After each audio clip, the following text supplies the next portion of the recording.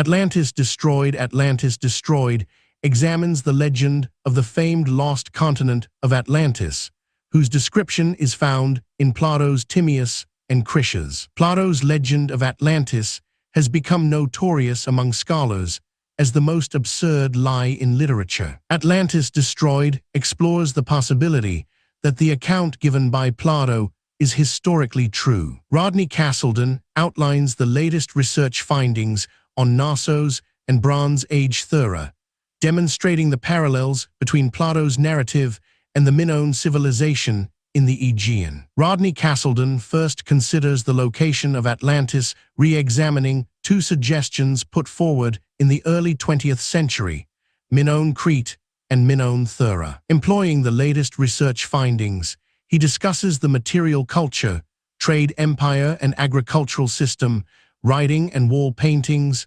art, religion and society of the Minoan civilization. A statistical analysis proves that Minoan Crete was closer to Plato's description of Atlantis than was previously suspected. The destruction of Thera by an exploding and collapsing volcano would seem to explain the portrayal of Atlantis sinking into the sea. It is largely the new vision of Atlantis as a lost utopia which has made Plato the victim of scholarly abuse. Rodney Castleton explains the origins of the new Atlantis and argues that much of Plato's description is correct, and some details which perhaps have suggested the new Atlantis point to contemporary issues of Plato's own time. Atlantis Destroyed by the same author, Classic Landforms of the Sussex Coast, 1982, 2nd edition 1996, The Wilmington Giant, The Quest for a Lost Myth, 1983, The Stonehenge People,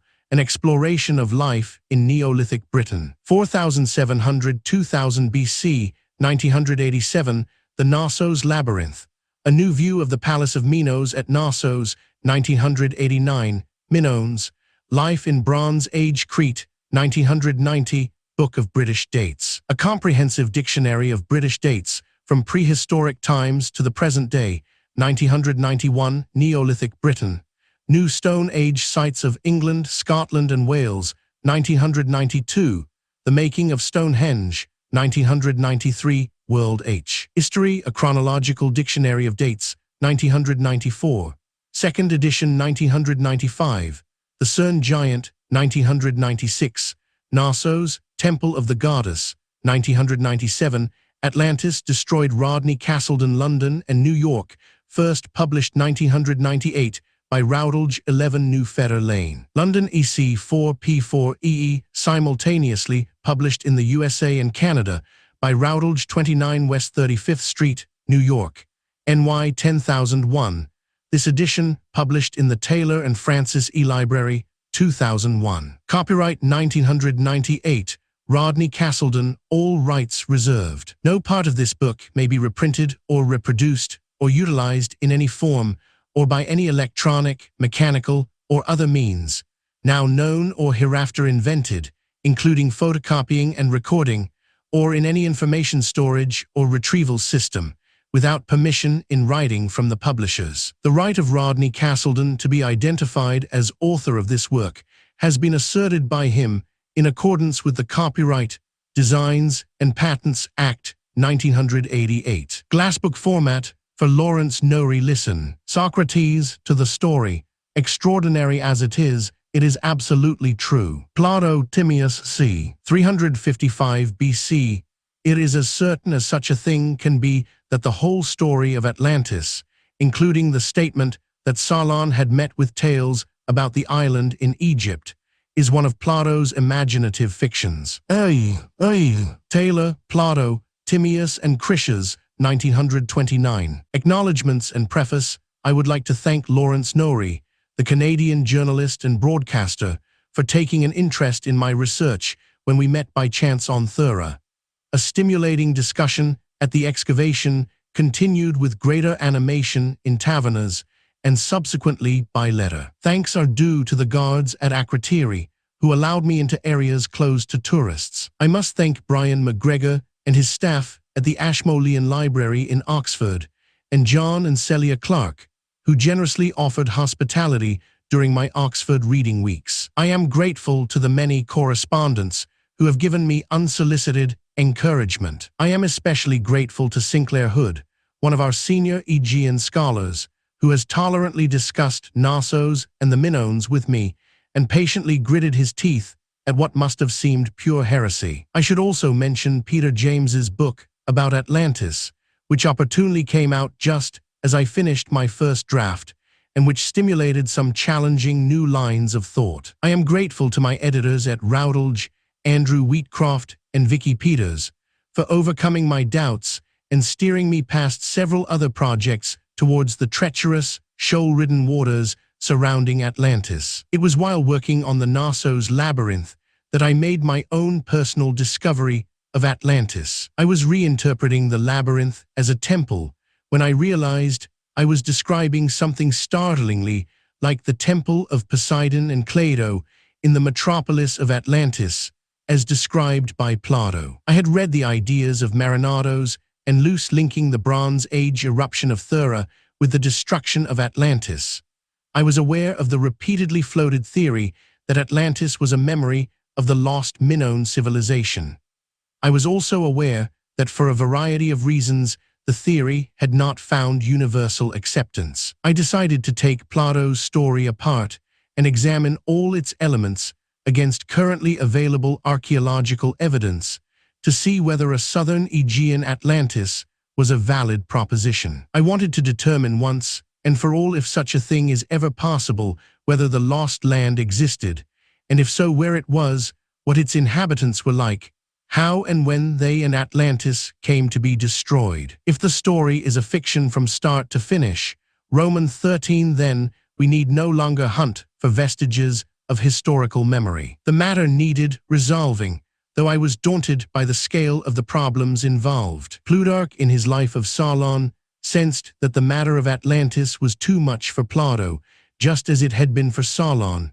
Plato was particularly ambitious to create an elaborate masterpiece out of the subject of Atlantis. He was late in beginning, and the task proved too long for his lifetime, so the more we enjoy what he actually wrote, the more we must regret what he left undone. With Plato's and Solon's example before me, I set sail for Atlantis with trepidation. Roman 14, Acknowledgements and Preface. 1 All the island, and many other islands. Also the Atlantis legend. Plato's story of Atlantis has the unenviable reputation of being the absurdest lie in all literature. One major problem has been the long eclipse, which Plato's reputation as a philosopher and political thinker suffered during the 20th century. Some scholars have written about Plato in such vitriolic terms as to test the boundaries of the term scholarship. He has been damned for his assumed moral decadence, on the strength of what he wrote in the Symposium, even though he argued for legislation against homosexuality in the laws. He has been condemned for the obscurity of his cosmology and for his totalitarian politics, his approach to state education sounding uncomfortably like the strategy behind the Hitler Youth. 1. The adoption of the Atlantis allegory by the Nazis seriously damaged Plato's reputation. Hitler admired Plato's cyclical view of history involving periodic catastrophes and the return of the demigods, discussing it frequently with Hermann Rauschning, who observed, "Every German has one foot in Atlantis, where he seeks a better fatherland and a better patrimony." This double nature of the Germans to live in both real and imaginary worlds is especially noticeable in Hitler and provides the key to his magic socialism. 2. There is also a parallel, alternative 20th century literature, which has sometimes sought to establish the truth of Plato's story by refuting what has been learnt through the natural sciences, and that too has alienated academics. Few scholars have been prepared to expose themselves to ridicule from their colleagues by discussing the matter. And it is symptomatic of the climate of opinion in the 20th century that a young academic who saw a link between the Minoan civilization and Atlantis at the time of Evans's Knossos excavation felt that he had to publish his ideas anonymously. 3. The story, which has produced such extremes of credulity and incredulity, was written down for the first time that we can be certain of between 359 BC. When Plato returned to Athens from Sicily and 351 BC, when he died at the age of 81. In a preamble, he claimed the story had been handed down to his narrator, Krishas, from a distinguished ancestor of Krishas, the statesman Solon, who heard it in Egypt in about 590 BC. The Timaeus was written as a sequel to the Republic, and its opening pages show Socrates asking for a narrative to illustrate the ideal state in action. All the Island and many other islands, also to Krishas' story about the war between Atlantis and the prehistoric Athenians, is by no means the main part of the Timaeus, a 75-page discourse on cosmology by the astronomer Timaeus. The discourse throws no light on Atlantis. At first sight, it looks as if Plato realized the usefulness of the story only after completing the Republic, and slipped it into his next dialogue as an afterthought. It nevertheless reappears in the Krishas 113c, 121c, and the short account in the Timaeus 23d, 25d is really a trailer for that. For the Timaeus version has one of the priests of size in Egypt lecturing Solon on the absence of any truly ancient traditions among the Greeks. You remember but one deluge. 23c, at one time, Solon, before the greatest destruction by water, what is now the Athenian state was the bravest in war, and also supremely well organized in other respects. It is said that it possessed the finest works of art and the noblest polity of any nation under heaven of which we have heard tell.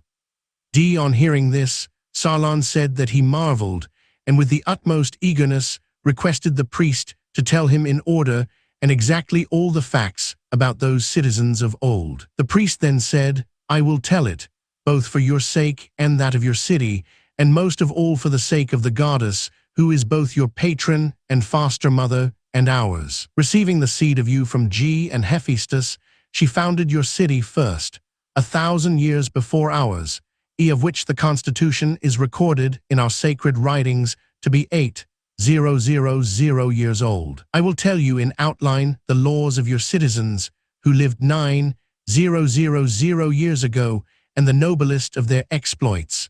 The full account we shall go through some other time, with the actual writings before us. 24a. To get a view of their laws, look at the laws here, for you will still find here many examples of those you had then. You see first how the priesthood is sharply separated off from the rest.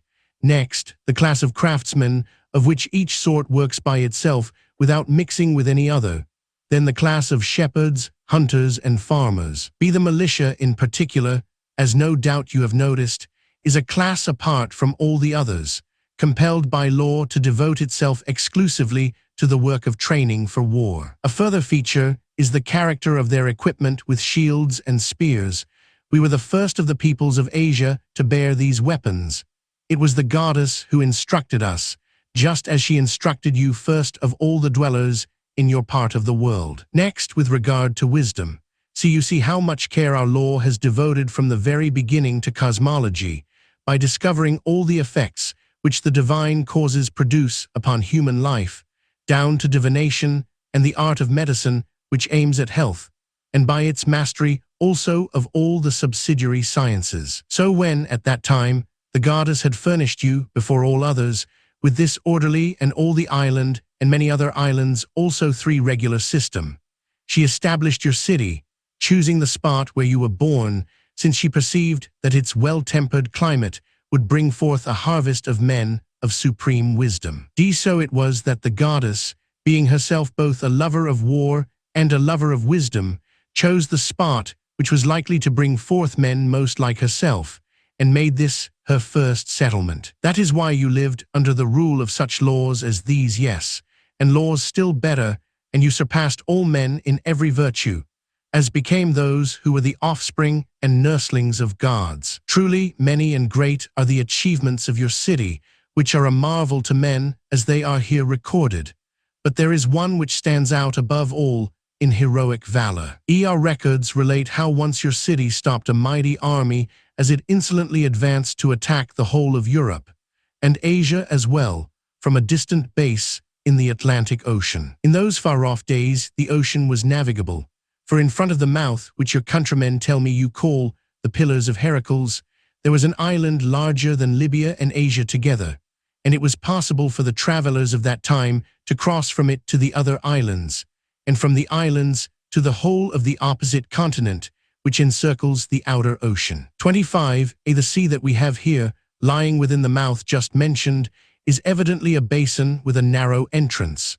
What lies beyond is a real ocean, and the land surrounding it may rightly be called, in the fullest and truest sense, a continent. In this island of Atlantis, there existed a confederation of kings, of great and marvelous power, which held sway over all the island, and over many other islands also and parts of the continent.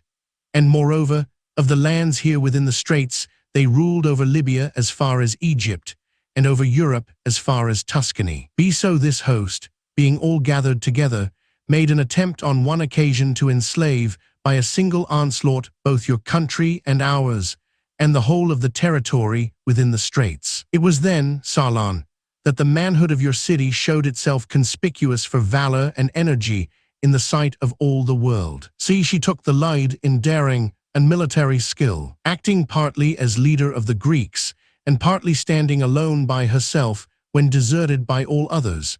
After encountering the deadliest perils, she defeated the invaders and set up her trophy. Those who were not as yet enslaved, she saved from slavery. All the rest of us who dwell within the limits set up by Heracles, she ungrudgingly set free. But afterwards, there occurred portentous earthquakes and floods, and in one terrible day and night of storm, the whole body of your warriors was swallowed up by the earth. And Atlantis likewise was swallowed up by the sea and vanished. The ocean at that spot to this day cannot be navigated or explored, owing to the great depth of shoal mud which the island created as it subsided. All the island and many other islands, also for the more detailed Krishas, breaks off at the moment where Zeus is about to pass judgment on the mortals. Since that moment in the 350s BC, the story of Atlantis has hovered between fable and folk tale, taken as history by some, acknowledged as allegory by others. Today some take it literally, others see it as didactic novella. In the ancient world, two opinion was divided. Is the story true? If so, where was Atlantis? The longer version mentions the extremity of the island, near the Pillars of Heracles, Crete. 114b, and the war between the dwellers beyond the Pillars of Heracles Atlanteans, and all that dwelt within them, Crete. 108e. The shorter version is clearer still. In front of the mouth, which Greeks call the Pillars of Heracles, there was an island larger than Libya and Asia together, Tim. 24e. Plato is evidently describing an island continent out in the Atlantic Ocean, just west of the Straits of Gibraltar. There are nevertheless possibilities other than the obvious one. Although Plato may have placed Atlantis figure 1, a conventional Atlantic Atlantis, Bory de St. Vincent's map, 1803, all the island and many other islands also far to the west, in an ocean whose immensity was in his time only just being recognized. The original of his story, the Atlantis described by Egyptian priests 250 years earlier, was smaller and nearer to home. The term Atlantic is misleading. As late as the 1st century BC, Diodorus III, 38, was using it for the Indian Ocean, so it may be wiser to translate it less precisely as outer or distant ocean. We cannot assume ancient authors meant the same as us by either Pillars of Heracles or Atlantic. Both place names and geographical perceptions shift with time, and the world of 4th century Athens was already larger than the world of the Egyptian priests of 600 BC. To the Egyptians, a huge island in the ocean to the west could have been Sicily or even Crete. To the early Greeks, the pillars supporting the corners of the vault of heaven might be anywhere remote, even as late as Strabo's time. 5 opinions differed about the location of the Pillars of Heracles. Some thought it was the mountains on each side of the Straits of Gibraltar. Others argued it was even further west. There was even disagreement about whether the pillars were real pillars, perhaps made of bronze or mountains. Before the 6th century BC, several mountains on the edges of mainland Greece were seen as supports for the sky. Amongst others, The two southward-pointing headlands on each side of the Gulf of Laconia were pillars of Heracles. Then to the Greeks, a large island with one end plate 1 Knossos destroyed, tumbled wall stones at the southwest corner of the temple, silver vessels sanctuary, restored by Evans, and again in 1990, behind the trees all the island, and many other islands, also 6 just outside the pillars of Heracles, could only have meant Crete. The exotic civilization of Atlantis could then have been the Minoan civilization, which threatened the mainland Greek and Anatolian cultures not 900, but 900 years before Solon. Support for a Peloponnesian location for the pillars comes unexpectedly from Egypt. The Medinet Habu texts, dating from 1200 BC, describe the sea peoples invading from islands to the north, possibly the Aegean, from the pillars of heaven, by which the Egyptians probably meant that the invaders came from the end of the world as they knew it. The power that held sway over all the island and over many other islands also was the economic and possibly political power of the Minoan civilization, which was centered in Crete, but enmeshed most of the Aegean region and reached out to trade, among other places, with North Africa, Libya, and Italy, Tuscany. The island of Crete was not swallowed up by the sea, but perhaps the tradition was a misremembering of what happened to the Minoan trading empire, which contracted during the 15th century, culminating in the fall of the Knossos labyrinth in 1380 BC. It was as if the invisible network of trading routes and political controls had figure 1. 2. The Aegean Sea, all the island, and many other islands, also 7 sunk to the bottom of the Aegean, perhaps in the face of competition from Mycenae, metaphorically swallowed up by the sea. The thesis of this book is that the story is not one piece of identifiable proto-history, but several, and that Plato drew them together because he wanted to weave them into a parable that commented on the state of the world in his own times. It is clear from Plato's other writings that he had mixed motives.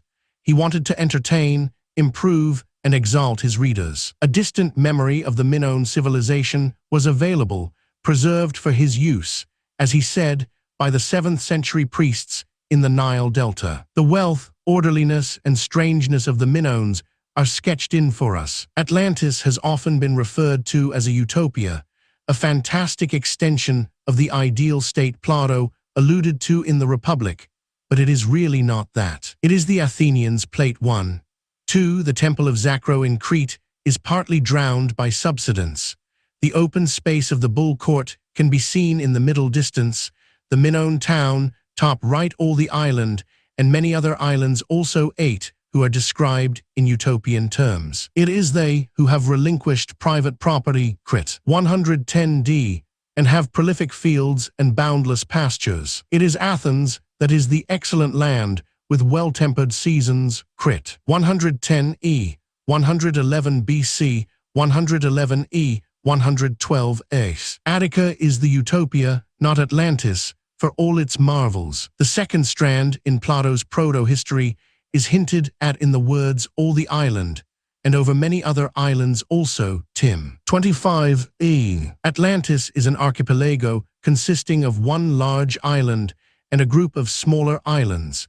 The Aegean Islands, controlled by the Cretans in the 16th century BC. Such details of the destruction of Atlantis that Plato gives us speak of a geological cataclysm, earthquakes and subsidence taking significant parts of Atlantis below the waves. Small-scale gradual subsidences and emergences are common on all the Aegean islands. They tilt as a result of the ongoing collision between African and European plates, but something large-scale and sudden is meant. Red, white, and black rocks are mentioned as building materials on Atlantis. Volcanic rocks like these exist on Santorini, an island that was the scene of a massive, destructive eruption in the Bronze Age, about a century before the Minoan civilization collapsed. Thera, a window onto Atlantis on the southernmost edge of Thera, the main island of Santorini, the principal town of this civilization outside Crete, was entombed and preserved by ashfall from the eruption. Was this the metropolis of Atlantis. It has been suggested that along the way, perhaps in transposing the story from Egyptian to Greek for Salon, there was a translation error, that Plato was really describing locations on two different islands, that the plain round the royal city was the plain of Messara on Crete, while the metropolis was on Thera. 5. Thera's location, central in the Aegean and southernmost of the Cyclades, goes far towards explaining why it became prosperous in the Bronze Age. Within the small ring of islands Thera, Therasia and Aspronisi is a huge oval bay 10 kilometers across, the focus of the eruption that destroyed the Bronze Age civilization on Santorini. Where once hill country rose to volcanic peaks, the sea is now 400 meters deep. The steep walls of this caldera, showing the layers of ash and lava of ancient volcanic eruptions, give the bay a hostile coastline. Santorini's main town, Thera, perches on the caldera rim overlooking the bay. Today, there are 13 villages on Santorini and 6,000 people. 13 rural settlements are known from the Bronze Age too, but given the processes of destruction and burial, it is unlikely that we will ever see the complete pattern. 6. Ancient Santorini was probably more populous than today, with over 6,000 people in the city of Akrotiri alone. All the island and many other islands, also 9 Santorini, suffers serious climatic problems, including perennial drought. Add earthquakes and volcanic eruptions, and Santorini becomes a very hostile place. The Aegean has always been dangerously earthquake-prone. Here the African plate, invisible beneath the Mediterranean floor, drives slowly but inexorably under Europe. All Aegean islands are prone to earthquakes. The effect of the 1956 earthquake is still felt in Santorini. 48 were killed and hundreds injured. 7. The ensuing panic and disruption of everyday life caused many to leave, reinforcing a century-long trend to move to an easier life on the Greek mainland. Since 1956, hot gases and sulfurous emissions have steamed continuously from the craters and fissures in the middle of the bay. The forces that ravaged Santorini in 1956 will do so again as they did in antiquity, when they emptied it of its Bronze Age Atlanteans. In the center of the caldera are the two newest islands in the Santorini group, Palia and Nikameni, the Santorini volcano rebuilding on its old foundations. Though no more than a few tens of meters high out of the water, they have been built to that height from the seabed, so they are already substantial volcanic peaks. The first documented eruption was in 197 BC, when people from Rhodes saw an eruption that resulted in the creation of a small island. They called it Thera, holy, and dedicated an altar to Poseidon, the god of the Atlanteans. 8. For the volcano to have broken the sea surface in 197 BC, it must have been building up to that level during a series of earlier eruptions that went unreported. Wave action later eroded the top of this volcano off, creating the Bancos Reef. 9. Figure 1. 3. Santorini or Thera, showing the location of the Bronze Age city at Akrotiri, all the island, and many other islands, also 10. Plate 1. 3. Fresh black lava on the active volcanic cone of Nikameni, with the caldera wall in the background. Eruption after eruption, it was the eruptions of AD 19, 46, 47, and 60 that created the island of Thea, divine, now called Palia Kameni. The eruption of AD 60 was reported by Philostratus, together with the peculiar detail that the sea receded about 1 kilometer from the south coast of the island. This may have been associated with a tsunami, commonly produced by earthquakes focused on the seabed and likely to occur during a submarine eruption. 10. In AD 726, Santorini experienced another major eruption. This was adjacent to Thea, Palia Kameni, produced a third island, and threw ash as far as Macedonia and Anatolia. In 1573, an eruption created the islet of Mikra Kameni to the east of Palia Kameni. In 1650, a series of earthquakes led up to a major submarine eruption off the northeast coast of Thera, forming a temporary island called Kouloumbos. Poisonous gases released during the eruption blinded or killed many Therans and their livestock. In the 18th century, Leicester reported that the new island had disappeared, eroded by wave action, forming a reef. According to other sources, the flames of the 1650 eruption were visible from Heraklion, and tsunamis swept among the Turkish ships beached on the island of Dia, close to the north coast of Crete. For 4 years, beginning in 1707, there were explosive eruptions of lava back in the caldera between Thera, now called Paleokameni, and Mikra Kameni. The buildup of lava created a new island called Ni 11 Figure 1, for reconstruction of Bronze Age Thera Plate 1. For Ni Kameni, the two active craters, one in the center, the other bottom, left all the island, and many other islands, also 12 Kameni. The eruptions of 1866-70 trebled its size. The King George I crater, formed at this time, is now 131 meters high. But for our story, the main importance of this eruption sequence is that it attracted geologists and archaeologists to Santorini, where for the first time they recognized traces of a forgotten Bronze Age civilization. There was a major explosion on Ni Kameni in August 1925, and the eruption that followed lasted 9 months. 100 million cubic meters of lava poured out, joining Ni Kameni and Mikra Kameni and producing a lava dome. A further eruption in 1928 formed the Tholos and Nautilus craters. In 1939-41, the Ni Kameni craters were active again. In 1950, another explosion on the top of Ni Kameni led to the formation of the newest dome, Liatsikas, beside the King George I crater. Figure 1. 5 Bronze Age Thera seen from the west. Note the volcanic peaks on the site of the North Bay.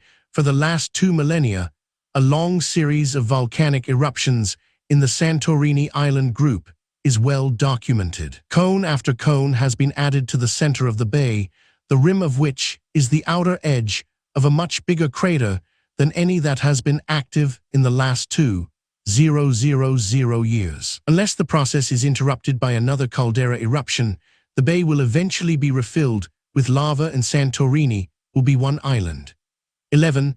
The geology shows that before the caldera eruption of 1520 BC, Thera had already been disemboweled by more than one earlier eruption, and the Bronze Age island had a substantial south bay occupying the southernmost third of the modern caldera. This southwest basin may have been formed during a caldera eruption before 54,000 BC. Another caldera eruption near Cape Riva in 18,300 BC created the northwest basin, so there may have been a bay, or at least low ground, between northern Therasia and Thera during the Minoan period.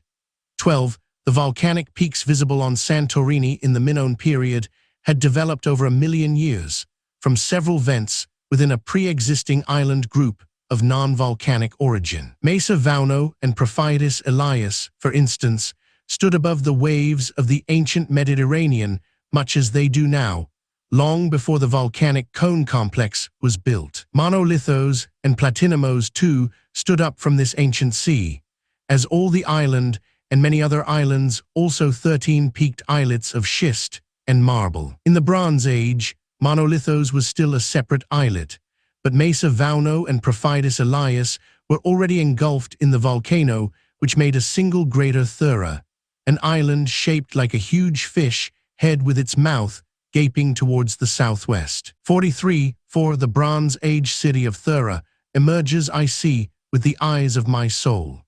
Marinados returned to excavate the Akrotiri ravine site in 1968 without the Americans. After a brief experiment with tunnels, one excavation proceeded by the normal open cast method. A problem was that the door and window frames had disintegrated, leaving only pumice molds. He found a simple solution. Pouring concrete into the molds and letting it harden simulated the wood even down to the grain and gave long-lasting support. Marinados did not work to the Mortimer Wheeler system of digging in grid squares, so one cannot always be sure how some of the early finds fit into the present site plan. Marinados's quirkiness extended to a peculiarly inconsistent way of naming the excavated buildings. Some he designated by letters of the alphabet, like Sector Alpha.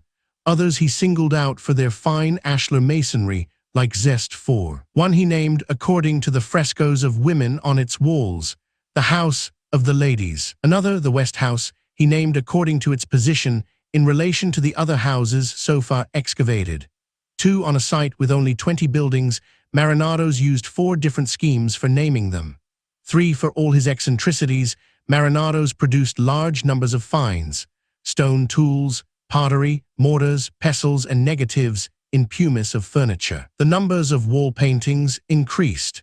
In 1969, he found a painting of monkeys clambering over what seemed to be the rocky hills west of Akrotiri. Then, in 1970, came the climactic discovery of the spring fresco in room Delta 2, not only a masterpiece of prehistoric art, but complete and still in position. It put Minoan Thera firmly on the map as far as the international community was concerned, and implied that many more exciting finds awaited discovery, maybe richer, larger, and more exotic frescoes that would speak even more eloquently of the Bronze Age way of life. The double axe symbol, inscribed on the base of a pot in the spring fresco room, seemed to sign the culture Minoan.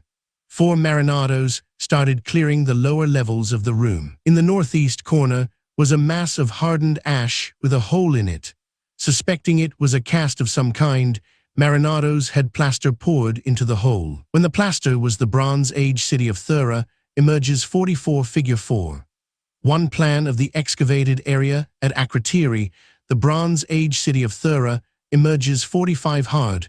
Marinados had the ash removed to reveal the shape of a wooden bed. Its legs had not rested directly on the floor.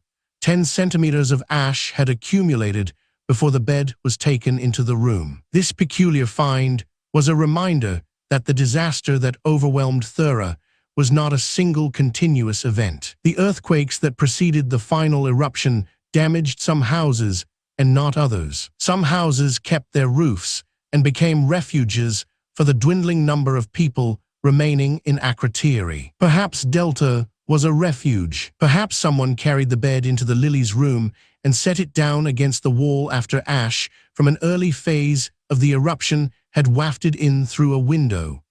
5. But a reconstruction of the fall of Thera should wait until later. The bed had some sort of coverlet, which was pushed back as the sleeper awoke.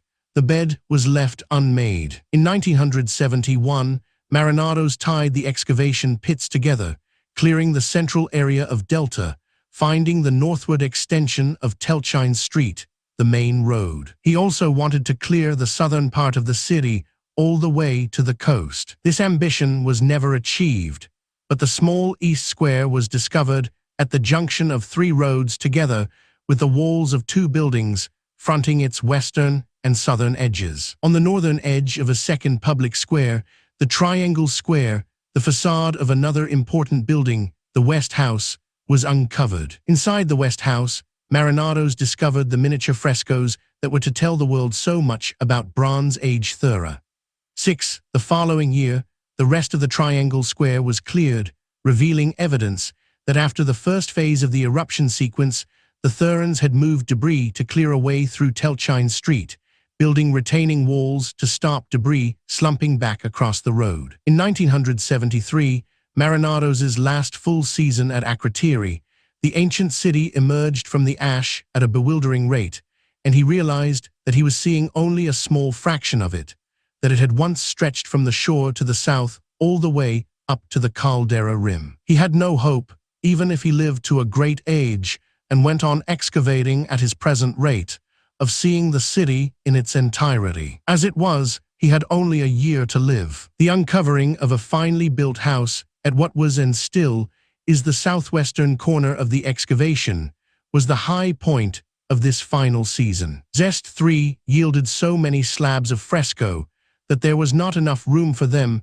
in the laboratories in Athens. The discovery of the great female initiation frescoes was a crowning achievement, though it proved an embarrassment to an archaeological service unprepared for conservation work on this scale.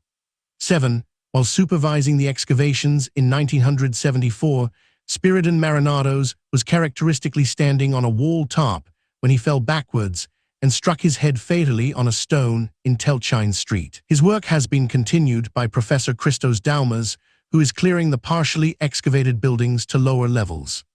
8. The Bronze Age city of Thera emerges 46 architecture of a late Cycladic city. The excavations give us a window 150 meters long and 80 meters wide into a Bronze Age city that may have covered 1 square kilometer. Plato tells us that the metropolis of Atlantis was bounded by water and measured 5 stades in diameter, in other words 1 kilometer, just like the city at Akrotiri, Crete. 116a. We can make many useful inferences from the excavation window, but we must allow for the fact that we are seeing only a sample, perhaps 1%, of the whole picture, and a randomly located sample at that. 9. We do not know whether we are looking at the city center, a maze of back streets close to the center, a zone of middle class housing some distance from the center, or suburban villas near the city edge. The Minoan houses on the caldera rim to the north at Barlow's, and in the Mavromates quarry, could have been part of the city. Zan's house, 500 meters away to the east, was probably also part of it. These dimensions imply a city of several thousand inhabitants. The southern coastline would obviously have been a limit to the town's expansion. The present shore, 230 meters south of Zest 3, is made of ash and stones from the Minoan eruption, and this would argue for a Minoan shore 5,100 meters closer to the excavation. On the other hand, sea level was 2 meters lower in the Bronze Age than now, which brings the Minoan shore close to its present map position. An excavation for wells in the area shows that the sea must have encroached significantly further north, just to the west of the archaeological site. The flat-floored valley between the hill of Mesa Vauno and the ridge of Mavros Ratchidhi is protected from westerly winds by the high ridge, inundated. This would have made an excellent harbor and undoubtedly explains why this location was chosen for the city. 10. The south wall frieze in the west house is a landscape showing a coastal town, Town 5, on the right, a harbor packed with ships on the left, and a rocky ridge in the background, stepping down in a series of rounded humps, ending in a low, steep promontory. When the skyline on the fresco is compared with the skyline as seen from the archaeological site, the known site of the Bronze Age city, the similarity is too close to be coincidental. The wall painting is a careful depiction of the Theran city as seen from the east, with the harbor beyond. The swirling multicolored rocks painted on the fresco promontory are a fair representation of the unusual black, green, and red rocks to be seen just beyond the real headland at Red Beach. On the third hump of the fresco version of Mavros Ratchidhi, the artist has painted a large, isolated building. At this location, on Mavros Ratchidhi, degraded prehistoric walls of red lava blocks cover an area 40 meters by 15 meters. The location suggests a watchtower, giving warning of ships approaching from the west or south. The thrust of this is clear. Town 5 is Bronze Age Akrotiri, as seen by a Bronze Age painter looking westwards across the site. As such, the fresco image is of enormous value as a document. It shows a hugger-mugger of close-packed rectangular buildings with corniced flat roofs at different levels. Rectangular windows of different the Bronze Age city of Thera emerges 47 figure 4.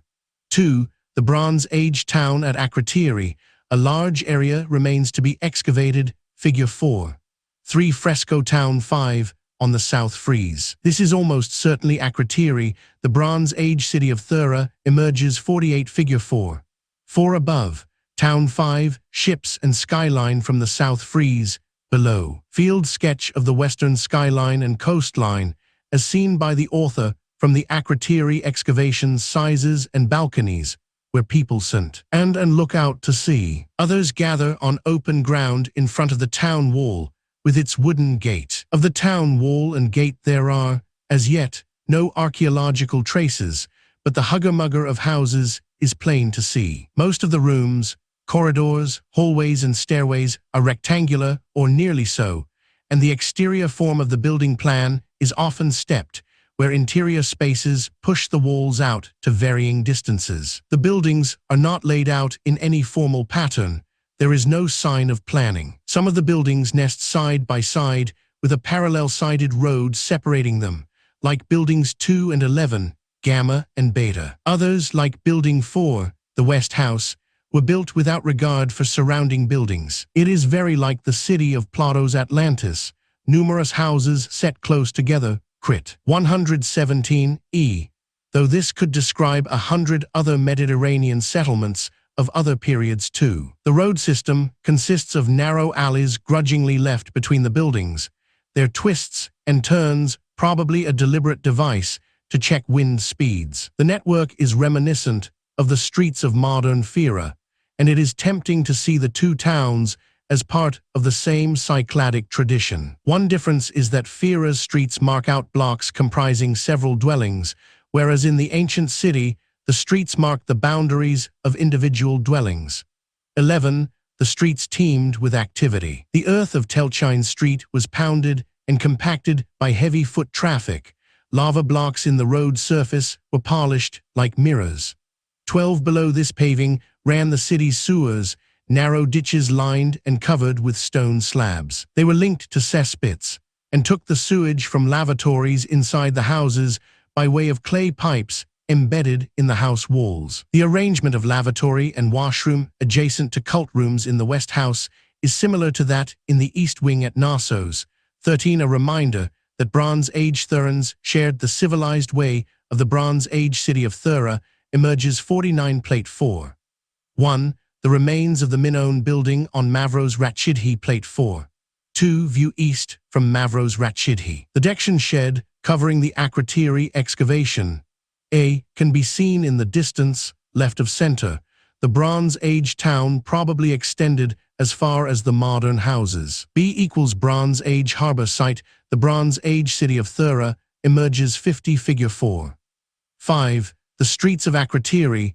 The Bronze Age city of Thera emerges 51 Life devised by their contemporaries on Crete. Sanitation as sophisticated as this would not be achieved in Europe for another 3,000 years. 14 half-memories of the sophistication of Theran and Cretan water engineering may survive in Plato's description of a system of elaborate land drainage ditches, Crit. 118c. Incredible that it should be so extensive and made by hand, baths and conduits, Crit. 117b. And navigation channels, Crit. 115de. Variations in plan and size between the buildings of Akrotiri suggest that each house was built to suit its owner's tastes and specifications, though some details were repeated. The front door was usually flanked by a window to light the hall when the door was shut, and to allow occupants to check who was knocking at the door before opening it. It was also usual for basements to have small windows, possibly to keep food cool, possibly for security. Windows on upper floors where people lived and slept were large. Some large windows were used as workplaces for craft industries in which strong lighting was an advantage. Others were used to display wares practices still common in the Aegean. Window dimensions show that the Therans used a Cretan unit, the Minoan foot of 0, 304 meters. 15. In fact, Akrotiri displays many features seen in Cretan buildings: wooden columns on stone bases, masons' marks, ashlar facades, piran door partitions, elaborate wall paintings, at least one light well, a ditta, and the development of houses to 2 or more stories. Elements of the Minoan architectural style can be seen elsewhere in the Aegean: pillar crypts and wall paintings at Philokopi, light wells and wall paintings at Aia Irene, and ashlar facades and piran door partitions at Triantha. 16 Plate 4. 3 Telchine Street, Akrotiri, Building 2 to left, Building 11 to right. The Bronze Age city of Thera emerges 52 Plate 4.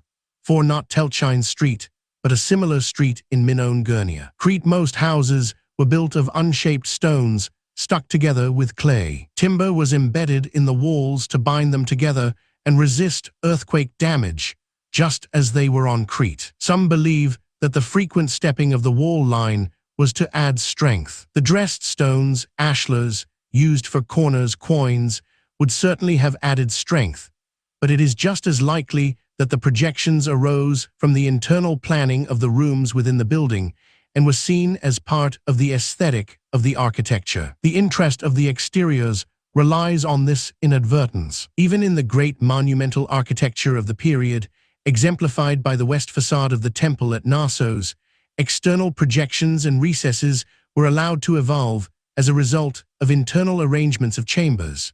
The overall north-south alignment of this wall would also have led to some striking contrasts between light, shadow, and reflected light in the afternoon sun. It may have been features like this, inside-out architecture, as the later Greeks would have seen it, which caused Plato to describe the Atlantean temple of Poseidon as barbaric or outlandish in appearance. Crit. 116d. Dressed stones were used to frame some doors and windows, and in the case of some special buildings, notably 15, the whole of the exterior was encased in coursed ashlars. On the west front of building 15, 7 courses of very fine masonry have survived. The systematic reduction in course height from bottom to top to give a good visual effect has been well calculated. Ashlars were also regularly used to make cornices, courses slightly projecting from the general wall surface at each floor level. The cornices may have had a practical function to provide a foundation for the rafters supporting the internal floor. It would have the Bronze Age city of Thera, emerges 53 Plate 4.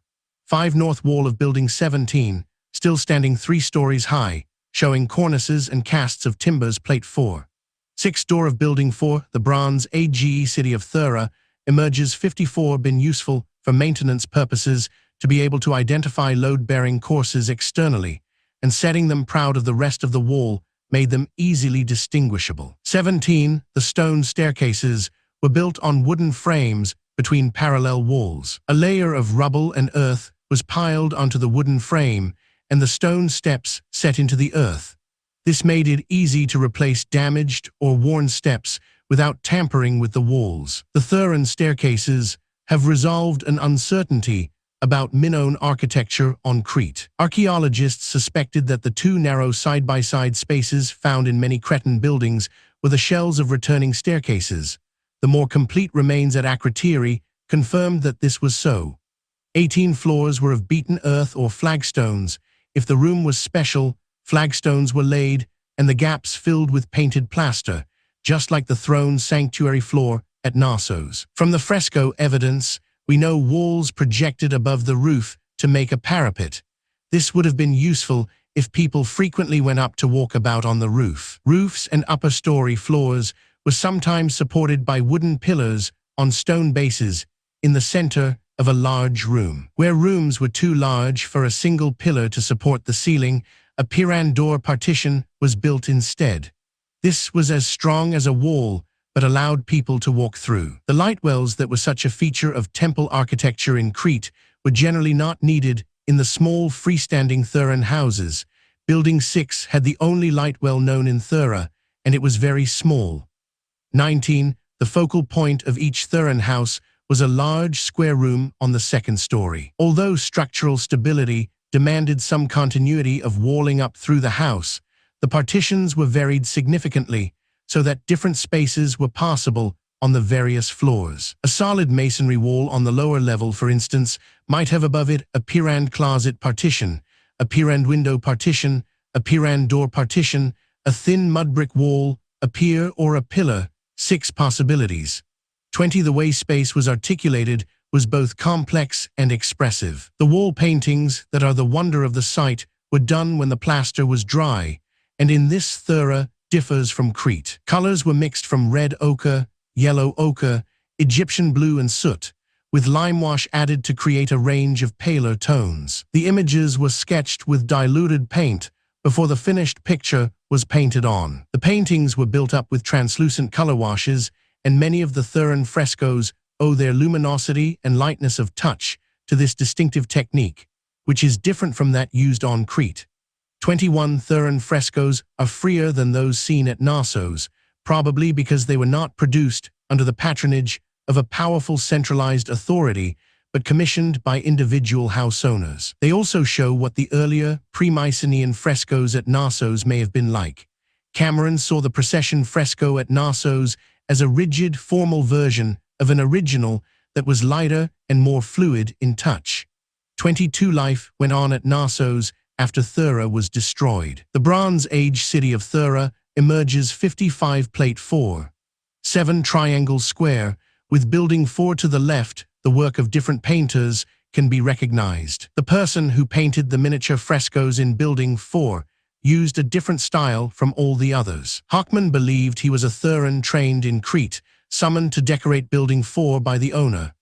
23. The magnificent religious paintings in Building 1 were the work of a different artist, who handled paint with breadth and clarity, like a great 19th-century watercolorist. The subjects of these paintings tell us much about the tastes, beliefs, and concerns of the Therans, and are best left for a later discussion. The island, Bronze Age Thera. When the Bronze Age city at Akrotiri was overwhelmed by the eruption, it was already ancient, 24, and this chimes in well with Plato's Atlantis, which had an advanced ancient civilization ruled by a succession of kings, Crit. 114d. The physical geography of the island on which Akrotiri evolved was more ancient still, just as Poseidon adopted Atlantis and carved out its concentric shape long before there were ships. The lava cone had been building up from the seabed for over 1 million years. 25. The gradually accumulating cone initially had a circular coastline, but before 54,000 BC, an eruption blasted out the southwest basin.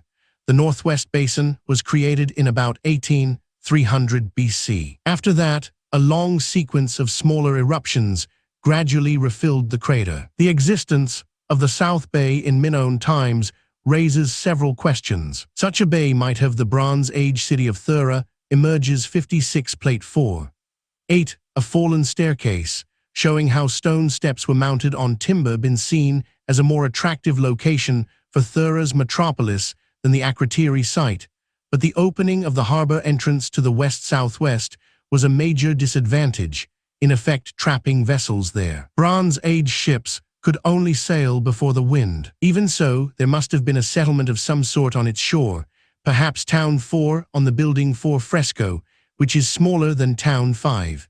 26 parts of Minoan Thera were much as today, but over the site of the North Bay volcanic peaks rose to heights of 400 meters. That some sections of a vertical caldera wall were visible in the Bronze Age is suggested by Plato. The land rose sheer out of the sea to a great height, Crit. 118a. The volcanic complex occupying the site of the North Bay is also suggested in Plato's description. Near the center of the island, at a distance of about 50 stades from the coast, stood a mountain that was gently sloping on all sides. 50 stades are 9 kilometers, and the low peaks in the North Bay area would have been 9 kilometers from the east and south coasts of Thera, a little closer to the north and west coasts. But then Plato is careful to say that it was near not at the island's center, Crit. 113c. Sections of buried Minoan landscape, exposed in the caldera rim to the north of Emeravigli, suggest the rocky landscape of the spring fresco. The Minoan cliffs remain round Mesa Vauno and Microprophytus Ilias, and can be seen running inland from Perissa and Cameri. They can be seen buried by pale pumice and half the height of the modern cliff below the town of Oya. The same can be seen on the west coast of the Raja. The Minoan coastline was dominated by low cliffs, with little in the Bronze Age city of Thera emerges 57, the way of beach. An attraction of the Akrotiri site was that there the land shelved gradually into the sea, enabling sailors to haul their vessels out of the water. Along the harbor waterfront to the west of the excavation, there were probably Cretan-style shipsheds. 27 Minoan Thera was about 110 square kilometers in area. The islands of modern Santorini have a total area which is just 10% less than that. Of the present land area, 65 square kilometers was already in existence in the late Bronze Age. 43 square kilometers were lost from the interior in the caldera eruption. 25 square kilometers added round the edge. Minoan Thera was small, and for many this has been a stumbling block to the hypothesis that Thera was Atlantis, which Plato described as a large island. The problem is resolved by seeing Atlantis as a group of islands, with Crete the largest of them. The description given by Plato is compressed and contains details plainly located in Thera. This acknowledged that, though small, Thera played a special role in the economy or religion of Atlantis. Gallinopoulos' idea that Plato's description is really an account of two of the islands in the Atlantean archipelago is a very fruitful one. 58.5. Atlantean arts and crafts pottery. Akrotiri's sudden burial under a blanket of ash means that an unusually detailed record of the Aegean culture has been preserved, far more complete than anything found on any of the other islands, including Crete. Akrotiri offers us a window onto Atlantis. Recurring part sizes show standard measurements of volume, a liquid measure of 12 liters and dry measure of 4 liters. 1. The potter's wheel came into use on Thera in 1570 BC, when it was introduced from Crete, bringing an explosion of new pottery shapes. Before that time, potters occasionally put their own distinctive marks on parts, regarding each as an individual creation. Once the wheel came in, and it was possible to make several parts a day, the potter's marks disappeared along with the feeling for parts as individually crafted pieces. 2. By 1570, almost all the pottery made on Milos was modeled on prototypes imported from Crete, but the Theran potters were still developing their own native tradition. 3. The clay came from two main sources, one local, one on Crete. 80% of the pottery was either made on Thera or imported from a supplier on Crete. 2 stirrup jars are chemically identical to jars found at Knossos. The remaining 20% came from a variety of sources, reflecting Thera's trading contacts across the Aegean. 4 some came from Kos. 5 breasted ewers were imported from Phylocopi. Much of the pottery was ornamented. Storage jars were often given plastic decoration, such as the rope motif covering the join between the bands of clay of which the jar was made. 6. Theran pottery painting technique followed two distinct traditions. 1. The arrangement of motifs in horizontal zones was borrowed from Crete. The other, covering the vase with a free design, was local. The two contrasting systems favored the use of significantly different motifs. Circles, running spirals, and other geometric designs lent themselves to the discipline of zoned patterns. Pictures of plants and animals to the open spaces of the Cycladic tradition. The decoration was often free and confident. A flower vase and a strainer show flowers rather like the lilies in the spring fresco, but Atlantean arts and crafts, 59 figure 5. 1 courting swallows from the spring fresco, painted much faster. A breasted ewer shows the swallows from the spring fresco. Another piece, a jug with a plant motif, is even more rapid in treatment, almost like a Picasso sketch. The freest painted decoration is the splash of paint running from the row plugs of storage jars. At first glance, the motif, more Pollock than Picasso, looks like a tatter of string hanging from the lug. Other pieces were decorated with care, the most elaborate piece being an offering table decorated with dolphins swimming through a seascape of weed and rocks. The offering table was for religious cult use, but most of the pottery was everyday wear, like the barbecue for grilling souvlaki. Stone, though one might have expected metal tools and artifacts to dominate, the Cycladic stoneworking tradition was kept alive. One reason was the availability of raw materials on Thera. The Therans, like Plato's Atlanteans Crete, 116 AB, were great users of stone. The main types of stone implement were pestles, grinders, polishers, millstones, hammers, anvils, and big hammer stones for knocking down walls. Lava mortars, a Theran speciality, were exported to Crete. Most of the stone implements at Akrotiri are of local rock. 7, but fine stones were also imported. An unfinished jar was made of Laconian stone, probably imported by way of Crete. 8 other imported raw materials include alabaster, gypsum, Parian marble, serpentine, and several types of limestone. A similar range of exotic stones was collected on Crete. Blocks of Spartan rock still lie waiting to be worked on the floor of the temple workshops at Knossos. Obsidian found at Akrotiri, like that found at Knossos, came from Milos and Gyali, but the discovery of an obsidian core suggests that some obsidian objects, Atlantean arts and crafts 60, were made at Akrotiri. Some stoneware was imported ready-manufactured, such as the blossom bowl and marble chalice, recognizably Cretan vessels. The web of relationships between Thera and the other islands, Crete especially, becomes ever more close-knit. Metalworking Plato says the Atlanteans were great metal workers, working gold, tin, and silver on a large-scale Crete. 116b. The Bronze Age reality was that Crete was the major metalworking center. Therans and other Cycladic traders acted as entrepreneurs in the important new industry, and the wealth and prosperity of Thera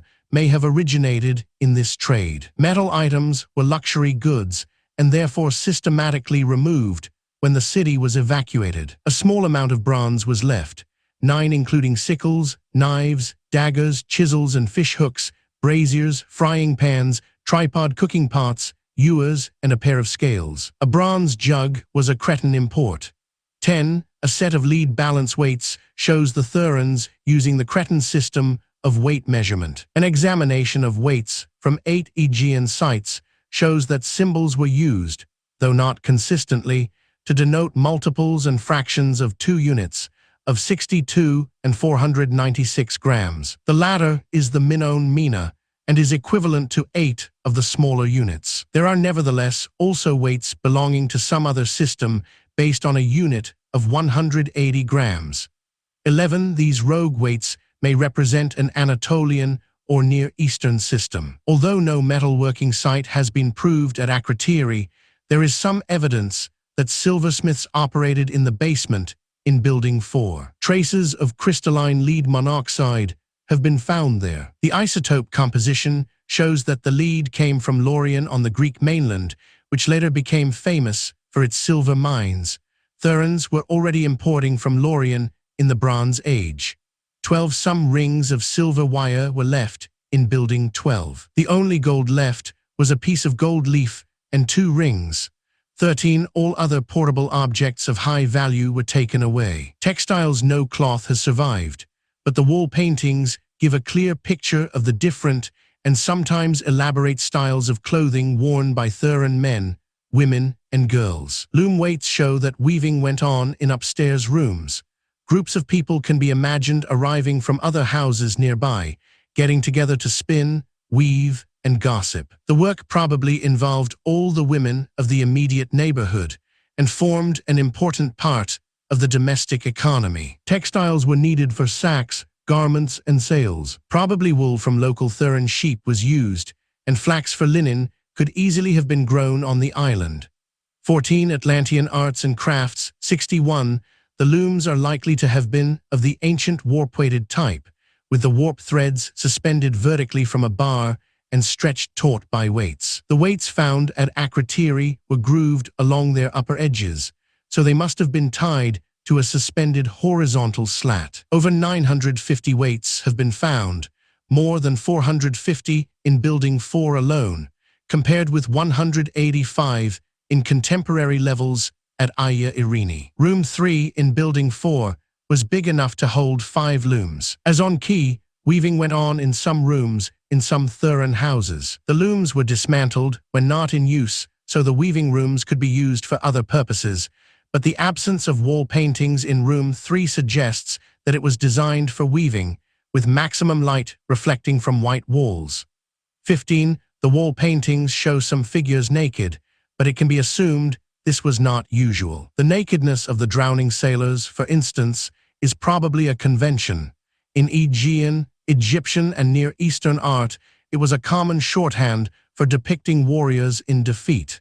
16. Nakedness also indicated involvement in a religious ritual. Boys and young men probably did strip naked for rites of passage, to symbolize the shedding of boyhood in preparation for a new role in the community. The baring of women's breasts, in the popular mind the hallmark of the Minoan civilization, and also seen on Thera, was done for major religious observances. In everyday life, breasts were covered and everyone wore clothes. To judge from the paintings, fashions on Thera, even for ceremonial occasions, were simpler than those on Crete. The Therans created startling effects by placing bright, contrasting colors and tones side by side, usually in horizontal, vertical, or zigzag stripes. What the garments had in common with those of Crete was the sewing of separately woven strips of cloth onto the edges of garments, so that the lower edges of dresses, sleeve ends, and the cleavage edges of bodices always had a colored hem. The main purpose was to stop the edges fraying and wearing excessively, but they also had a decorative value that was incorporated into the design texture. The hemming strips were woven on portable handlooms. 17 men wore a variety of clothing. A long white garment, a cloak, or djellaba of sun-bleached linen, was worn by men of high rank or men performing special ceremonial functions. Double vertical lines down the front may represent the hemmed inner edge of the cloak, which was fastened at the neck with strings. A second garment worn by men was a smock or poncho in white, gray, or red ochre. A third was a fleecy smock. Its fabric was woven with large loops to make it bulkier. Clothes made of this material were worn by shepherds and warriors. The fleecy look was common in Minoan Crete. A figure on the harvester's vase from Akrotiri wears this type of coat. Its use was doubtless widespread in the Aegean region, including the Greek mainland. It was worn at Mycenae, Atene, and Aegean shepherds wear similar coats to this day. Of the three garments, the white robe seems to have been the Sunday best, worn by processional figures such as those in the meeting on the hill in the miniature fresco in Building 4. As this robe covered the arms, it is always shown enclosing the arms in Figure 5. 2 Akrotiri sarcophagus, Crete. The 3 men and one of the women wear kilts made of the fleecy material Atlantean arts and crafts. 63 must have been taken off for any kind of work. Probably a loincloth was worn underneath. 19 The loincloth, again using the wall paintings as evidence, was a length of cloth, either rectangular or with curved ends, tucked between the legs, pulled up at the front and back, held tight to the body by a belt, and with the ends hanging loosely like aprons fore and aft. It was the everyday garment for men doing physical work. The frescoes show several variations, which can be explained simply by variations in the length of cloth used and the amount of tucking in that was done.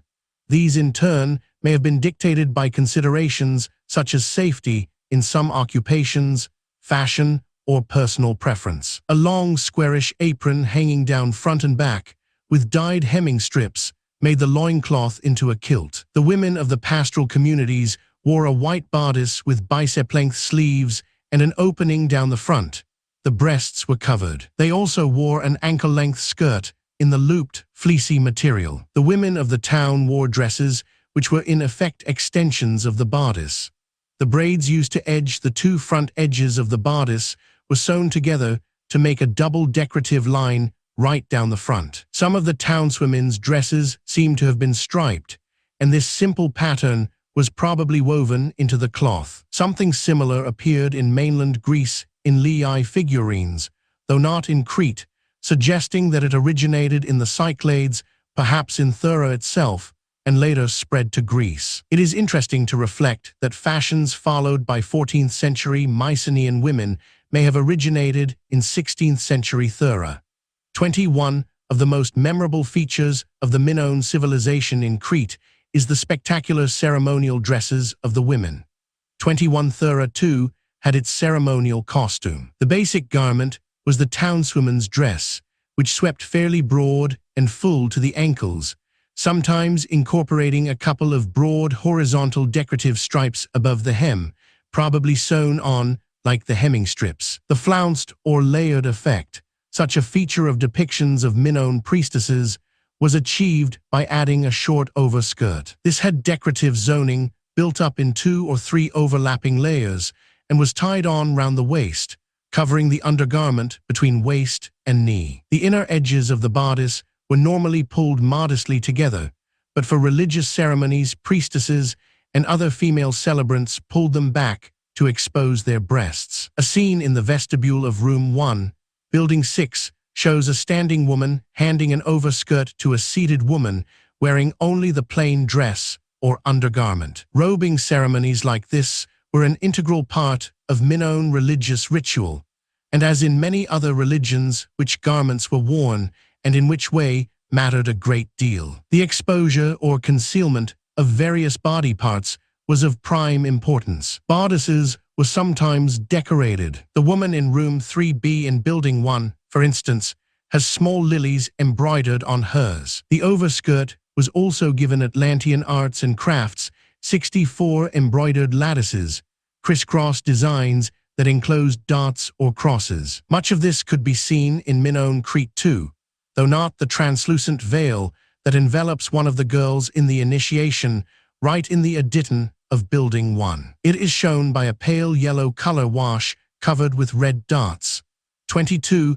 This can only be embroidered lace, still made by village women all over the Aegean. The other two females on the same fresco have lace over bodices, one embroidered with a lattice pattern, the other with crocuses, the flowers dedicated to the goddess. These lace garments were probably specially made for particular people, for particular rites of passage, rather like the christening gowns and wedding dresses of later times. Plato mentions Atlantean clothes only in connection with the rituals of the 10 kings in the Temple of Poseidon. They wore azure robes while deciding judgments at night, then offered their robes up to the deity Crit. 120 BC. This is reminiscent of a practice at Knossos, where both actual dresses and miniature dresses made of faience were left as offerings to deities.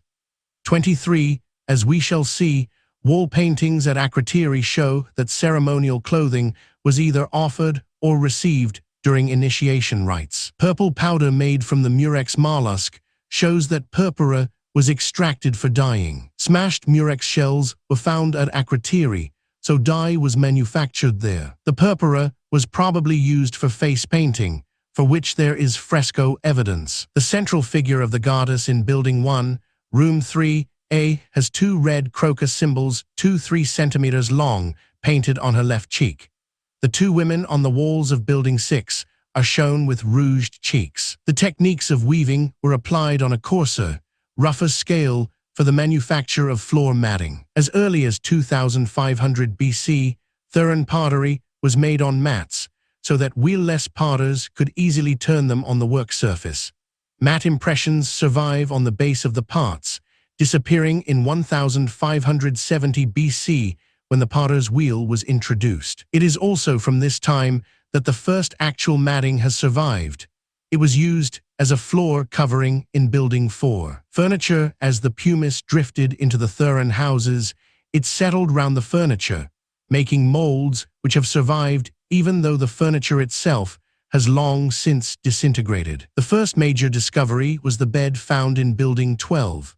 24. This wooden divan had legs that were square in section and relatively thick to give them strength where they were jointed with the frame, but tapered downwards into a roughly circular form.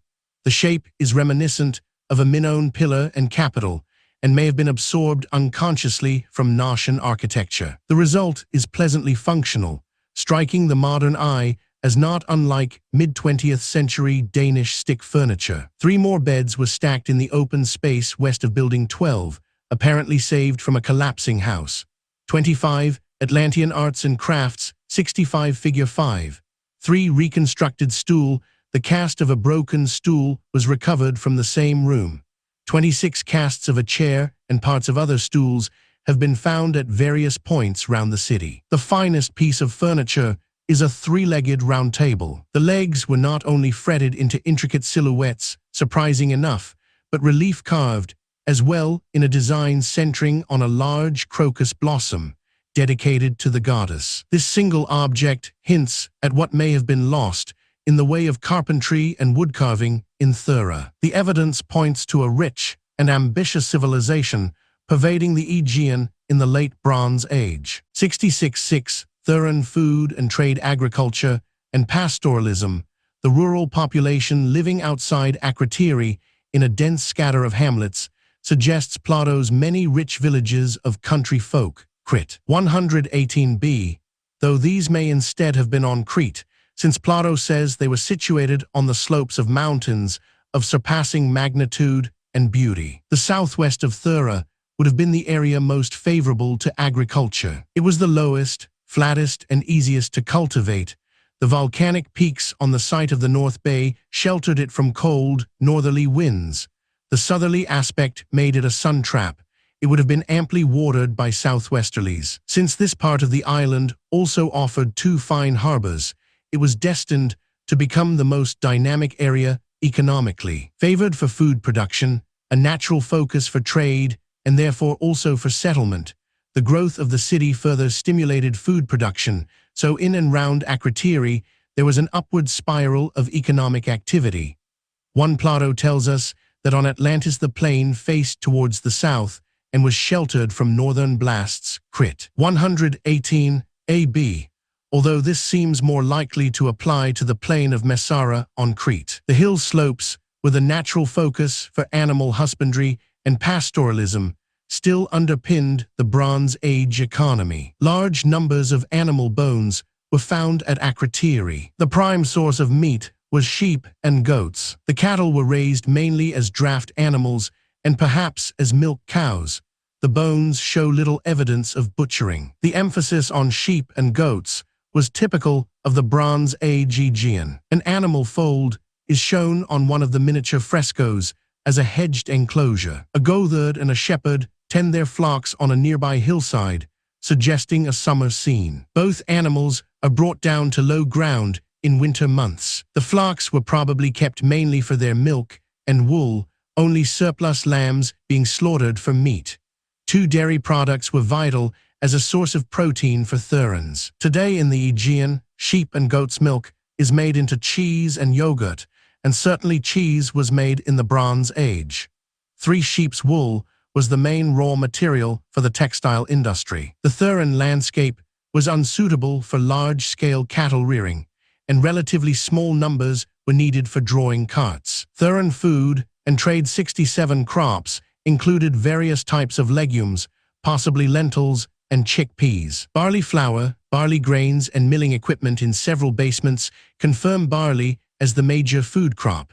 For the olives, almonds, and pistachio nuts consumed could have been grown on Thera or imported from Crete. 5 miniature wall paintings provide some of the evidence. Inside the animal fold described earlier are 2 fig trees, which grow well in stony soils, and Theras must always have been stony. The fig is often planted where shade is wanted, beside a well or in a courtyard, as its thick foliage casts dense shade. In the fresco, it provides shade for the sheep and goats. It yields 2 harvests, in June or July and between August and November. 6 Marinados found a dried fig at Akrotiri. 7. The careful portrayal of big black fruits in the fresco implies that the fruit was important to the Therans. 8 Theran ate almonds, which they preserved in earth-filled jars. 9 They grew vines, and the grapes were eaten as fruit and probably pressed for wine. Bees were kept, as a beautifully painted hive shows, so honey too was part of the diet. 10. The crocus featured again and again in Theran art is sativus, an autumn flowering type that produces saffron. Saffron could be collected from the wild, but some sativus was cultivated. In wall paintings, crocuses are often shown in clumps, suggesting that several bulbs have been planted together to make collection of stigmas easier.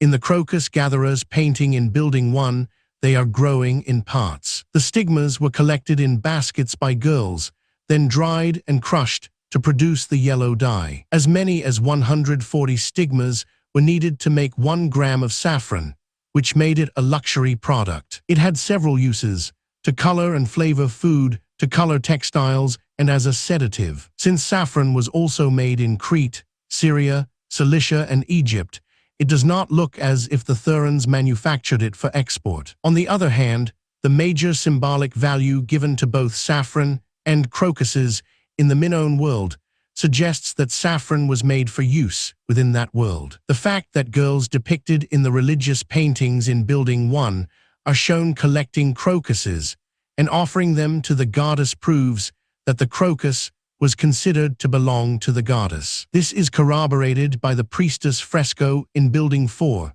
where the priestess wears a saffron-dyed gown. One of the ship's hulls in the ship fresco bears paintings of crocus blooms, and more crocus flowers deck the ship's rigging. Perhaps the ship carries a cargo of saffron to one of the other Aegean islands. Much later, Pliny wrote of the saffron flowers of Cyrene, Mount Olympus in Lycia, and Centuripa in Sicily.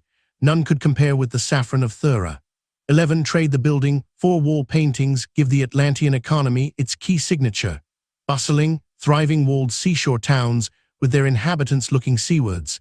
The Aegean Sea dotted with ships plying between the towns, carrying passengers and cargoes from island to island. One passage in Plato's Critias 117e describes such a scene. Theran Food and Trade 68. The whole of the wall had numerous houses built onto it, set very close together, while the seaway and the largest harbor were filled with ships and merchants coming from all quarters, which caused clamor and tumult of every description and unceasing din night and day. The Therans were above all traders. Their position on the closest of the Cyclades to Crete made it ideal for entrepreneurial activity. They were well placed to act as intermediaries between Minoan Crete and the Mycenaean mainland. The presence of Mycenaean cups shows that contact was made. 12. Thera's zenith coincided with the final period of Minoan greatness, and its trading thrust outwards across the Aegean. It also coincided with the rise of a new culture on the Greek mainland, the Mycenaean. Thera was the pivot of the seesaw, prospering from its trading and cultural contacts with both old and new civilizations. The full extent of Thera's trading contacts is not known, but it was certainly at the center of a complex web of trade routes. It lay on a major north-south route joining Crete with the Greek mainland silver mines, an island-hopping figure 6. 1 Minoan trade routes in the Aegean Theran Food, and trade 69 route from Knossos by way of Amnisos to Thera, Naxos, Syros, Key, Laurion, and Thorikos. The link with Cretan ports, such as Amnisos, would have meant tapping into other Cretan trade routes, such as the one from Zakro in eastern Crete to Carpathos, Triantha on Rhodes, Cyprus, Ugarit in the Levant, and from there on to Mary. Given the east-west current along the South Anatolian coast, it is likely that this route was more often used by vessels sailing westwards. A northwest-southeast current from Crete to Egypt offered an alternative way of reaching the eastern shore of the Mediterranean. 13. A triangular trade route suggests itself, from Palecastro or Zakro to Egypt, north to Ugarit, and from there west, along the Anatolian coast to Rhodes, back to Palecastro. There was another African link too, from Marsa Matru in North Africa to Kamos on the south coast of Crete, and from there by way of Carnia, Zakro or Palecastro to Thera, and on to Mycenae. Routes within the Aegean included an easterly route from Thera via Estipalea and Kos to Badrum on the Anatolian mainland, and a westerly one linking Thera to Tiryns and Mycenae on the Greek mainland by way of Folgandros, Philokopi on Milos and Dymlos, and the islets of Parapola and Spetsae. The overall distances covered were enormous. Islands thought of as near neighbors in the Cyclades, Naxos and Milos, were 90 kilometers away. Amnisos in Crete was 110 kilometers. The Greek and Anatolian coastlines, Laurion and Badrum, were 240 kilometers away. Libya was an incredible 740 kilometers sailing away, and Egypt and the land of Mari must have seemed positively mythical. How much of this trading was peaceful is impossible to tell, but from later times, we know that piracy and warfare were the rule. Thucydides recorded a tradition that most of the Aegean islands were colonized by Phoenicians and Carians, and that Minos, king of Crete, organized a navy and drove them out because piracy was endemic among them. 14. He went on to relate how this could be proved. During the present war, when Delos was officially purified by the Athenians, all the graves were opened up. More than half the graves were Carian, as could be seen from the types of weapon buried with the bodies and from the method of burial, some as is still used in Caria. 15. The bones unearthed on Delos were, he believed, those of the enemies of King Minos Pax Minoica, the Anatolian enemies of peaceful trading in the Aegean. 16. The role of Crete in organizing and controlling trade in the Aegean will be considered later. But it is certainly true that in the 2 centuries leading up to 1500 BC, Minoan trade spread far afield, and Theran seafarers played a significant part in that operation. Recently, Minoan stone anchors have been discovered in Bulgaria, proving that traders sailed northwards past Troy, through the Hellespont, and along the Black Sea coast, a journey on the same scale as the voyages east to Ugarit. Theran food and trade 70 figure 6. 2. The Tomb of Rekhmire wall painting, detail, Minoan gifts to Egypt above. Nubian below. 1 exotically furnished Theran house contained a Canaanite jar which can only have been imported from the Levant. 17 similar jars found in Egypt can be dated to the reign of Thutmose IV and Queen Hatshepsut, 1500 to 1457 BC, which ties in well with a date of around 1520 BC for the destruction of Thera.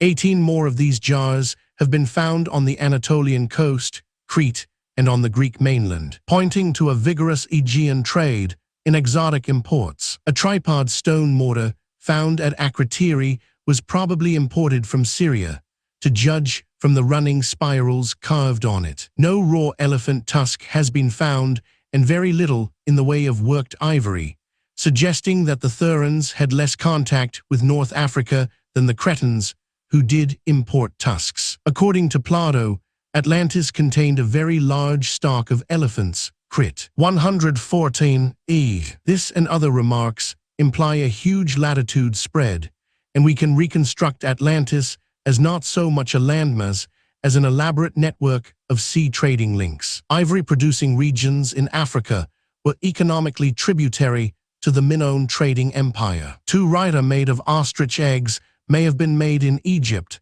and imported as finished goods. At present, only 12 ostrich egg Rita are known, 1 each from Phylocopi, Palais-Castro, Knossos, and Dendra, 6 from Mycenae, and 2 from Thera. On the paintings in the Egyptian tomb of Rekhmire, in the zone below the famous procession of Minoans, is another, of Nubians carrying ostrich eggs, ostrich feathers, and elephant tusks, conveying the message that the Minoans and Mycenaeans got their materials from Africa as a result of Egyptian mediation. 19. It is nevertheless also possible that ostrich eggs were traded directly Theran food, and trade 71 across the Libyan Sea without the involvement of Egyptian middlemen. Peter Warren has drawn attention to the Bronze Age port at Marsa Matruh, well to the west of the Nile Delta, where there is a Bronze Age depiction of ostrich eggs. Perhaps the eggs were exported direct from here to Crete and the Aegean. 20. Urbanization on the scale seen at Akrotiri must have consumed large quantities of timber for doors, windows, staircases, floors, and roofs, to say nothing of the ships. A small island like Thera could not have supplied more than a fraction of the timber needed. Presumably, it was imported from Crete or Anatolia.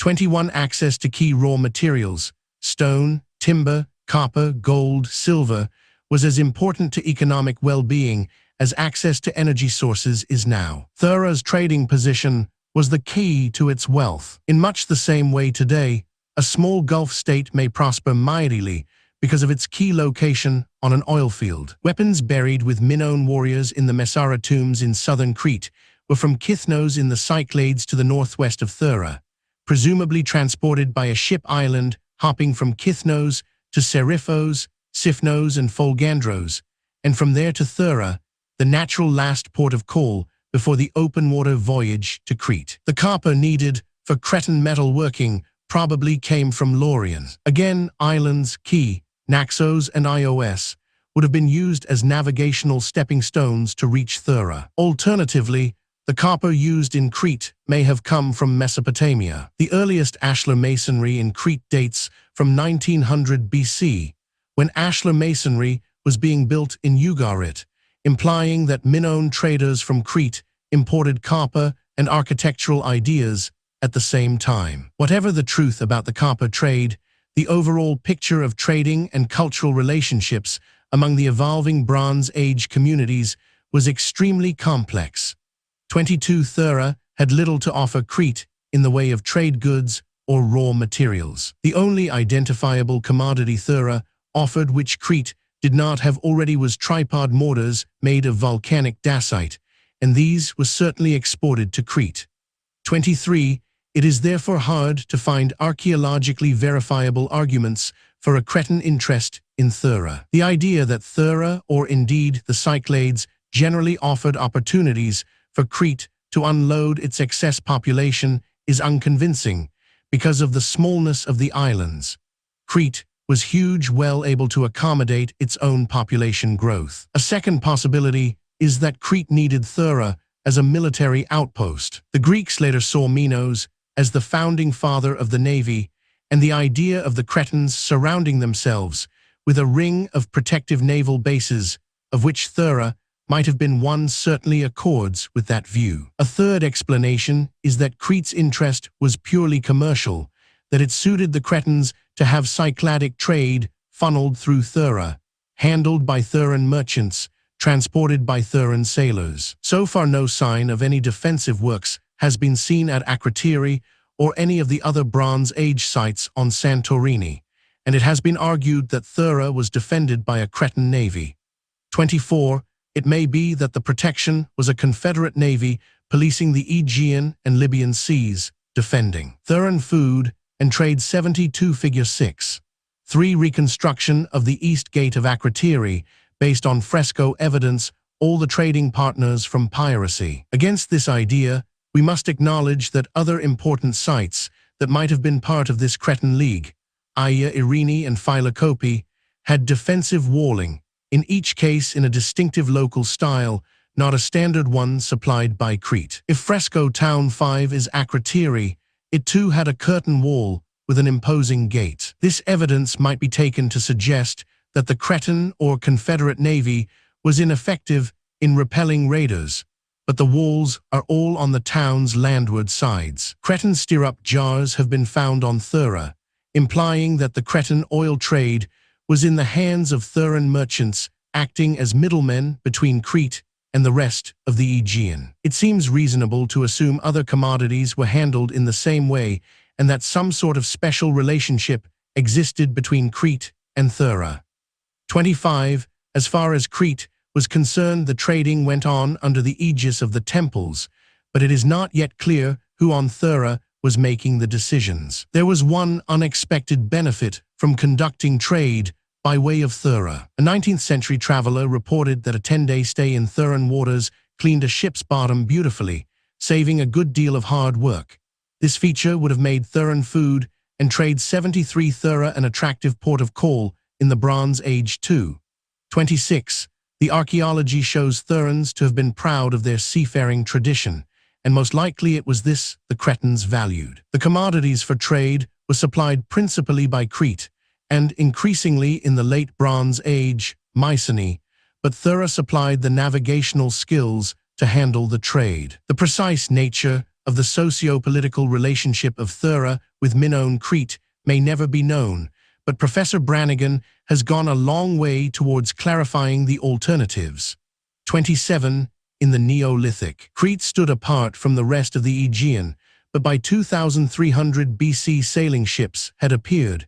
Important harborside towns began to develop at Marchlos, Palecastro, and Zakro in eastern Crete, and trading on an ambitious scale with the Levant began with the importing of Egyptian and Syrian goods and the exporting of Middle Minoan wares. Cretan pottery was exported throughout the Cyclades and also to Lerna on the Greek mainland and Kos and the ports of Anatolia in the east.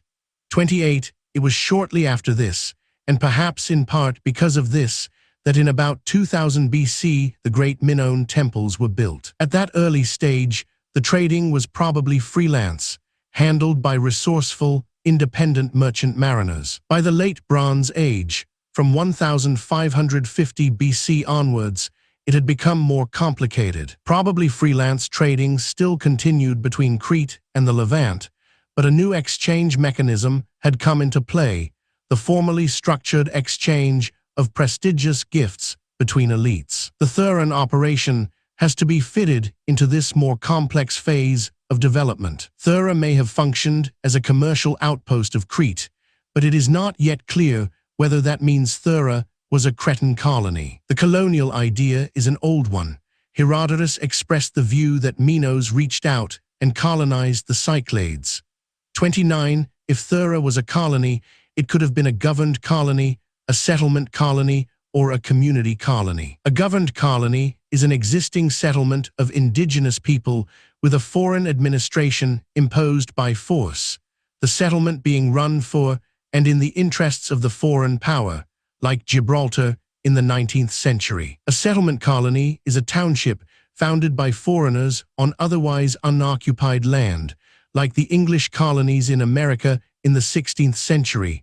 The result is a distinct and obviously foreign culture. In a community colony, foreign immigrants comprise a significant proportion of the settlers, often forming a distinct social enclave within the settlement. The enclave group promotes trade with and for its parent country by residing in a foreign city, rather like the Chinese communities scattered round Southeast Asia. With such an incomplete picture of the Bronze Age city at Akrotiri, it is not possible to be sure which type of colony, if any, we are looking at. The area exposed may be a Cretan mercantile quarter of an otherwise Cycladic city, or it may be representative of the city as a whole. It is too early to say. What is clear is that the area we see is much more Cretan in its architectural and decorative style than either Aia Irini or Phylocopi, which were major trading posts in the Minoan commercial system, but none of the towns has been completely explored. The implication is that when a complete picture is assembled, they might all turn out to have similar Theran food and trade 74 proportions of buildings with Cretan affinities. Significantly, all three towns developed over a long period before the ascendancy of Crete, which rules out the settlement colony idea.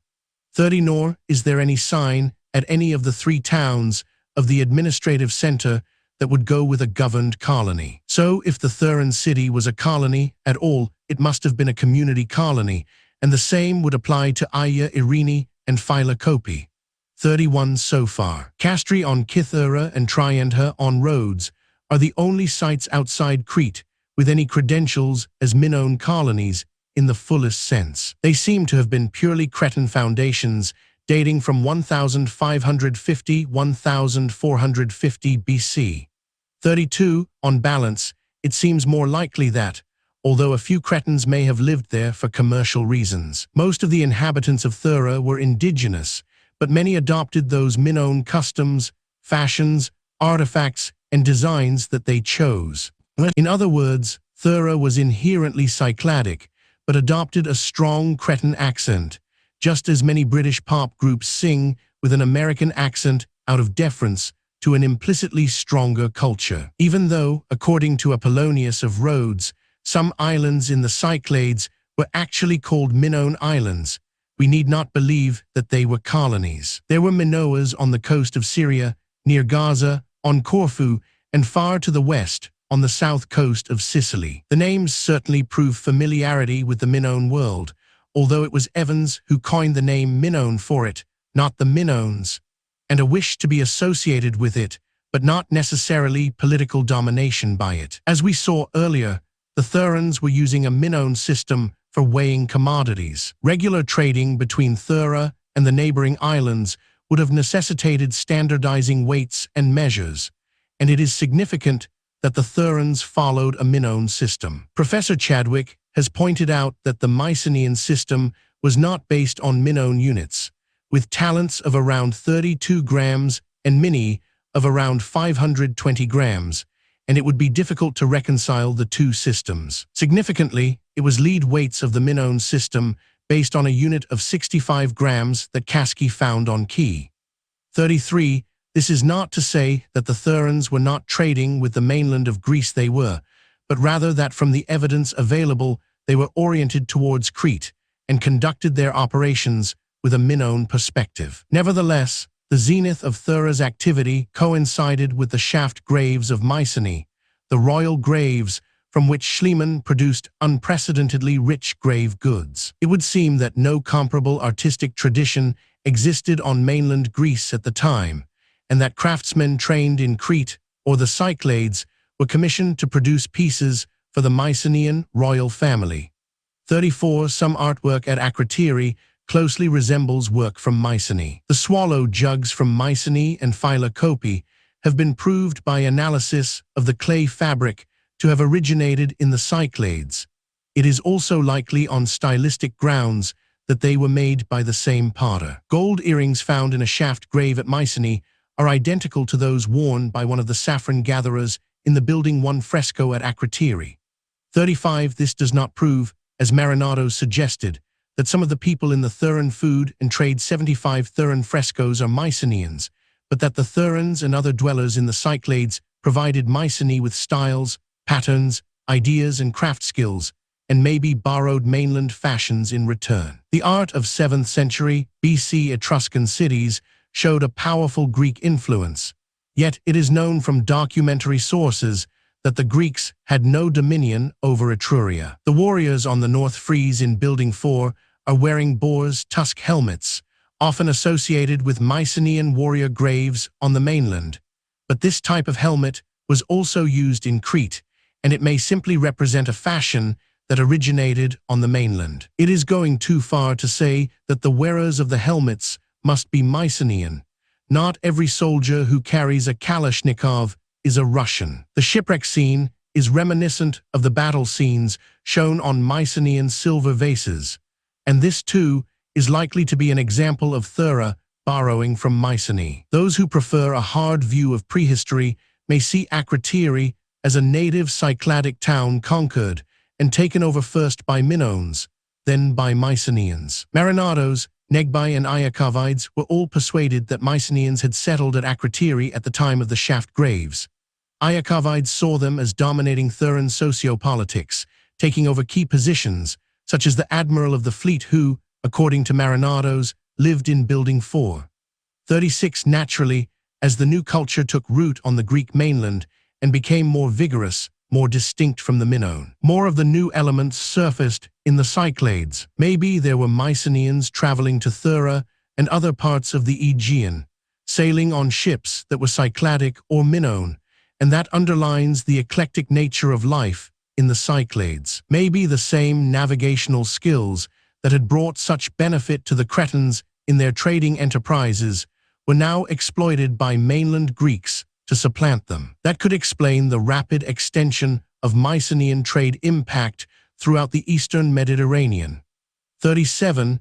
It is not known how the trading activities of the Cretans and Therans were seen by the Mycenaeans. The reading of the Atlantis legend being developed here is that the Aegean islanders were seen as threatening the Greek mainland. It was this memory that led to the Minoan Atlanteans later being remembered as aggressors and invaders, people who posed a real military and political threat to the mainland communities in general, not just to Athens. Ships for Thera to have developed a key mercantile role in the prehistory of the Aegean. Theran ships must have been designed well, and Theran mariners must have known how to get the best out of them. The style and construction of Minoan ships has been known for a long time from representations on Cretan sealstones and other artwork, but the miniature wall paintings in Building 4 have added enormously to our knowledge. Because the ships are painted in such detail and several are shown together, with crews and passengers added to give scale, we can tell that several types and sizes of vessel were made. Theran food and trade 76 Figure 6. For reconstruction of a Theran ship, based on fresco evidence, a small boat is paddled by 2 men. Another larger vessel with a higher freeboard has 5 men, representing 5 pairs of oarsmen rowing under a light frame designed to carry an awning, while a steersman stands in the stern holding a long steering oar. Beside him sits the captain. Still larger vessels were apparently paddled by up to 42 men, in spite of the much higher freeboard, which made it hard for the paddlers to reach the water. These larger vessels had a single central mast, a long bowsprit carrying symbolic devices, space amidships for up to 13 pairs of passengers to travel in seated comfort under an awning, and a cabin for the captain on the poop. This consisted of a wooden frame with cowhides stretched and nailed over the back and sides, and an awning over the top. The cabin was installed originally to give protection from wind, rain, and sun, like the wheelhouse on a modern fishing boat. But the amount of decoration added by 1500 BC shows that it had become a status symbol. It is not by chance that the cabin on its own is repeated again and again in the decor of Building 4, Room 4. Nor is it by chance that it looks like a Minoan litter. Litters are known to have been reserved for high-status people. 38. The larger vessels were substantial ships, 30 or 40 meters long, as impressive as anything built in Europe until the Renaissance. They were long, broad vessels with a shallow draft, designed to sail in shallow water and to be easy to beach. The graceful curving profile swept up at the front into a long bowsprit, whose only function seems to have been to carry insignia. The Atlanteans, as described by Plato, also had great oar-powered galleys. He says the shipyards were full of triremes, all amply equipped. Crit. 117d, 118e. It is impossible to discuss the ships in the ship fresco without speculating about the scene as a whole. It makes a significant difference whether we see it as an everyday scene or a ceremony. People involved in a ceremony do not dress or Theran food, and Trade 77 behave in a normal way. Bunting is shown on the ship's rigging, elaborate insignia are fixed to the bowsprits and painted on the hulls, leading several commentators to infer that the fresco shows a nautical festival. The ships may be traveling a short distance from one harbor to the next. This would explain why they are being paddled, an inefficient method of propelling a large vessel rather than rowed or sailed. Perhaps this was the major spring festival to mark the resumption of navigation. 39. In the classical period, in both Greece and Rome, the Ascites Naviguum, dedicated to the Egyptian god Isis, was held on 5 March to inaugurate the new season's sailing. Although it was a popular festival, little information has survived. The most detailed is from Apuleius. The chief priest uttered the most exalted prayers over a ship that had been built with exquisite skill and decorated with wonderful Egyptian paintings. With a bright torch, with an egg and sulfur, he purified the ship so well that it was purity itself. Then he publicly named it and dedicated it to the goddess. The gleaming sail of this auspicious bark bore golden letters woven into its texture. These signified the inaugural prayer for fortunate sailing in the New Year's commerce. Thereupon all the people, both devotees and unattached alike, vied in loading the ship with baskets heaped with spices and similar offerings, and they poured on the waves libations of meal mixed with milk, until the ship, laden with gifts, was freed from its anchor and launched into the sea with a favorable breeze that blew especially for it. When it faded from view, the bearers of the images took up their loads and made their way back to the temple, processing in the same order. 40. Although this account is from the 2nd century AD, it describes so well the feeling and the detail of the South Frieze ship fresco that the two events, the one described, the other painted, might be part of the same tradition, even if one 700 years apart. 41. The Theran ship was in fact related to a type used by the Egyptians. The retractable mast raised through a central awning was rare in the Aegean, though common in Egyptian ships of the 18th dynasty. This period in Egypt's history began in 1570 BC, so it is contemporary with the painting. All the Theran ships were steered with the Aegean style or rudder. The sailing ship, needing extra control when powered by a strong wind, had 2 rudders. All ships were rigged with rectangular sails that could only be filled by a following wind, a serious limitation to navigation, explaining how early sailors became trapped in harbors, and why ports often developed adjacent to harbors facing in 2 different directions. 42. To judge from the one ship with its sail up, there was no standing rigging.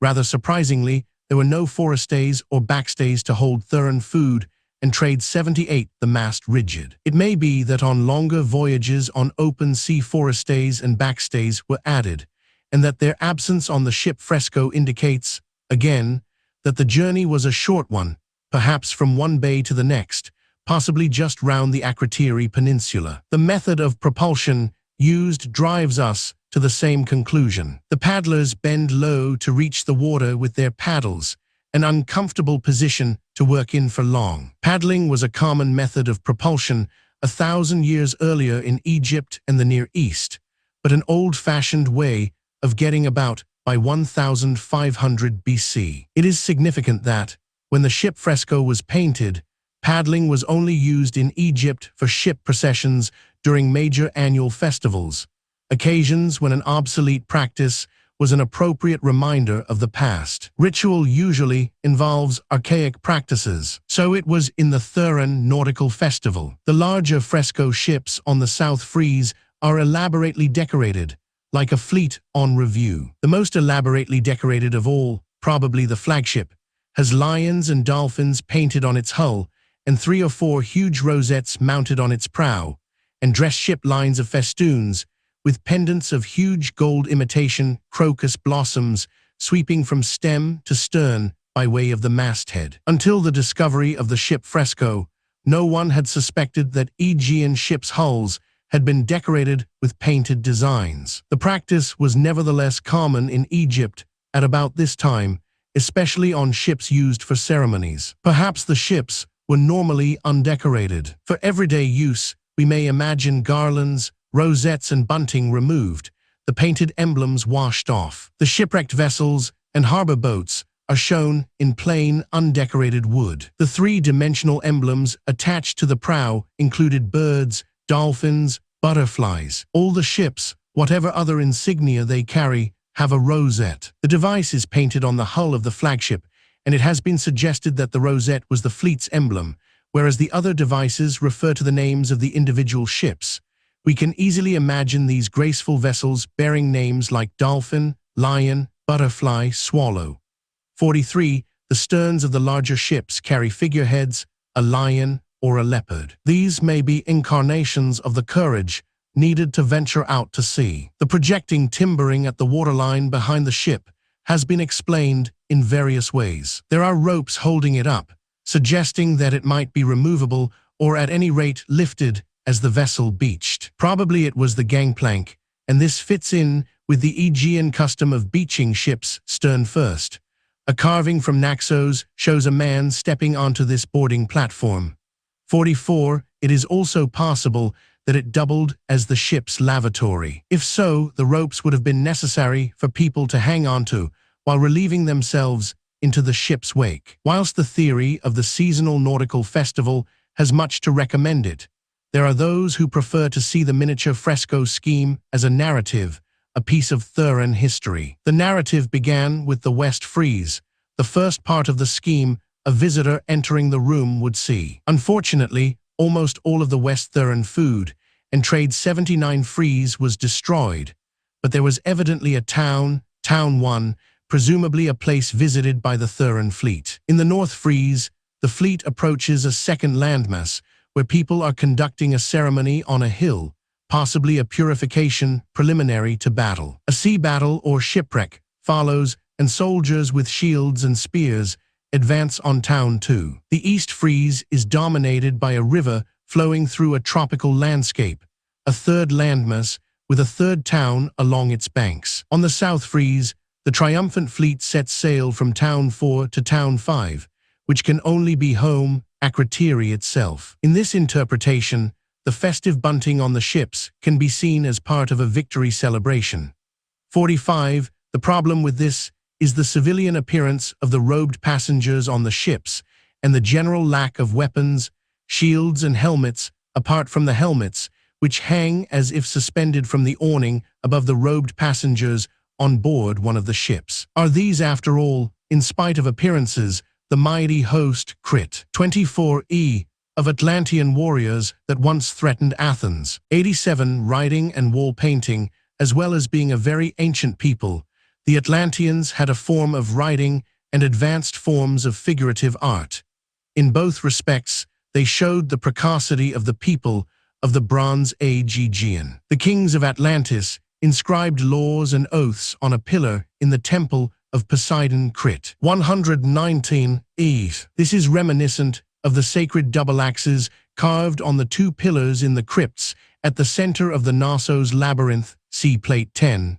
4. The Atlantean kings wrote their judgments on tablets, recalling the clay archive tablets found at Knossos. The Atlanteans sheathed important walls in different colored metals, while the Cretans, Melians, Keens, and Therans colored their walls with paint. The Atlanteans decorated their temple with golden statues of Poseidon and Nereids on dolphins.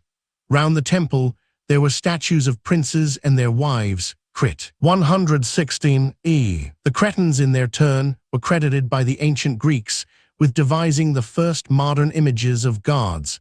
They certainly made huge statues with metal fittings. One larger-than-life goddess is known to have existed at Knossos, one and another at the Peak Sanctuary on Mount Juctas. The Therans may have made statues, although no remains have yet been discovered. We do, however, know that they made many noble fresco images, some of deities. Writing the Bronze Age people in the Aegean used both the Cretan scripts, Linear A and Linear B. As early as 1867, Fouquet found a piece of Theran pottery with an inscription later identified as Linear A, the script used in Crete from 1700 BC until 1450 BC.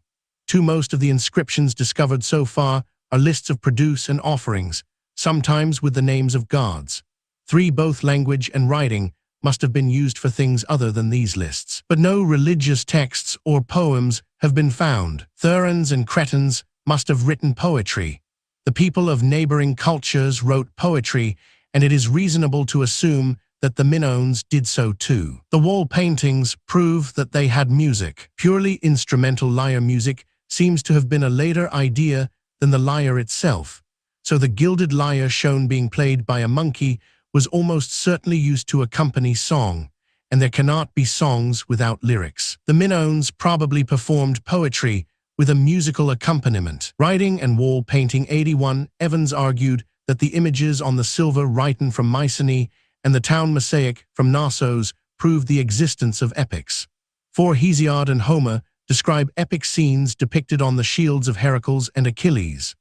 5. It has been said that Evans's description of the town mosaic reads like a description of the North Frieze from Building 4 at Akrotiri. 6. Possibly, the wall painting scheme in Building 4 was intended to show seasonal rituals, communal rites of passage like the spring nautical festival, but later on, perhaps, when the original impulse had been forgotten, became a trigger for the composition of an epic. In other words, Therans, or Cretan or Mycenaean visitors, invented stories to explain the images on the walls, and this was how a whole imagined history came into being. It has been suggested that the Homeric sagas are really Minoan sagas, originally told in the Minoan tongue and later translated into Greek. If hexameters are alien to Greek, as has been alleged, the meter too may have been imported from the Minoan culture. 7. Possibly whole verses in Homer were lifted from a Minoan original. In support of this idea is the notion that the epic poem Gilgamesh was originally told in Sumerian and later translated into the Akkadian and Hittite languages. It is known that Minoan names were transcribed from language to language. There is a writing tablet from the reign of Thutmose III, 1483–1450 BC, which is headed The Making of Keftiu Cretan Names. In about 1500 BC, the text of a medical papyrus was taken to Egypt from Crete and transcribed into Egyptian. It was a magic spell, Santi Capupi Weya Adjamanta Rakukara. This is a pentameter, not a hexameter, but it is interesting that it breaks into feet that are regular dactyls, as used in Homer. The galloping 6-foot dactylic line was preferred for epic verse, and it looks as if dactyls may have been a Minoan invention. But this line of thought runs on ahead of the evidence so far available from the Cyclades or Crete. Poetry chanted or sung to the accompaniment of a lyre almost certainly existed, whether short lyrics, ballads, or long epics. All the wall paintings can tell us is that the material and ideas were available for the construction of epic poetry. The concrete evidence is disappointing. Given the story of Cretan Bronze Age archaeology, it seems unlikely that any creative writing will ever be recovered at any Bronze Age Aegean site. It may be, in the end, that there are no writings recording the thoughts of the Bronze Age inhabitants of Crete or the Cyclades. 8. It will be one of the great archaeological disappointments if the Minoan civilization should prove to have made no record in words of its ideas. As an old scribe of the 4th dynasty wrote to his son 1,000 years before the zenith of the Minoan civilization, "If writing and wall painting 82 only, I could make you love books more than you love your mother. If only I could make you understand their beauty." The scribes is the greatest of professions. 9. The Minoans, so far as we can tell, thought differently. Wall paintings, if they left little in the way of written documentation about themselves, the Minoans left a rich collection of eloquent images. The wall paintings of Thera are the finest surviving creations of a Bronze Age society anywhere in the Aegean world. They are snapshots of life before the eruption and show what may have been lost at Knossos. They show what people looked like, what the Rassos itself looked like when complete. There are hints at refined and complex social differentiation among people in their clothing, hints at values, hints at something indefinable that we might call tone or atmosphere. Painters used yellow, red, brown, and black pigments, achieving a rich variety of color and tone by mixing and diluting. A little black was mixed with blue to make a light gray, black with red for brown, white with red to make a range of pinks. Cretan painters mixed yellow with blue to make green, but Theran painters, on present evidence, did not. It may be that the color green was only discovered after the time when the Theran frescoes were painted, in other words, too late for the Theran painters to have adopted its use. 10. Green can never have been a conspicuous color on the island. Whatever the reason, yellow ochre was used to represent light greens and blue to represent dark greens. In a similar way, polished white plaster was used for female flesh tones, red for male flesh tone. The colors are not natural, though the eye quickly accepts them as such. We know dolphins and monkeys are not really blue. We learn to read the blue as gray. Variety was also achieved by using space in different ways. Sometimes a design was allowed to spread freely across unbroken areas of wall, continuing round room corners, as in the spring fresco in Building 12 or the Blue Monkeys fresco of Building 11. This broad, free approach may be associated with Thera's alfresco position, open to sea and sky, open to social and cultural influence from all sides. The spring fresco spreads right across jambs to the very edges of openings to emphasize this panoramic effect. Sometimes walls were divided into panels for a repeating design, like the cabins in Building 4. Sometimes a design was adjusted to exploit the breaks created by door and window openings. In Building 11, antelopes faced one another across a large window space, while the narrow space between a room corner and a door in the same room was used for the Boxing Boys fresco. We have already seen another compositional technique in Building 4, where the strips of wall above windows, doors, and niches were used for a narrative frieze.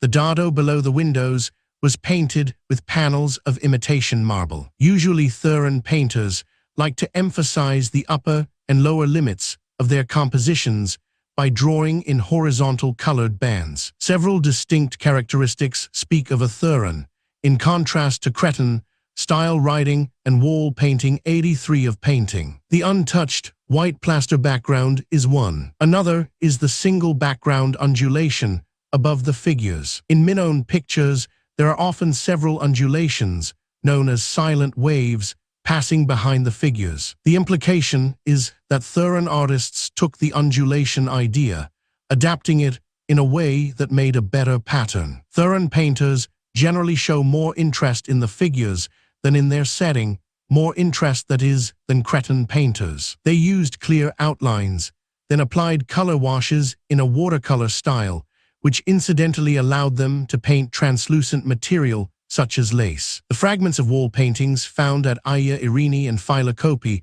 also exhibit this watercolor technique, implying that what we are seeing is a Cycladic wall painting tradition that is recognizably different from the Cretan tradition, however much was borrowed from Crete.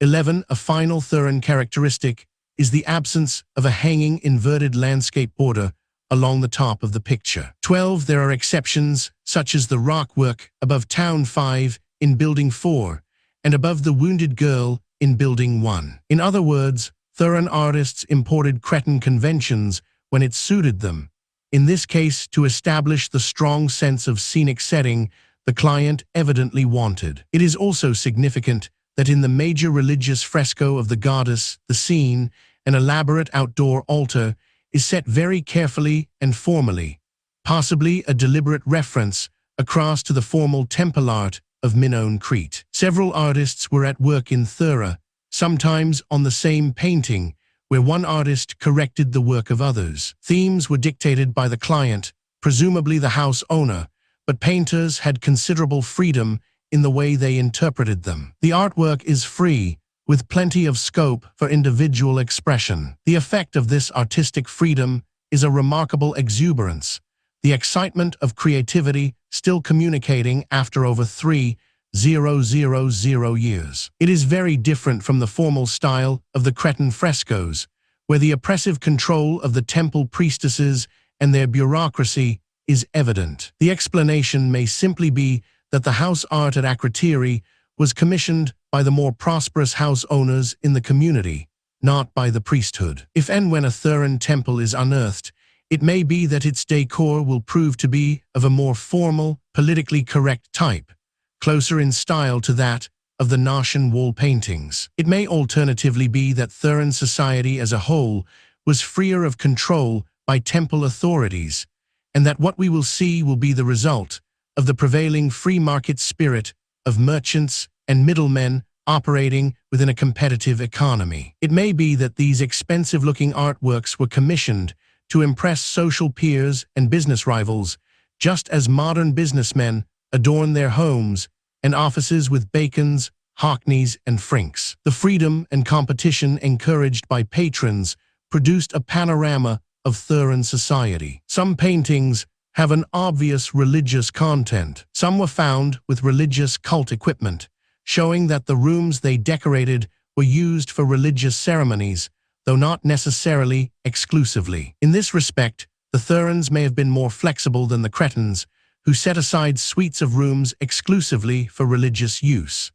13. Here, we see another way in which Theran's writing and wall painting 84 were borrowing Cretan customs and using them rather freely. The art is nevertheless never purely decorative in intention, but magico-religious, and in this, the art of Thera is the same as that of Crete and Egypt.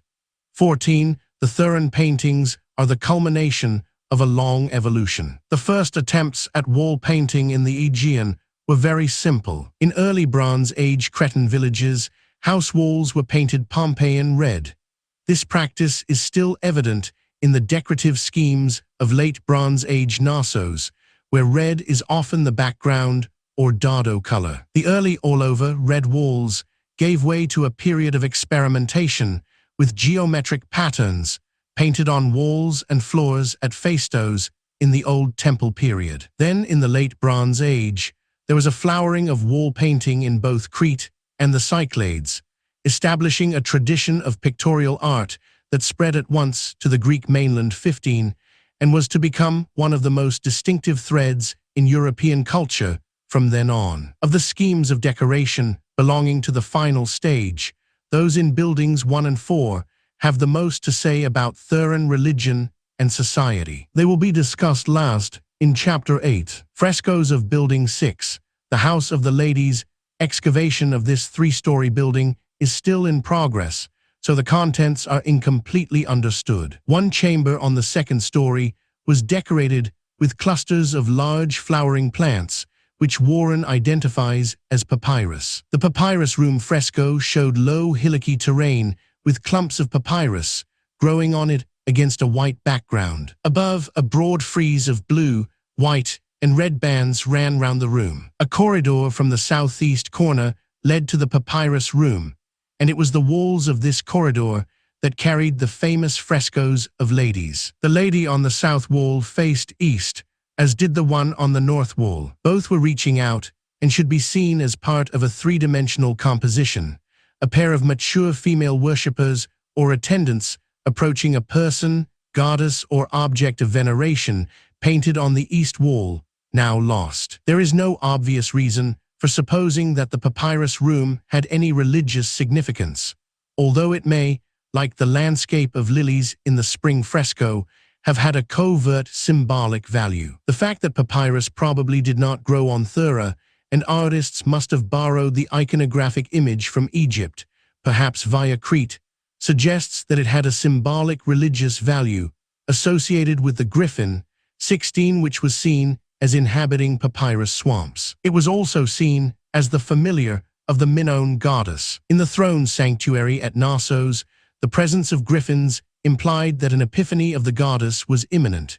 In creating a papyrus swamp in a room on Thera, the artist was conjuring, luring griffins, and thus creating a spirit landscape in which the goddess could manifest. Both Spiridion Marinados and his daughter Nano have drawn attention to writing and wall painting 85 repositories under the floor of the papyrus room, 17 citing them as evidence of a religious cult use for that room. But this is a second-story chamber, and the boxes are really cupboards in the first-story room below. The contents of the cupboards look like household utensils. The damage suffered by Building 6 during the eruption was unusual in that the walls of the lowest level of the building on the east side were blasted out, and the upper stories sank, almost without distortion, onto the debris of the ground floor. 18 cult equipment in the adjacent room 7, on the other hand, is evidence of cult activity in the papyrus room. There were Rita, Triton shells, and nippled ewers. 19 room 7 was not directly accessible from the papyrus room, but a window between them might have been a serving hatch. The two women in the frescoes are mature. One, leaning forwards, has large pendulous breasts hanging out of her bodice. Both women have dark wavy hair reaching their waists. Although mature, they are not old enough to have their hair tied into buns. The woman on the south wall is stooping reverentially and holding a flounced overskirt, which she is offering to a missing, seated figure to the east. This is probably a robing ceremony, and the missing figure was a priestess being prepared for a religious ceremony. The adjacent bathroom suggests that preparation and dressing went on in this area in reality, not just on the walls, and it is important to recognize that often wall paintings, here as at Knossos, sign the use of the rooms they decorate. Indeed, their purpose is to signal and reinforce function. The ceremony the three women were preparing for probably took place in the papyrus room. 20, but most significantly of all, figure 7. A female presentation scene based on fragments of wall painting found in the pillar crypt, Milo's source, Morgan 1990, p. 259, writing and wall painting 86 female presentation ceremonies of this kind was seen not only in Thera, but at Aya Irini 21 and in the procession fresco at Knossos.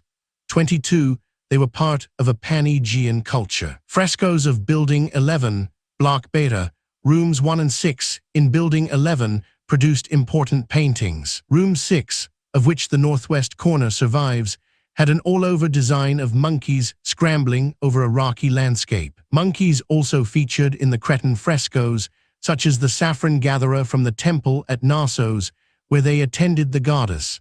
The same is true in Theran frescoes. One fragment from Building 21 shows an altar supported by columns topped by papyrus capitals, and a monkey with its arms bent in a Minoan worship gesture. Another monkey, playing a gilded lyre, was painted on a wall in Building 1. The Building 11 design spread round at least 2 walls. The other 2 were badly damaged, but seem to have had additional features. Nano Marinados notes that, as in the nature fresco in the House of the Frescoes at Knossos, there were monkeys, swallows, crocuses, myrtle, and goats. Probably both frescoes, the one Theran, the other Cretan, illustrated the same spring theme. 23 Room 1 was better preserved. Its upper story was divided by a north-south brick partition, creating an eastern chamber with 5 openings. 2 doors flanking a niche in the south wall left a narrow panel, used for the beautiful painting of the boxing boys. The boys' heads were shaved.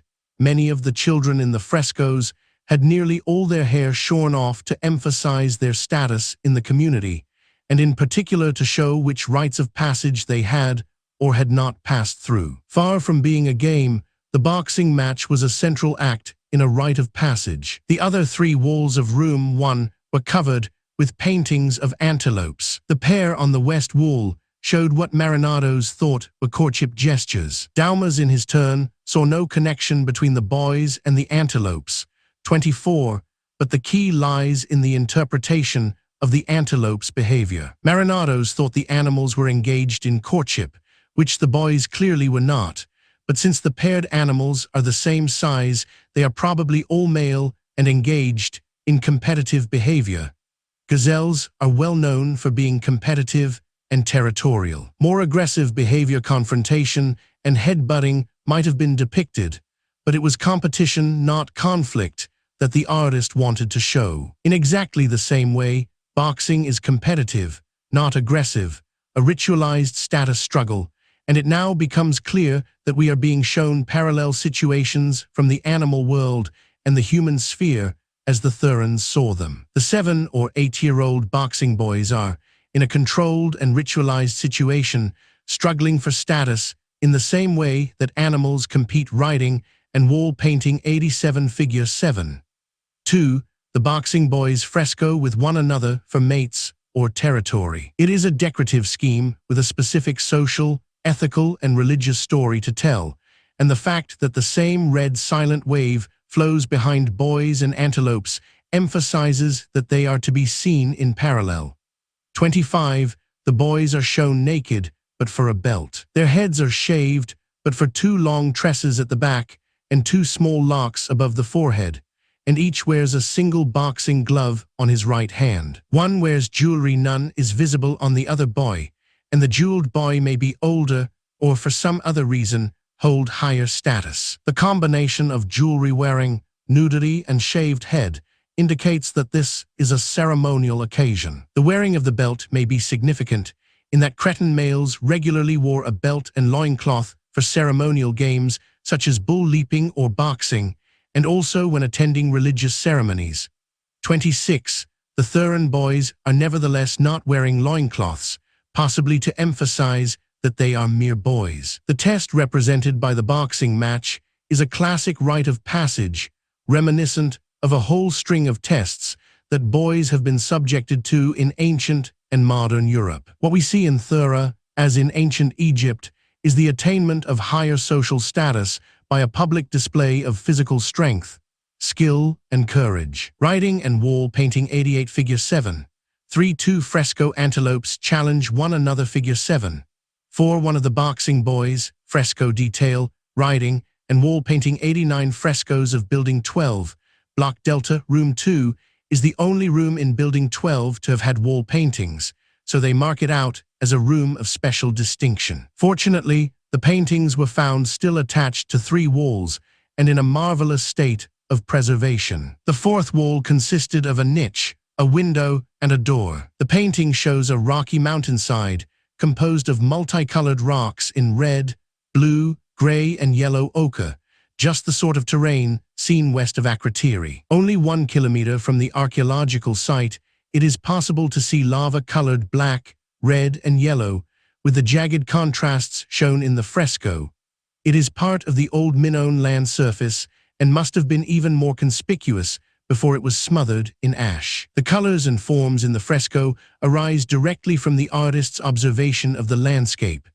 27. These are the multicolored rocks, some white, some black, some red, described by Plato as being available on Atlantis for building Crete. 116 AB. Figure 7. 5. The spring fresco. This scene covers an entire wall. The painting as a whole is a portrayal of the spring festival under the patronage of the spring goddess, a primitive Easter. The swallows have returned to mate. It is said that swallows no longer nest on Thera, that they have shunned Thera ever since the eruption, which covered any deposits that might have been used for nest building, but I have seen swallows on Mavros Ratchidhi, and just a week before Easter. 98 Art, Religion and Society. The fresco schemes in Buildings 1 and 4 at Akrotiri are crammed with evidence of the nature of Theran society and ritual, though the emphasis is different, and we see two different sides of the culture. In building one, individual Therans are involved in religious ceremonies in what may be an imagined or supernatural landscape where meetings with gods and goddesses were possible. In building 4, there is a more literal approach to what seem to be the physical, everyday landscapes of the Aegean Islands. We also see the whole community turning out for major social events, a prehistoric equivalent of Frith's Derby Day. After exploring these images, it should be possible to pull the threads together and make a reasoned assessment of the true relationship between Plato's description of Atlantis and the prehistoric realities of the Aegean. A panorama of Atlantis, the upper story room in the northwest corner of Building 4, contained a frieze of miniature frescoes running continuously round the walls, above doorways and windows. Ceiling beams ran west-east across the ceiling, with sockets in the east and west walls, which is why the frieze on the east wall is shallower than those on the north and south walls. One very little of the west wall frieze remains because most of that fell outwards into the street during the catastrophe, but the fragments that survive show that a narrative extended round all 4 walls. At the middle level, the level of the windows, there were 2 panels with paintings of naked youths carrying fish. They are shaven-headed apart from locks at front and back, as well as naked, and these features suggest that they are engaged in a religious ceremony. They are not just fishermen any more than the boxing boys are just boys boxing. There can be little doubt that the strings of fish they carry are offerings. 2. The placing of the 2 boys is significant. One is in the southwest corner walking northwards, the other in the northeast walking westwards. On the window sill in the northwest corner, where the 2 boys were heading, was an offering table decorated with dolphins, rocks, and seaweed. The table and the paintings show not only that offerings were made in the room, art, religion, and society 91 figure 8. 1 building 4, plan of the first floor figure 8.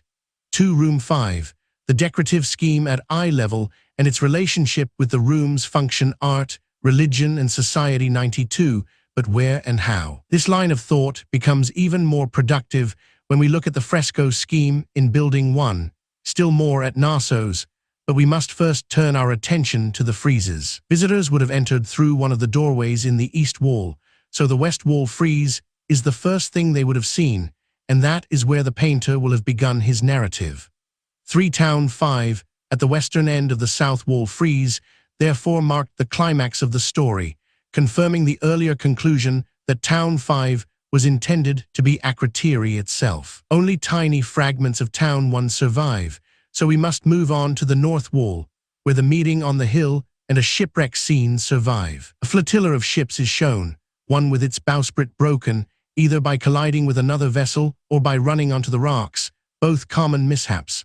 For some have suggested that, because a man standing on one of the ships wears a minnow kilt and others, in the water, are naked, 2 different peoples are represented, supporting the idea of a sea battle.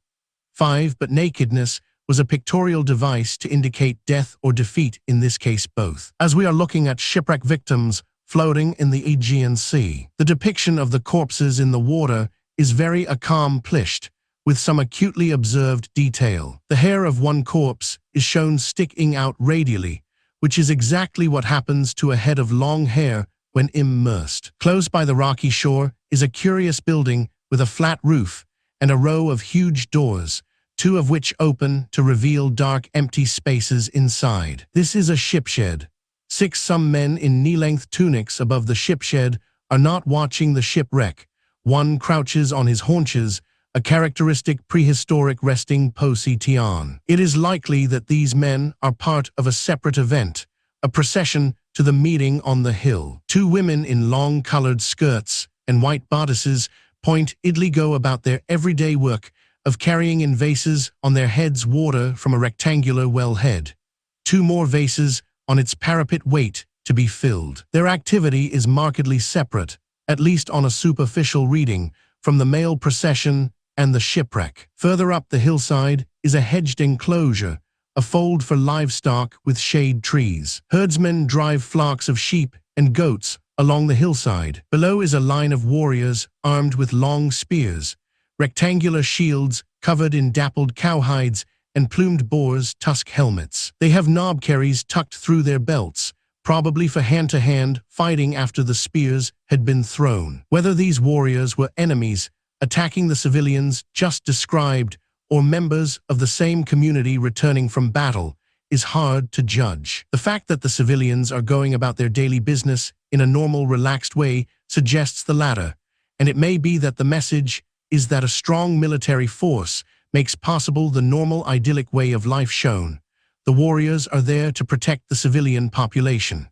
7. On the hilltop to the left is a meeting of men dressed in two distinct ways. Two men wear only kilts, leaving their arms free to make a Minoan gesture of adoration, upper arms extending forward slightly, lower arms pointing vertically upwards, with the hands open and thumbs pointing back at the face. Art, Religion and Society 93 Figure 8.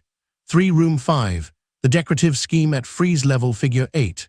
4 North frieze detail. Ship sheds, women collecting water, herdsmen, soldiers. Art, Religion and Society 94. The painting is indistinct, but it looks as if these two worshippers are making the adoration gesture with the right arm only. The left elbow is held at the side, with the forearm extending forward horizontally, palm upward. We see this in more detail in a fresco fragment from the temple at Knossos. A woman on a balcony above the tripartite shrine makes the same gesture. 8 other men on the hill are enveloped in white robes that make saluting impossible. Whether this means they were of higher ranking is difficult to tell. 2 of them have additional hemming strips, suggesting a pecking order. The men on the hill have no ostensible purpose.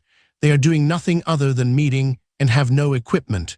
There are no altars or shrines, so there is no proof that this is a gathering at a peak sanctuary. There is archaeological and iconographic evidence of peak sanctuaries with shrines and altars on Crete, such as Juctas above Knossos and Petsofa above Palais Castro, and a few have been identified from the late Bronze Age in Laconia, Messenia, and Argos on the Greek mainland. There is less evidence from the Cyclades, though it may be that the building on the Traulos Hill near Aia Irene on Key was a focus for ritual activity, and the late Bronze Age building on Mavros Ratchidhi may have been the peak sanctuary for Akrotiri. Low hilltops within sight of the sea and within easy reach of the town were favored, and we are shown a procession of men going up the hillside from the settlement itself. The apparently disconnected snapshots of Theran life must be thematically linked, and the ceremony may be the key. Peak sanctuaries were located in the summer pastures and were thus a focus for shepherds.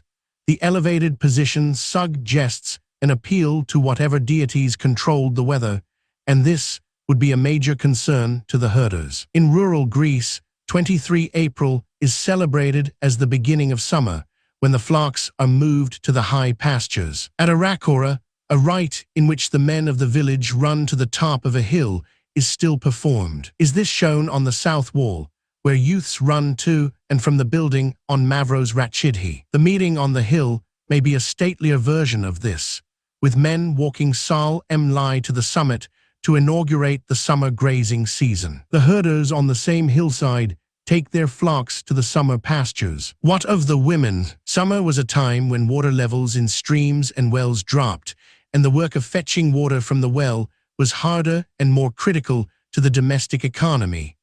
That is why women bringing water from the well are shown. It was an activity that became more conspicuous in summer. Figure 8. 5 Shipshed at Kamos, reconstructed from excavation. Art, Religion and Society 95.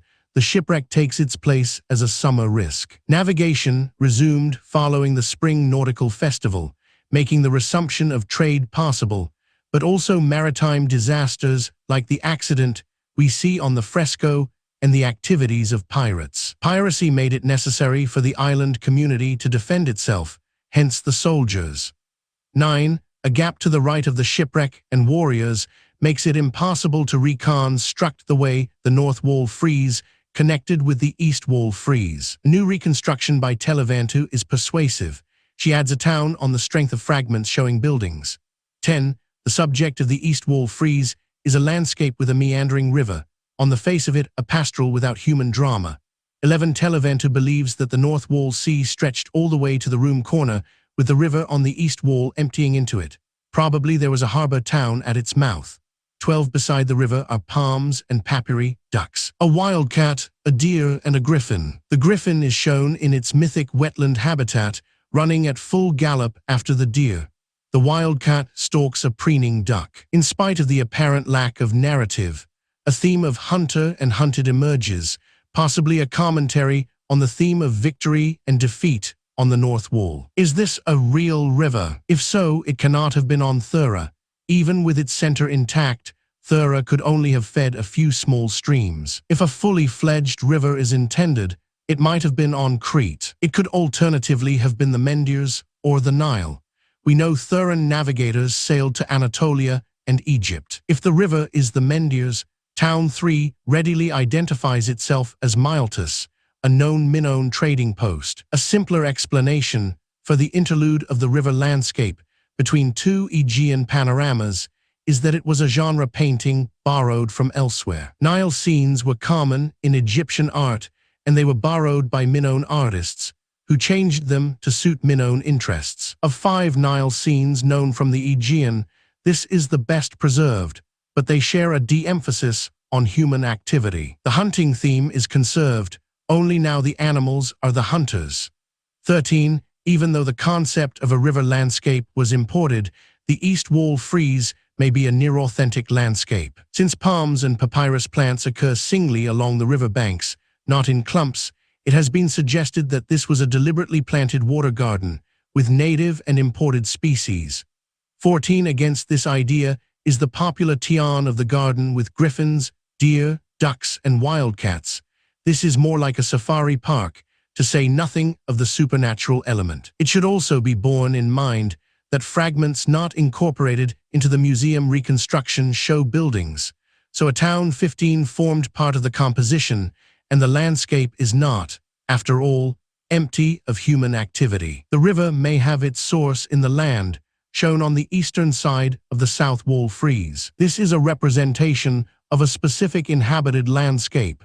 The narrative sense returns in strength. Its composition falls into 3. On the left is a rocky mountainous land, possibly an Aegean island, possibly part of the Greek or Anatolian mainland, the setting of a coastal town, Town 4. On the right is another mountainous land, with a larger coastal town, Town 5. Between them, a fleet sails, filling the sea in the center of the panel. This composition has excited a great deal of art, religion, and society. 96 Speculation. The towns and skylines have a very specific feeling about them. As we saw earlier, Town 5 is Akrotiri.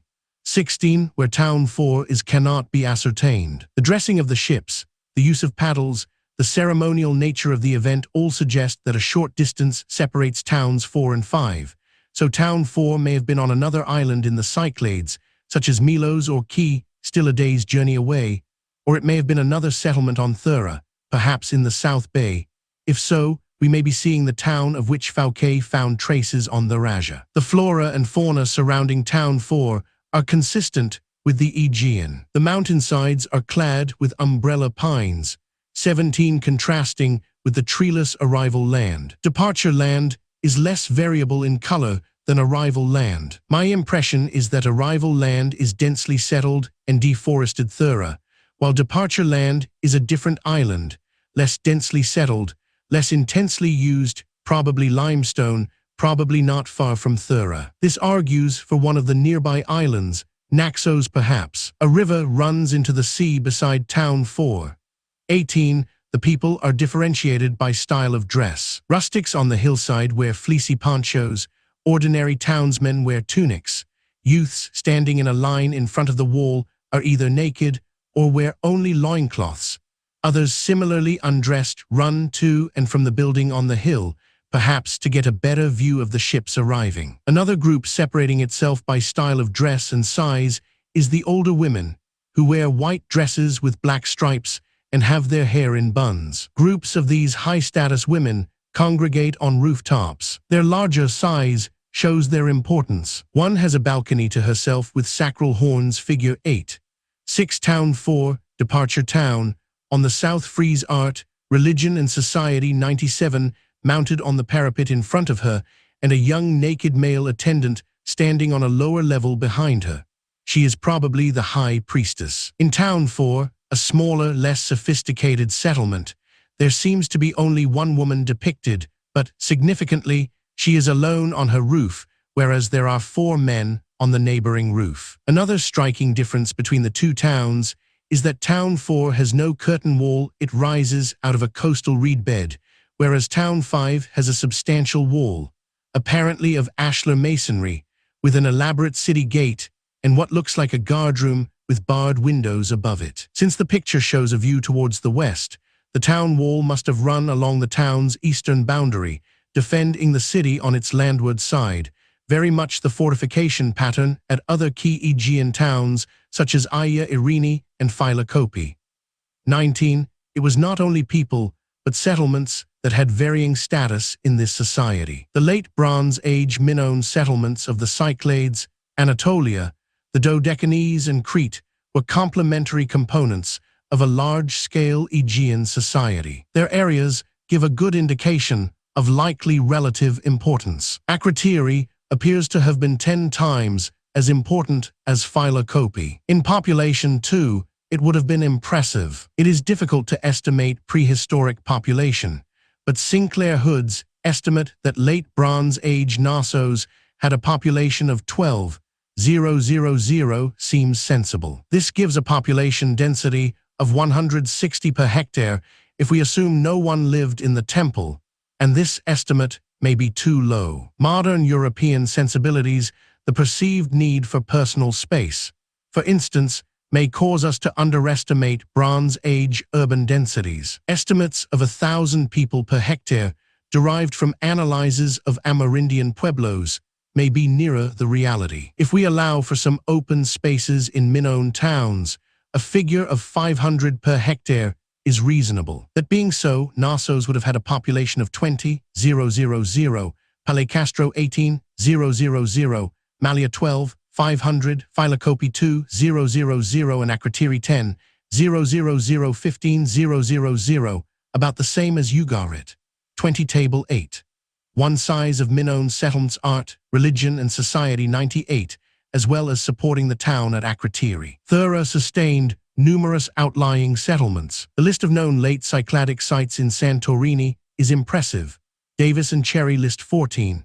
21 other Cycladic islands gathered their populations into a single settlement, although Akrotiri must, from its size and sophistication, have been the main settlement on Thera.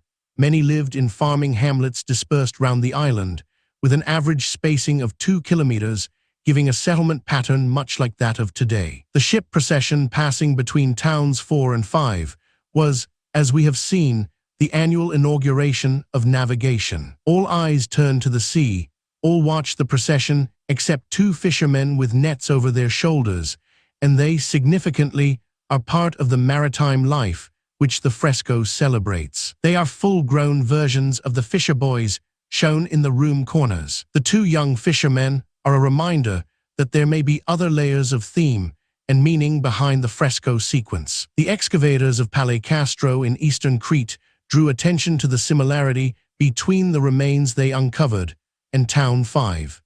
22. Whilst I think it unlikely that Town 5 is Palecastro, there may be a link of a different kind between the 2 places. In the Hellenistic and Roman periods, there was a spring festival at Palecastro celebrating the rescue of the infant Zeus by the Curites. The rite probably had its beginnings in the Minoan period, when Palecastro was known as Dict, after its association with Dictaean Zeus. Perhaps boys from Thera and elsewhere in the Minoan world traveled to Palecastro as one of their rites of passage. Perhaps this is why one line of youths waits eagerly at the harbor side for the fleet's arrival, and another runs excitedly up and down the hill. Perhaps, alongside the earlier interpretation, we may place a second, a narrative of the spring or early summer expedition taking boys to Palecastro and possibly other locations. Perhaps the sons of the wealthier Theran families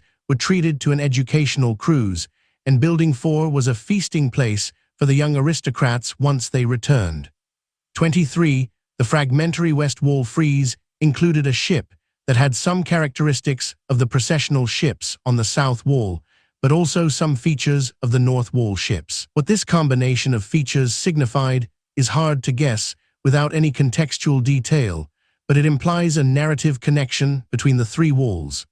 24. Two more fragments show part of a town, the most distinctive feature of which is a large triangular projection sticking up from each of the roofs. This feature is not shared by any building in any other town in the sequence, so it was intended to indicate a different town in a different place. Interestingly, the same architectural feature appears in a fresco at Aia Irini, so perhaps this is a Keen house design. The narrative clearly begins in a town other than Akrotiri. In all, we are dealing with 5 towns. Town 1 may be Aia Irini, Town 3 may be Miltus, and Town 5 is certainly Akrotiri.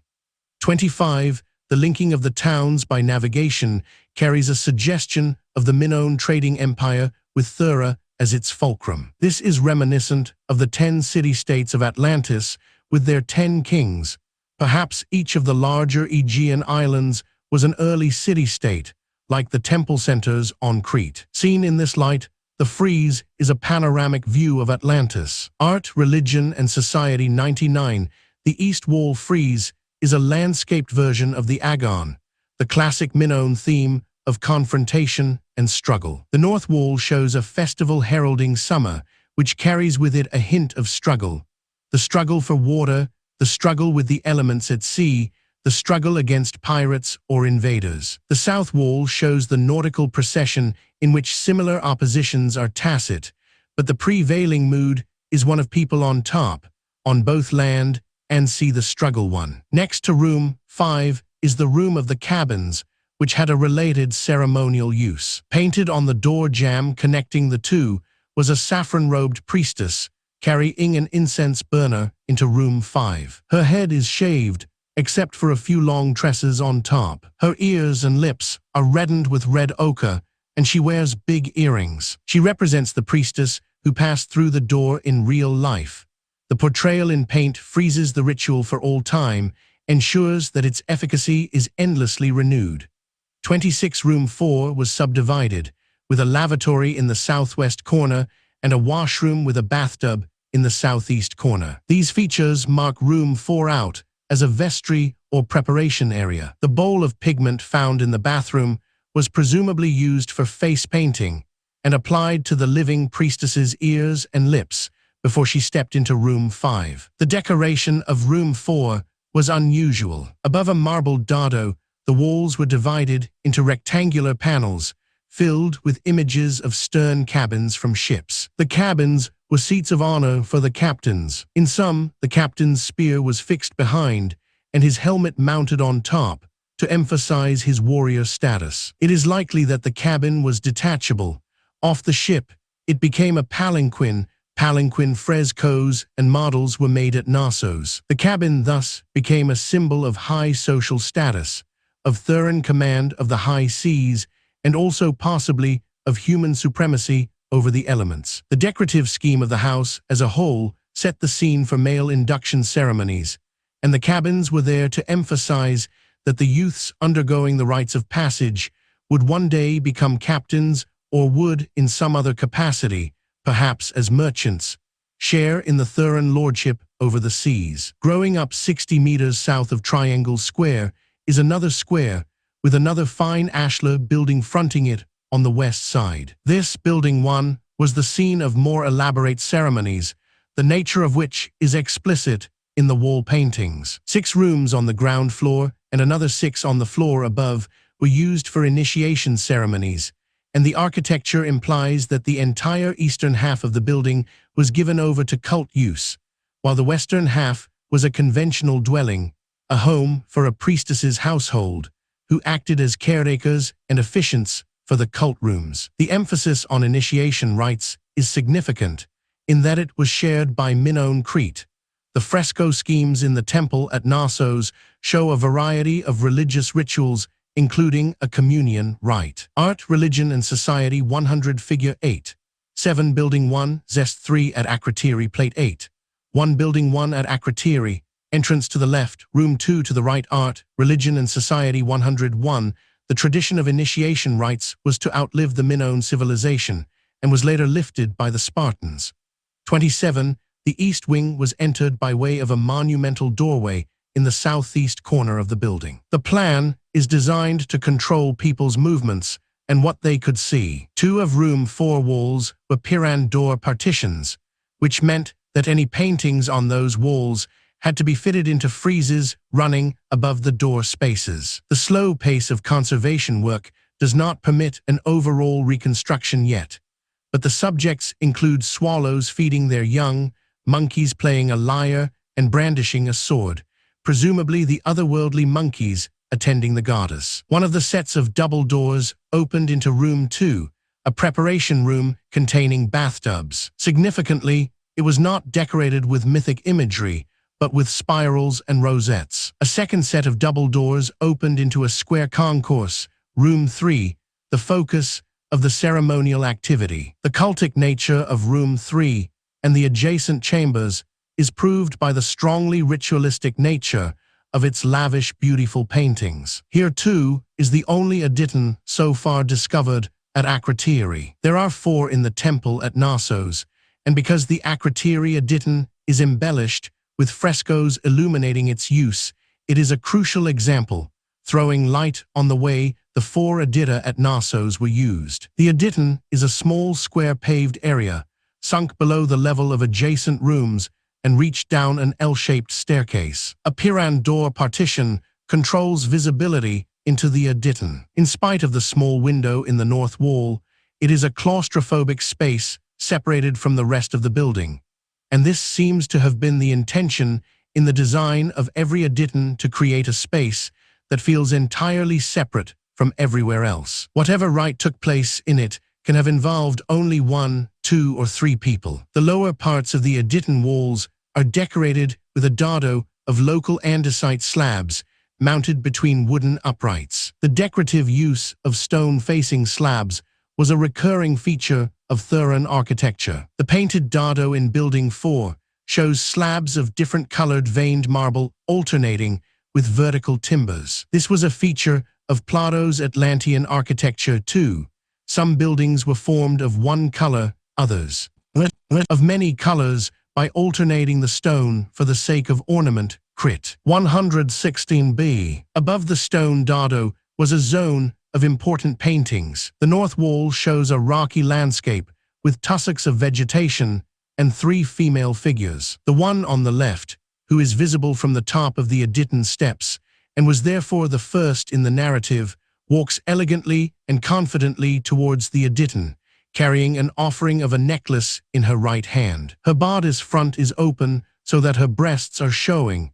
This tells us she is engaged in a ceremony. Her bodice is nevertheless made of translucent lace. She wears both underskirt and flounced overskirt, emphasizing that this is a ceremonial act. Beyond the small square window lighting the Aditon steps, a second girl comes into view. Dressed like the first, she sits on a rock with a myrtle branch in her hair. Her right hand reaches down to her left foot, which is cut and bleeding. Faint with pain, she supports her head with her left hand. The pose was borrowed from Egyptian tomb art, where lamenting women art, Religion and Society 102, was shown kneeling with one hand touching the ground and the other raised to the forehead.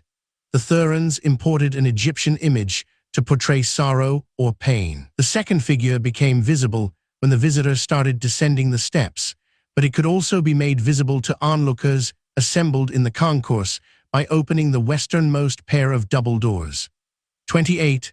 A third girl is walking back towards the injured girl, but looking over her shoulder towards something beyond the end of the fresco. She is wearing the same clothing as the other 2 girls, but with the addition of a diaphanous veil, which she is drawing away from her face. Her hair has been shaved off, but for 2 long tresses at the crown and a small lock above the forehead. All who have studied the fresco agree on its ritual character.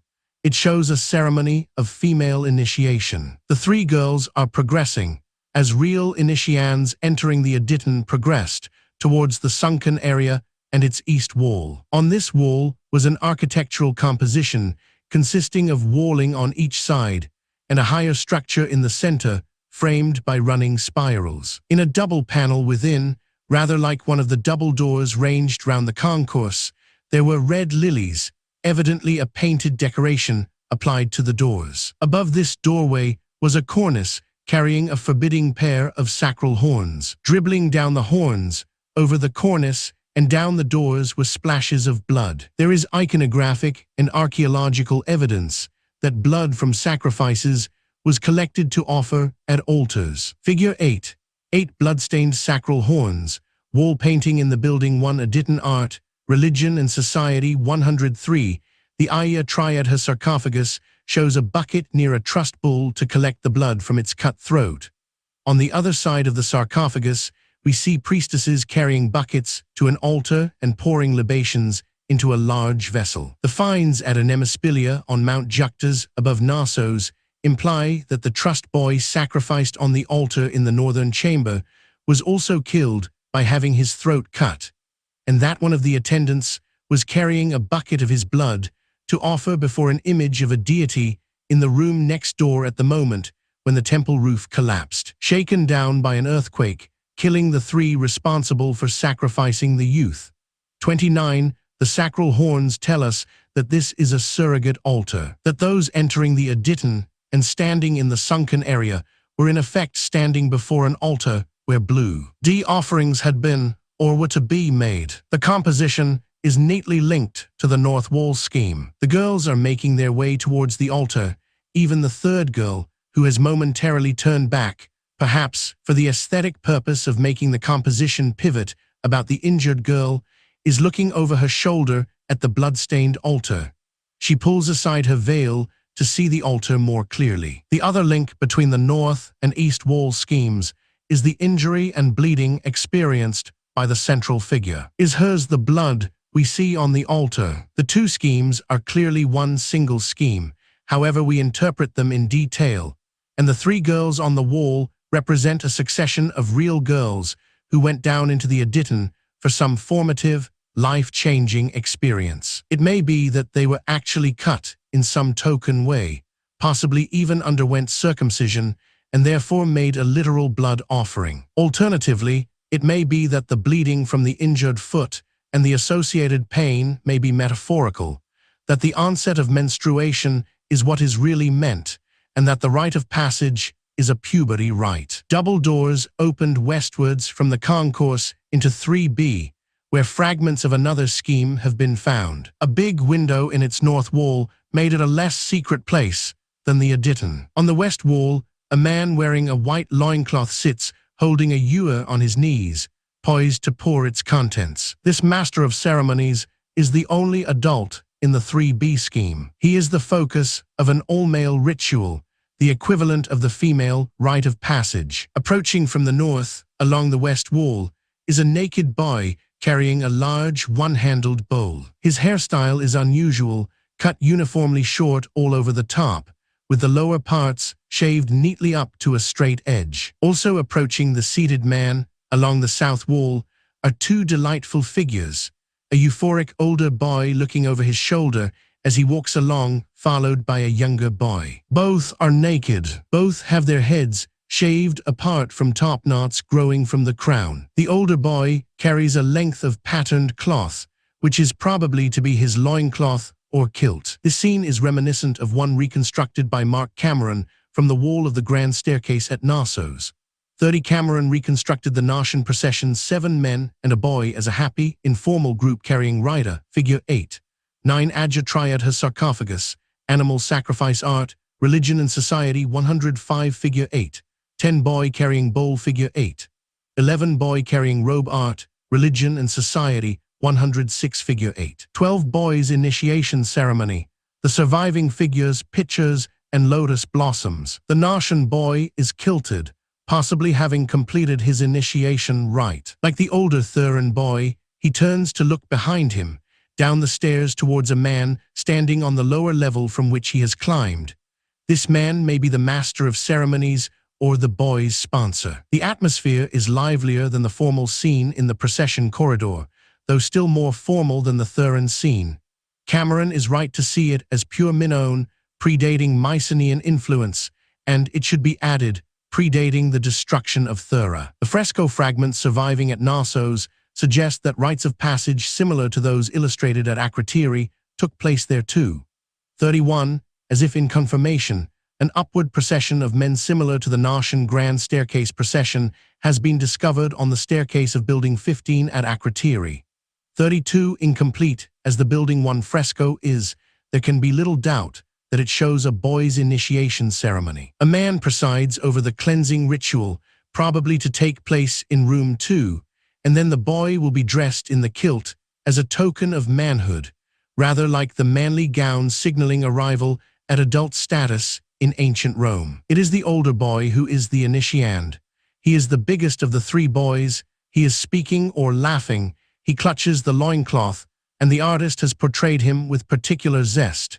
In terms of shape and rhythmic line, it is one of the most beautiful of the Theran fresco images. The varied hairstyles shown in the frescoes speak of a finely stratified social hierarchy. Very young children probably had their heads completely shaved. As they approached puberty, isolated locks of hair were allowed to grow long. Then the hair was allowed to grow all over, though still in styles tightly controlled by etiquette. Hairstyle indicated status, at least in the social stratum using the cult rooms, and it may be that these nuances of status were affected by an elite group rather than by the population as a whole. 33. The double doors permitted those standing outside the room to see some, all or none of the wall images, according to the wishes of those officiating. In the art, religion, and society, 107 Figure 8. 13 Procession on the Grand Staircase at Knossos. This portrays what was actually to be seen on the staircase, a clear indication of the cult activity that went on in the East Wing source. After Cameron 1987, p. 587 Figure 8. 14 Room 3, Building 1, Ground Floor. The decorative scheme and its relationship with the rooms function art, religion, and society 108 same way. Those standing in the concourse would always be able to see the first of the girls, but the injured girl only if the first pair of double doors was opened, and the girl in the veil only if the second pair was opened. The altar would become visible only when the third pair was opened.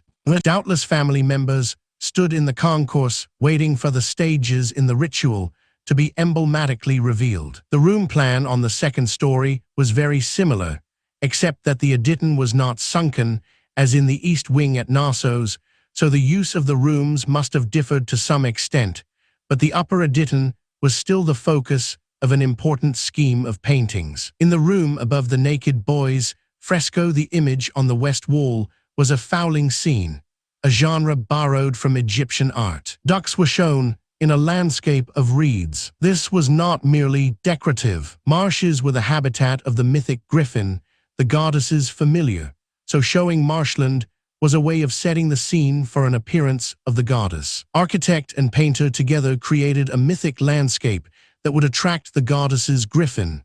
When the griffin appeared, the goddess would not be far behind. The same sympathetic magic was practiced in the throne sanctuary at Knossos. Figure 8. 15 Room 3, Building 1, First Floor. One of the mature women in the procession art, religion and society, 109, on the south wall of 3B Minoan women processed towards the marshes of the goddess. Matronly age is indicated by buns encased in elaborately decorated hats. One woman wears a garland like the terracotta goddess at Aya Irene. One carries a bunch of wild roses, an offering to the goddess, and a reminder that the dedication to the goddess made in adolescence was lifelong. The older women in the community were her servants and adorants just as much as the girls on the ground floor. Not that these matrons were old by modern standards. In the poor diet, low hygiene conditions of the Aegean Bronze Age, average life expectancy was 35 for men and only 30 for women.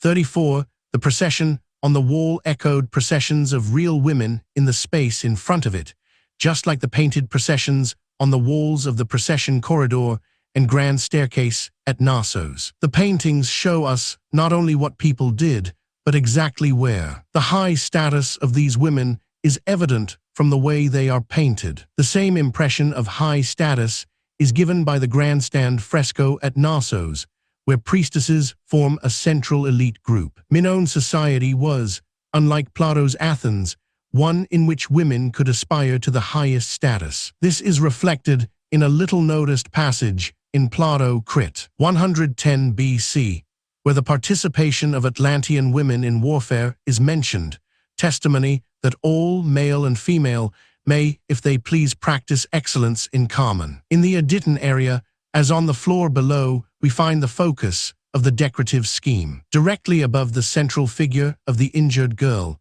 the initiand, who is at the crucial point of her rite of passage, we see the Minoan goddess seated in all her glory on her altar throne. This consists of a seat on a corniced platform, the edges of which rest on the edges of two lower corniced platforms, each in turn standing on two incurved altars. 35. The throne is checkered black, blue, white, and red. The components of this distinctive structure are purely Minoan. Similar altar thrones are shown in Cretan works of art. 36, proving that this is part of the mainstream of Minoan religious imagery. Presumably, the platforms would have been built of timber, which makes it unlikely that any trace would survive in the archaeological record. It is significant, though, that incurved altars made of stone were found at Archanes near Knossos. The goddess rests one foot on the uppermost platform, the other on the platform below, adding a touch of relaxed informality. This too is seen on Cretan seals. She wears a layered dress and a bodice with the front open to show her breasts. She is festooned in jewelry, bracelets, beads in her hair, huge beaded earrings, a beaded necklace. The necklaces of ducks and dragonflies are reminders of her marshland domain. There can never have been marshland on Thera, so this must be an import from Crete or even Egypt. On her cheek are two forked marks, painted in red. These beauty spots represent the crocus, sacred to the goddess. This is the most detailed, as well as the most beautiful portrayal of the Minoan goddess that has survived anywhere. The manner of the goddess is gentle, unassuming, sympathetic. She may be the same goddess worshipped in the temple at Aya Irene. She relaxes, bows her art, religion and society. 110 Figure 8. 16. The Minoan heaven, the goddess enthroned, with attendant monkey and griffin, and girl offering crocuses, head slightly to look at the monkey, who has mounted the shrine platform to give her some crocuses from the basket at his feet. The monkey's posture is more human than simian, putting him firmly in the world of the supernatural. He too, as we have seen before, was often seen in the Minoan world as the goddess's servant, collecting crocuses for her in Crete as well as in the Cyclades. On the goddess's other side, disregarded for the long-suspended moment and begging to her like a dog, is her griffin. The scene is one of great delicacy, refinement, and tranquility, yet it also has an heraldic quality, as if we are seeing the Queen of England imagined conferring with her lion and her unicorn on a throne among the oaks of Windsor Great Park. Behind and all round the goddess crocuses are growing. To the left of the altar throne, a girl gazes up at the goddess and empties a basket of crocuses onto the lowest platform. To the right of the griffin, another girl approaches with a basket. The idyllic scene continues without a break onto the east wall. There, on a hillside, two more girls collect crocuses. The girls make the link with the scheme on the floor below. The girls going through the adolescent initiation right on the ground floor are here imagined collecting crocuses in the Theran equivalent of heaven, and offering them in person to the epiphany of the great goddess. There is also a clear difference between the two floors. Whereas the images on the ground floor stayed fairly close to rites that real Theran boys and girls underwent, those on the upper floor are elated images of a dream world of fecundity and renewal, a dream world no one could actually enter. Art, religion, and society. 111 Figure 8. 17. The face of the goddess. Ultimately, it is the marvelous image of the goddess that captures the imagination now as then. This goddess of Thera was seen as dwelling on Thera, even by the Cretans. There is tablet evidence that the Cretans venerated a goddess called Thera, the goddess from Quaharasos, as it was written in its Mycenaean form. The word Quaharasos was formed from a basic word Quahara in Linear B. This word became Thera when transliterated in the post-Mycenaean period. Thera was the name given to the island or islands of Santorini at that time, and apparently earlier too. Thera was known as Thera at least as early as 1500 BC, and probably before, and it is probable that the Bronze Age town at Akrotiri was called Therasos. So when Minoans at Knossos wrote about Thera, 37 she from Therasos, they were referring to the goddess we see in the fresco. Maybe the Cretans knew her name, but referred to her obliquely out of respect. Maybe they did not know it. Art, Religion and Society 112. Maybe the Theran priestesses concealed it to protect the mystique of her cult. It must be significant that at Knossos she was often listed just before or after the entry of offerings to all the gods, the catch-all dedication to the deities whose names the Cretans did not know. 38 Proclus, writing in the 5th century AD, quotes a lost book, the Ethiopic History of Marcellus, which described Atlantis as having 7 islands sacred to Persephone and 3 much larger islands sacred to Pluto. Ammon and Neptune equals Poseidon. 39 According to Plato, the gods were allocated particular regions by lot, Crit. 109b, so Thera may have belonged to a particular goddess. A later passage seems to rule out an identification of Thera as Atlantis, as it states that Atlantis was Poseidon's Crit. 113c, but then it emerges that the principal temple of Atlantis was dedicated jointly to Poseidon and his beloved mortal wife Cleito, Crit. 113d, 116c, so it may be that the goddess Thera's realm was the human hearth, the flowered hill slopes of Thera, while the rumbling volcanic forces beneath and the sea surrounding Thera were Poseidon's realm. In the matter of religious observance, Plato's Atlanteans do not sound much like the Therans. Plato describes the Atlanteans as having fallen from grace. Once they had walked with the gods and had carried a portion of the divine within them, but now, as they faced impending destruction, the portion of divinity became faint. They had lost the fairest of their possessions. They were filled with lawless ambition and power. Crit. 121a. The Therans were still in touch with their gods. In this, Plato was wrong, but perhaps only because he made the common teleological mistake of assuming that because the Atlanteans were destroyed, they must have deserved destruction. Diodorus, perhaps feeding off the same tradition that Plato had drawn upon, said that the Atlanteans excelled their neighbors in their reverence towards the gods. The gods, they say, were born among them. 40. This is more in line with the Akrotiri frescoes and the Cretan tradition that the goddess Thera was a native of Thera's city. Thera ruled the city of Therasos as far as the devotees of her cult were concerned. In the spiritual world, the world of dreams, she held sway, presiding over the initiations into different grades of the social order. Theran society, we see from the frescoes, was finely stratified and ordered, but who presided over it in the secular sphere? In the ancient world, there was less distinction between secular and spiritual, but it is obvious that Theran society could not have been ordered by a wall painting, however beautiful. It is likely that the priestesses held an important position in Theran society, given the evidence from Crete, 41, and the prominence of the priestess in the Town 5 fresco from Thera itself. Priesthoods could exert enormous power in ancient societies. What other power or powers there were can only be guessed on the evidence we have. The variations in design among the buildings suggests a lack of central control. The informality suggests either weaker or less autocratic control than seen in Cretan cities such as Knossos or Palais-Castro. Art, Religion and Society 113. Some have gone as far as proposing that Thera was a republic, which is possible, with power in the hands of priestesses and a chamber of commerce composed of the city's leading merchants.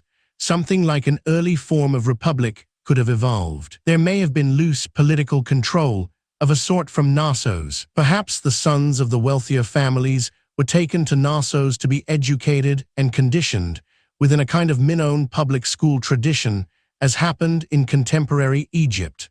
42. 114-9, the last days of Akrotiri.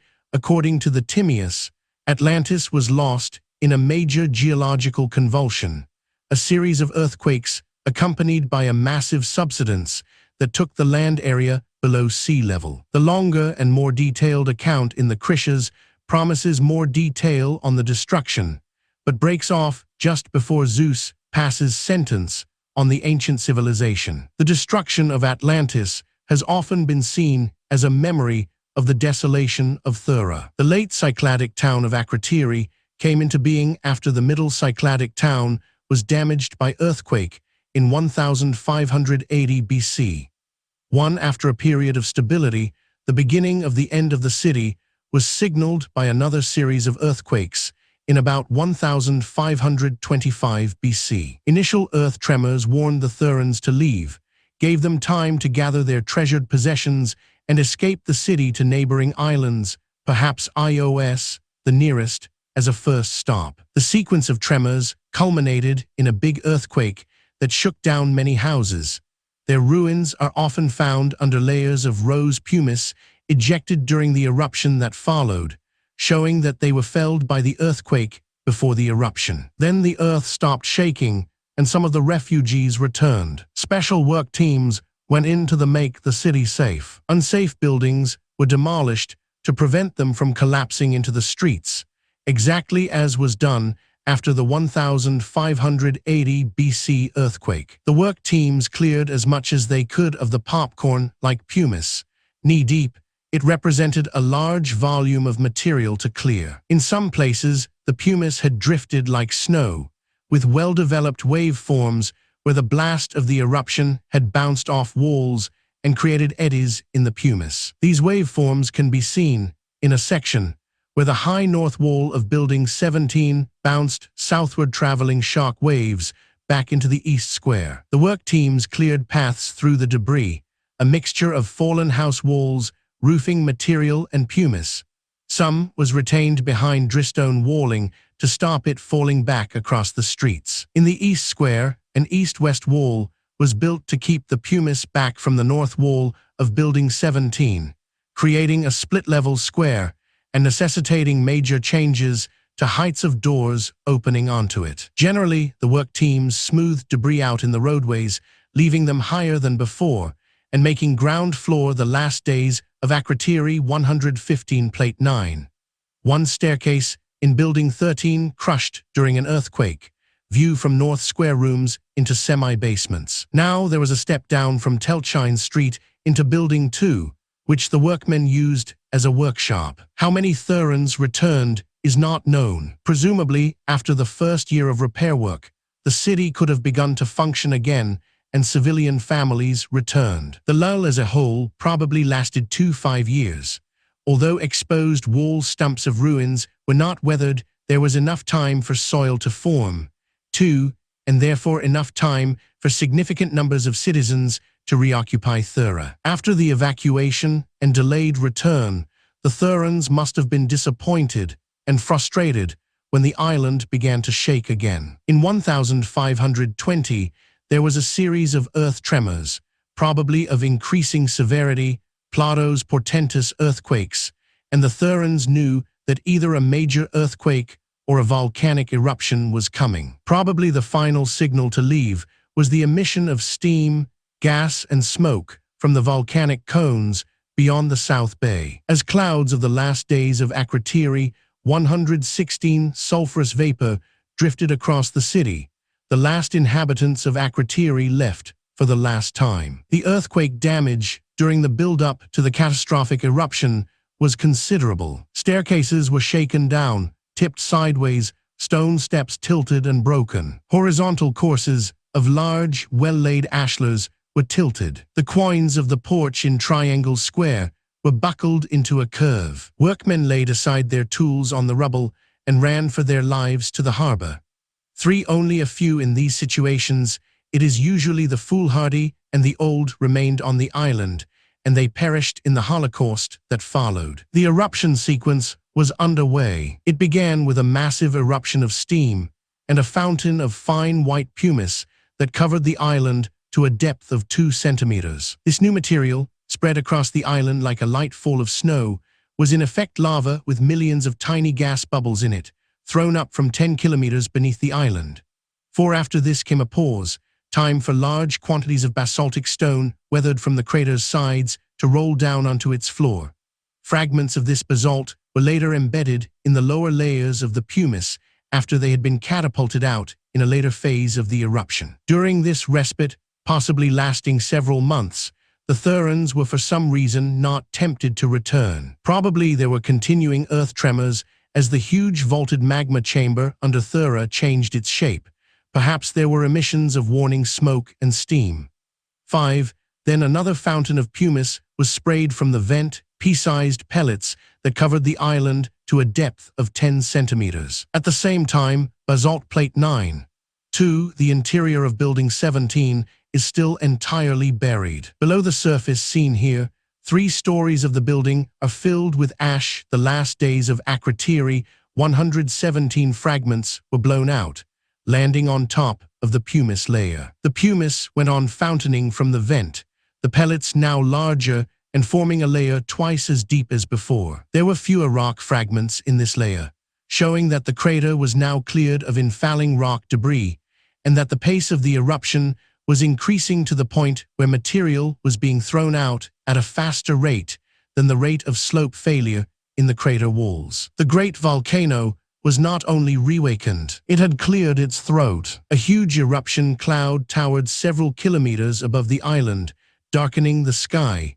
The rest of the eruption sequence happened in a monochrome twilight. From the eruption cloud, a new layer of still larger pumice rained down on the beleaguered island, covering it in still deeper drifts. The pumice now lay a meter deep in places and completely clear of basalt fragments. The pumice eruption had gone on without any significant break. Certainly, there was no pause long enough to allow any erosion to take place. In the buildup of the pumice layers that followed, some sections of walling sprawled sideways. The roofs may have collapsed as a result of the earthquakes, and the buildings had filled up with pumice, causing the walls to fall outwards under the weight. This would have been assisted by the earthquakes that must have accompanied the pumice eruption. Many walls tend to be broken off about 2 meters above their foundations, which suggests that the lowest 2 meters were protected by burial in pumice. Either way, the Bronze Age city was suffering serious damage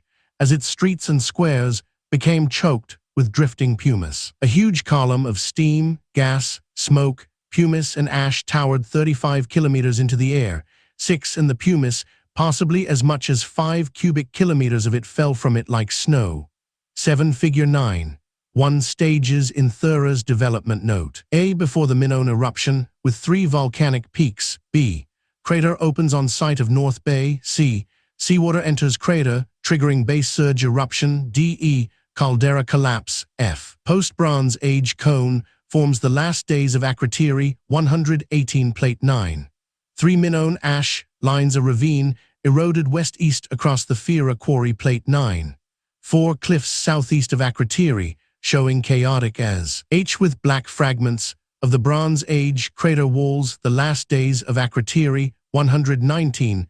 The crater had enlarged to 160 meters across, and sea water from the South Bay seeped into it. Then the water touched the hot lava, and the resulting violent horizontal blast changed the nature of the eruption drastically. The base surge was the most violent event in the sequence so far. Ash wetted and weighted, with seawater shot horizontally from the vent at 300 meters per second. 8 sweeping huge volumes of wet ash outwards into horizontal layers 7 meters thick. The crater in the hills north of the South Bay grew larger and larger. Huge boulders were ripped from its walls, cannoned outwards in all directions. One of these stone bombs, 5 meters across, 9 scored a direct hit on Building 6. The force of the eruption's lateral blast was enormous. The lower walls of Building 6 were by now buried and therefore protected, but the upper part of the building collapsed as it was subjected to enormous pressure thrusting from the northwest through the house. The stone steps of the staircase next to the light well were rammed through the window in the south wall of the light well as they sank and rotated clockwise, as if the whole building was being screwed into the ground. 10. The eruption deposits above the base surge layers followed on relentlessly with only a short break, but long enough for a ravine to be eroded across the site of the Thera quarry. Horizontal layers of grey ash were eroded to form a ravine at least 15 meters deep and 20 meters wide. The 10 or more ashfill layers that lined the ravine behaved differently, wrapping themselves over the new terrain like blankets. 11. The layers of chaotic ash directed mainly towards the east and southeast by the wind reached a thickness of 50 meters and may represent an eruption lasting several weeks or months. 12 massive explosions rocked the wide, funnel-shaped vent, which was filled with a slurry of ash and rocks. The old shield volcanoes built up inside the pre-Minoan caldera disintegrated, their remains hurtling out in all directions. The amount of erupted material may have been great enough to dam back the sea for a time during this stage. The present-day cliffs southeast of Akrotiri offer a superb natural section through the chaotic ash layer. Most is pallid ash, but within it can be seen hundreds of roughly broken pieces of black lava blocks, the remains of the ancient volcanic peaks that stood in the north of Thera in Minoan times. The walls of the crater disintegrated, collapsed into the inferno, and were blasted to the edges of the island. 13. Enlarging the crater to a diameter of 500 meters as little as 2 days after the eruption started. 14. The pumice and ash layers covering the city are thinner than those at the Thera quarry. The city was 3 kilometers further from the main vent. In addition, the wind carried much of the ash east and southeastwards. It is also likely that the caldera rim north of Akrotiri stood a little further north than it does today, offering some protection from a blast across the South Bay. Owing to these factors, the eruption blast did not completely destroy the buildings. White pumice and ash settled on the city like deep snow. We know from modern eruptions that it takes surprisingly little volcanic ash to make a gently sloping house roof collapse.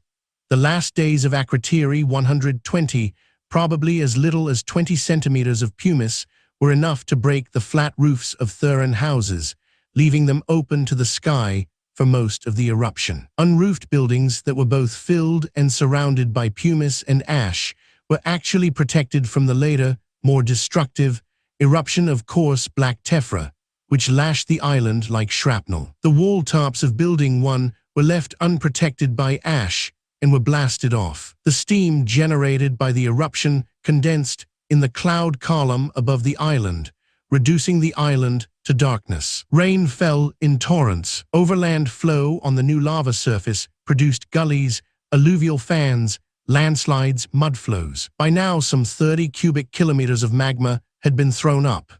15. This left the huge magma chamber beneath Thera empty, a yawning cavern hundreds of meters deep. The island sagged down into this vault, and networks of ring fissures and radial cracks developed like a huge spider's web over the whole of the center. What remained of the 500 meters high volcano that had torn itself apart in the eruption collapsed vertically into the abyss below. The seabed is now 480 meters deep in the deepest parts of the caldera. Unsupported, successive blocks slid into the caldera one after the other, allowing seawater to flood into the hot magma chamber. This caused more violent eruptions and probably generated huge high-energy waves that sped out through the widened entrance to the South Bay and the expanse of water separating Thera from the northern end of the Raja. The progressive collapse of the volcano into the chamber created the North Bay. The large bite-shaped bays in the caldera walls have been linked to this slope failure. 16 marinados believed that the upper parts of the caldera walls, which often have a gentler slope than the cliff-like lower walls, were eroded back by a type of eruption called Nae Ardent. His theory is supported by new evidence. The south wall frieze in Building 4 was pitted by the impact of thousands of tiny hot grains from a noe ardent, literally burning cloud, eruption. The pitting was in patches that lined up with windows on the opposite side of the room. By joining the edges of the patches with the window jambs on a plan, it is possible to reconstruct the direction of the blast. It came from a point 18 degrees west of north, probably in the western half of the North Bay. 17. The deposit of base surge tephra across Thera from Barlows to Cape Examidi confirms that the eruption blast in the Akrotiri area was north-northwest to south-southeast. This layer is 9 centimeters thick at its maximum and only 2 centimeters on the city itself, but it shows that the vent was on that axial line running 18 degrees west of north from the city.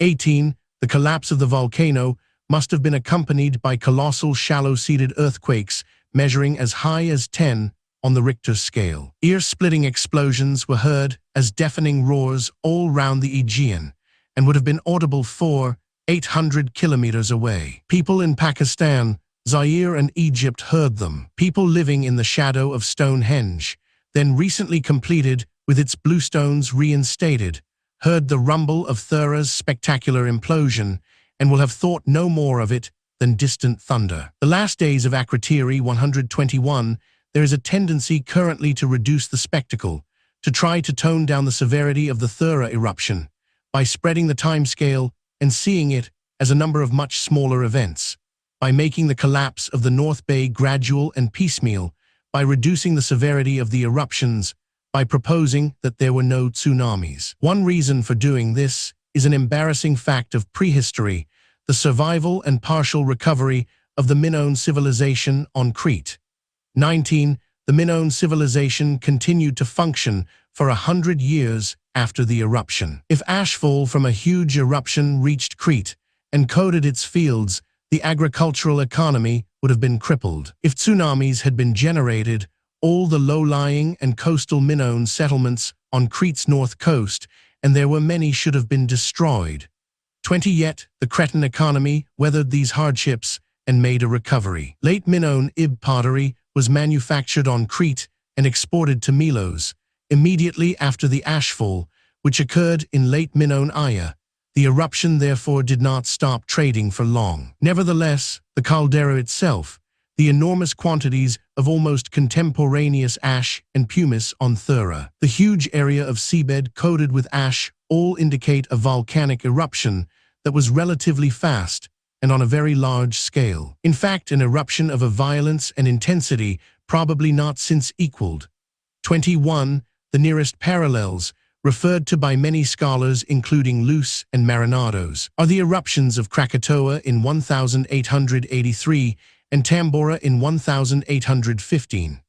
22. The result at Krakatoa is remarkably similar to that at Thera, even to the post-eruption cone building up in the center of the old caldera. The area of the Santorini caldera is plate 9.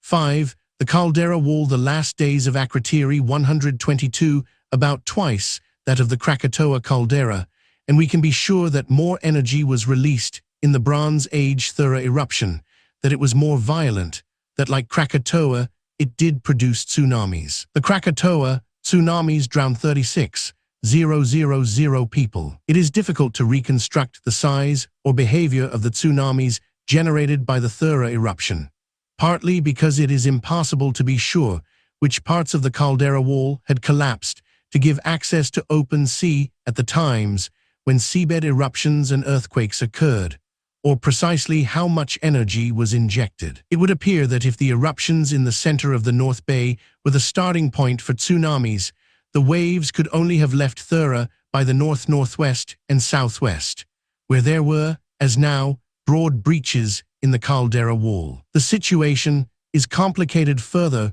by the phenomenon known as wave refraction. In open water of constant depth, a wave front can move forward at constant speed and therefore remain straight, but if at one end it moves into shallow water close to an island, that section slows down and the wave front curves, wrapping itself round the island. So, even though the tsunamis may have had restricted egress from the caldera, it was still possible for them to fan out and affect large areas. It may also be that 360-degree tsunamis were generated by shallow-seated earthquakes, vibrating the seabed round the island as the caldera collapsed. Positive evidence for huge waves that can only have been tsunamis comes from the nearby island of Anafi and also distant Tel Aviv.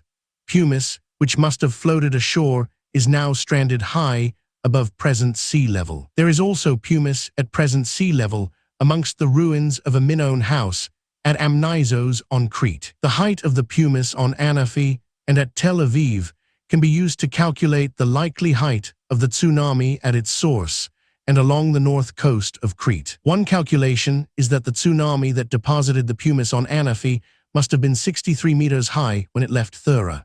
23. There are problems. Figure 9.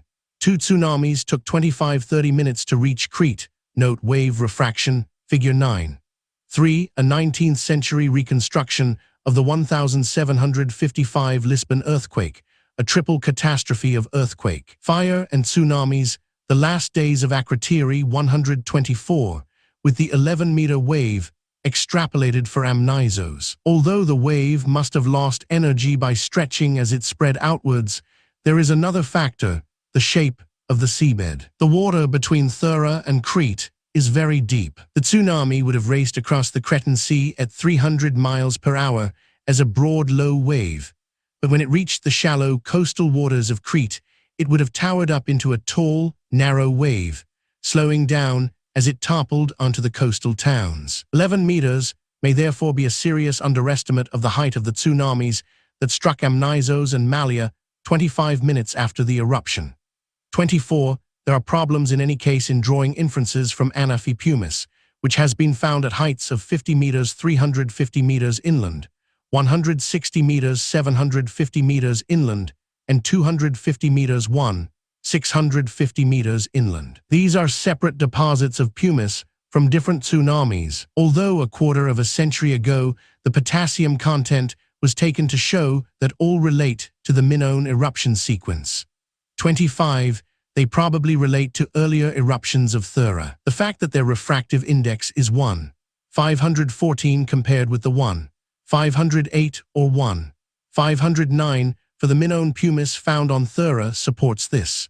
26. Radiocarbon dating of the calcium carbonate cementation of the Anafi pumice confirms that it dates from at least 18,000 years ago, and therefore may have been blasted out during the eruptions of 18,300 BC or 23,000 BC. The Anafi pumice has also probably been lifted by land movements. In spite of the collapse of the Anafi evidence, it is certain that there were tsunamis in 1520 BC, and that they had devastating effects on coastal settlements on the Thera-facing coastlines of Crete and other Aegean islands. The effects on the Aegean economies can be imagined. Proof that tsunamis reached Crete and made an impact on the Cretans comes from Amnisos and Nirukani. The seashore villa excavated by Marinados had several huge blocks in its foundation course, shoved sideways.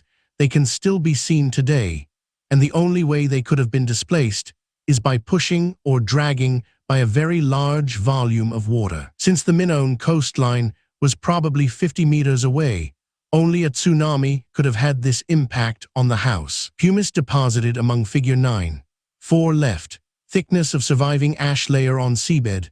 Right. Reconstructed ash footprint with inferred wind direction. Note. Dot equals Thera the last days of Akrotiri 125. The foundations adds corroborative evidence that it was tsunamis at the time of the Thera eruption that were to blame. Theran pumice has recently been found 10-15 meters above sea level behind the villa.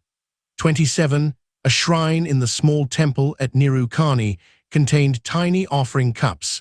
The Minoans had put pieces of pumice in them, presumably as offerings back to Poseidon. Here we glimpse the primitive Thera, inspired by the arrival of the Theran pumice. Why would it have inspired this response unless it had arrived with a tsunami? Similar uncertainties surround the ashfall, though a great deal of ash has survived, most of it on the seabed, where it marks out a Poseidon-sized footprint with its heel on Thera and its toes pointing towards Cyprus. Early reconstructions of this footprint give it a northwest to southeast axis, showing that ash would have covered central and eastern Crete. This is significant because even thin falls of ash may have decisive social and economic effects. A layer 7 centimeters deep is enough to cause farms to be temporarily abandoned in Iceland, 15 centimeters to lead to permanent abandonment.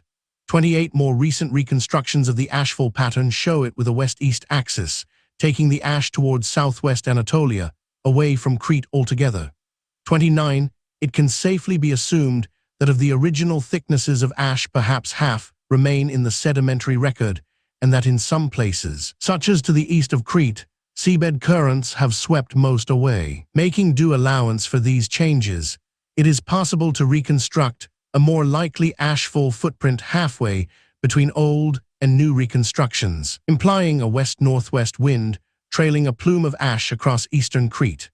30. Given that 2 centimeters of ash survive in eastern Crete as well as on the adjacent seabed, it is reasonable to assume that in 1520 BC there was a coating on average 4 centimeters thick, and in places it will have been twice as thick as that, which would have caused more than a brief nuisance. The ash evidence implies a major economic setback for the eastern third of Crete. The effects of ash in a modern eruption of comparable size can be seen in the Tambora eruption on Sumatra in 1815, when the aftereffects of fallout caused 50,000 people to starve to death. 31 high-level winds may have carried ash to China. The bamboo annals for 1618 BC record yellow fog, a dim sun, then 3 suns, frost in July, and the withering of all 3 cereals. The annals are authentic, but the date is unreliable because they were lost for a time, and some miscounting of years is likely.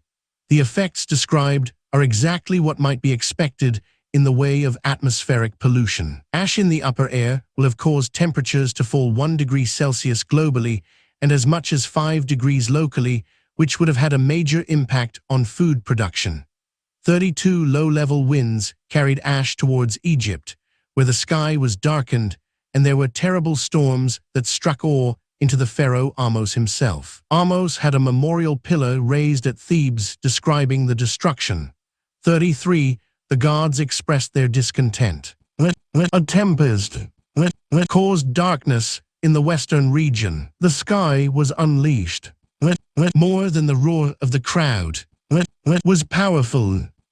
On the mountains, more than the turbulence of the last days of Akrotiri, 126, cataract of Elephantine. Houses and shelters were floating on the water like the banks of papyrus outside the royal palace for days, with no one able to light the torch anywhere. Then His Majesty descended in his boat, his council following him. The people at the east and west were silent, for they had no more clothes after the power of the god was manifested. His Majesty set about strengthening the 2 lands, providing them with silver, gold, copper, oil, clothing, all the things they desired, after which His Majesty rested in the palace life, health, strength. The Egyptians were familiar with Nile floods. This was something exceptional, and that suggests a tsunami rather than a river flood. The tempest stele was probably inscribed between 1540 and 1517 BC, in the reign of Ahmose, a period that includes the date we have been considering as a likely one for the eruption. If the inscription describes ashfall and tsunami damage, it helps to date the eruption to around 1520 BC. An inscription in the temple at Medinet Habu describes a tsunami even more vividly, but this is believed to date from the reign of Rameses Roman III, about 1200 BC. The might of Nun Ocean broke out and fell on our towns and villages in a great wave. And the head of the sea people's cities went under the sea. Their land is no more. The principal city of the sea peoples is said to be on the sacred island, and Plato specifically describes a sacred island at the heart of Atlantis. 34. This apparent reference to the tsunami and the loss of Thera is puzzling.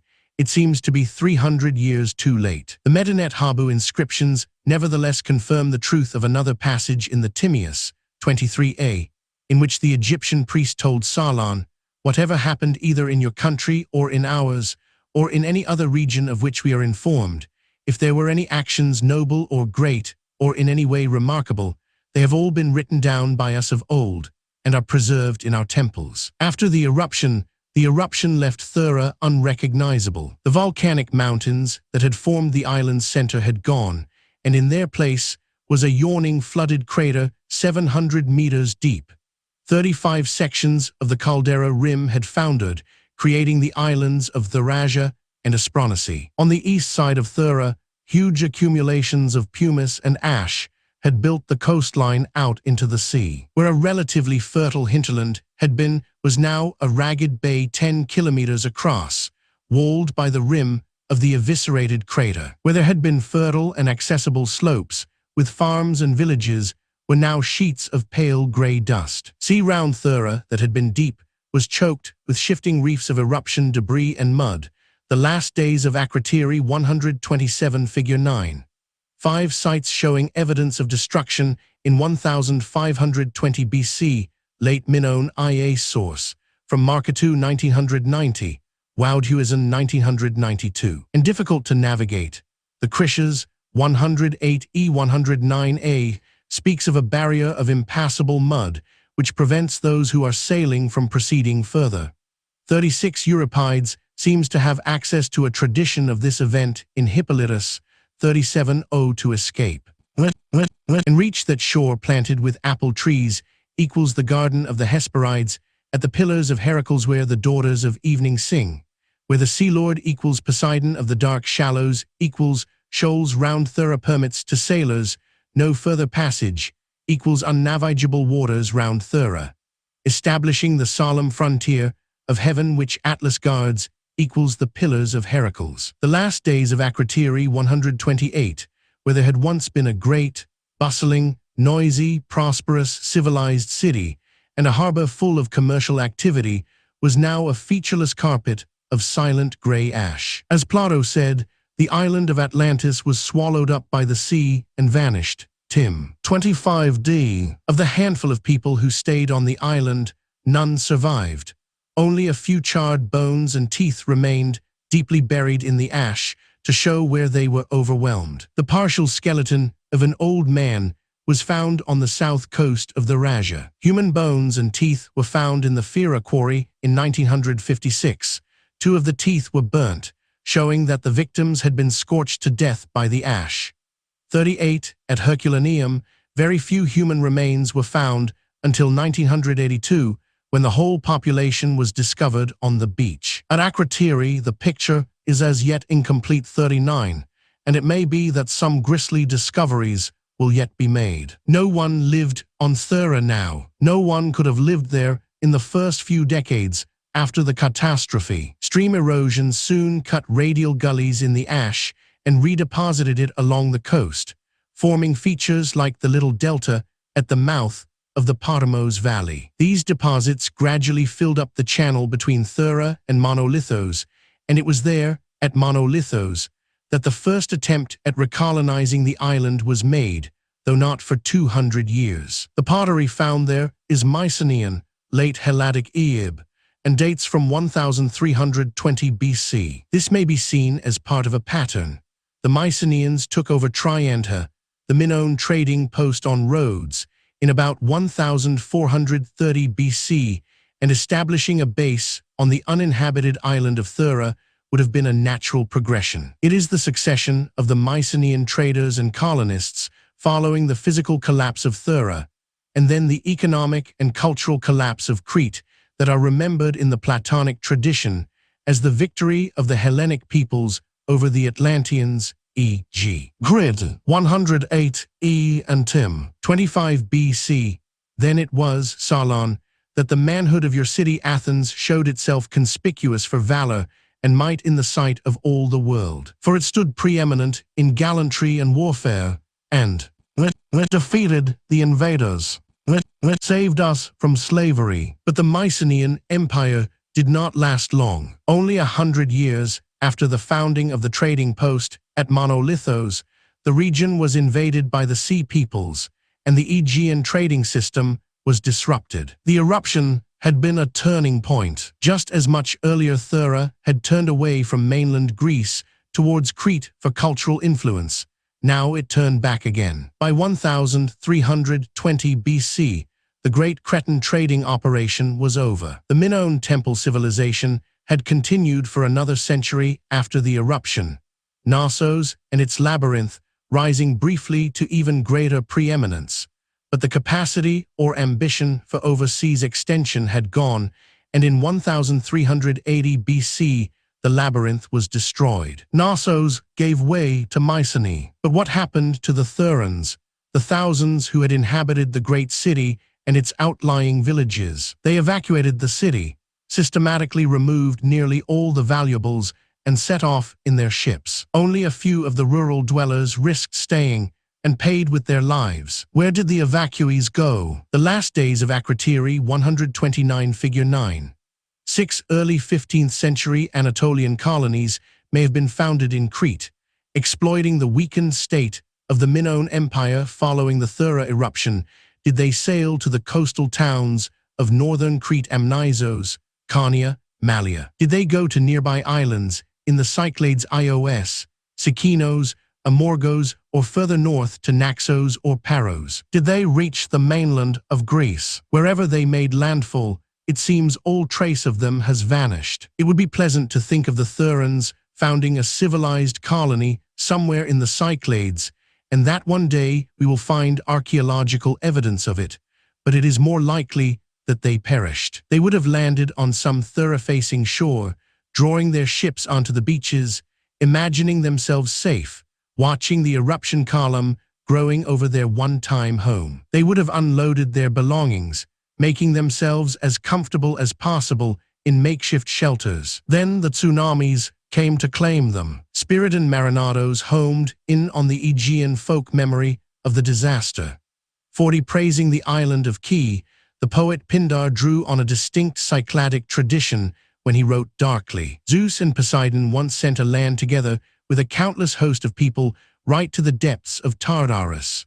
Was he referring to a long-lived Cycladic oral tradition of the sinking of Thera and the loss of the last days of Akrotiri 130 figure 9?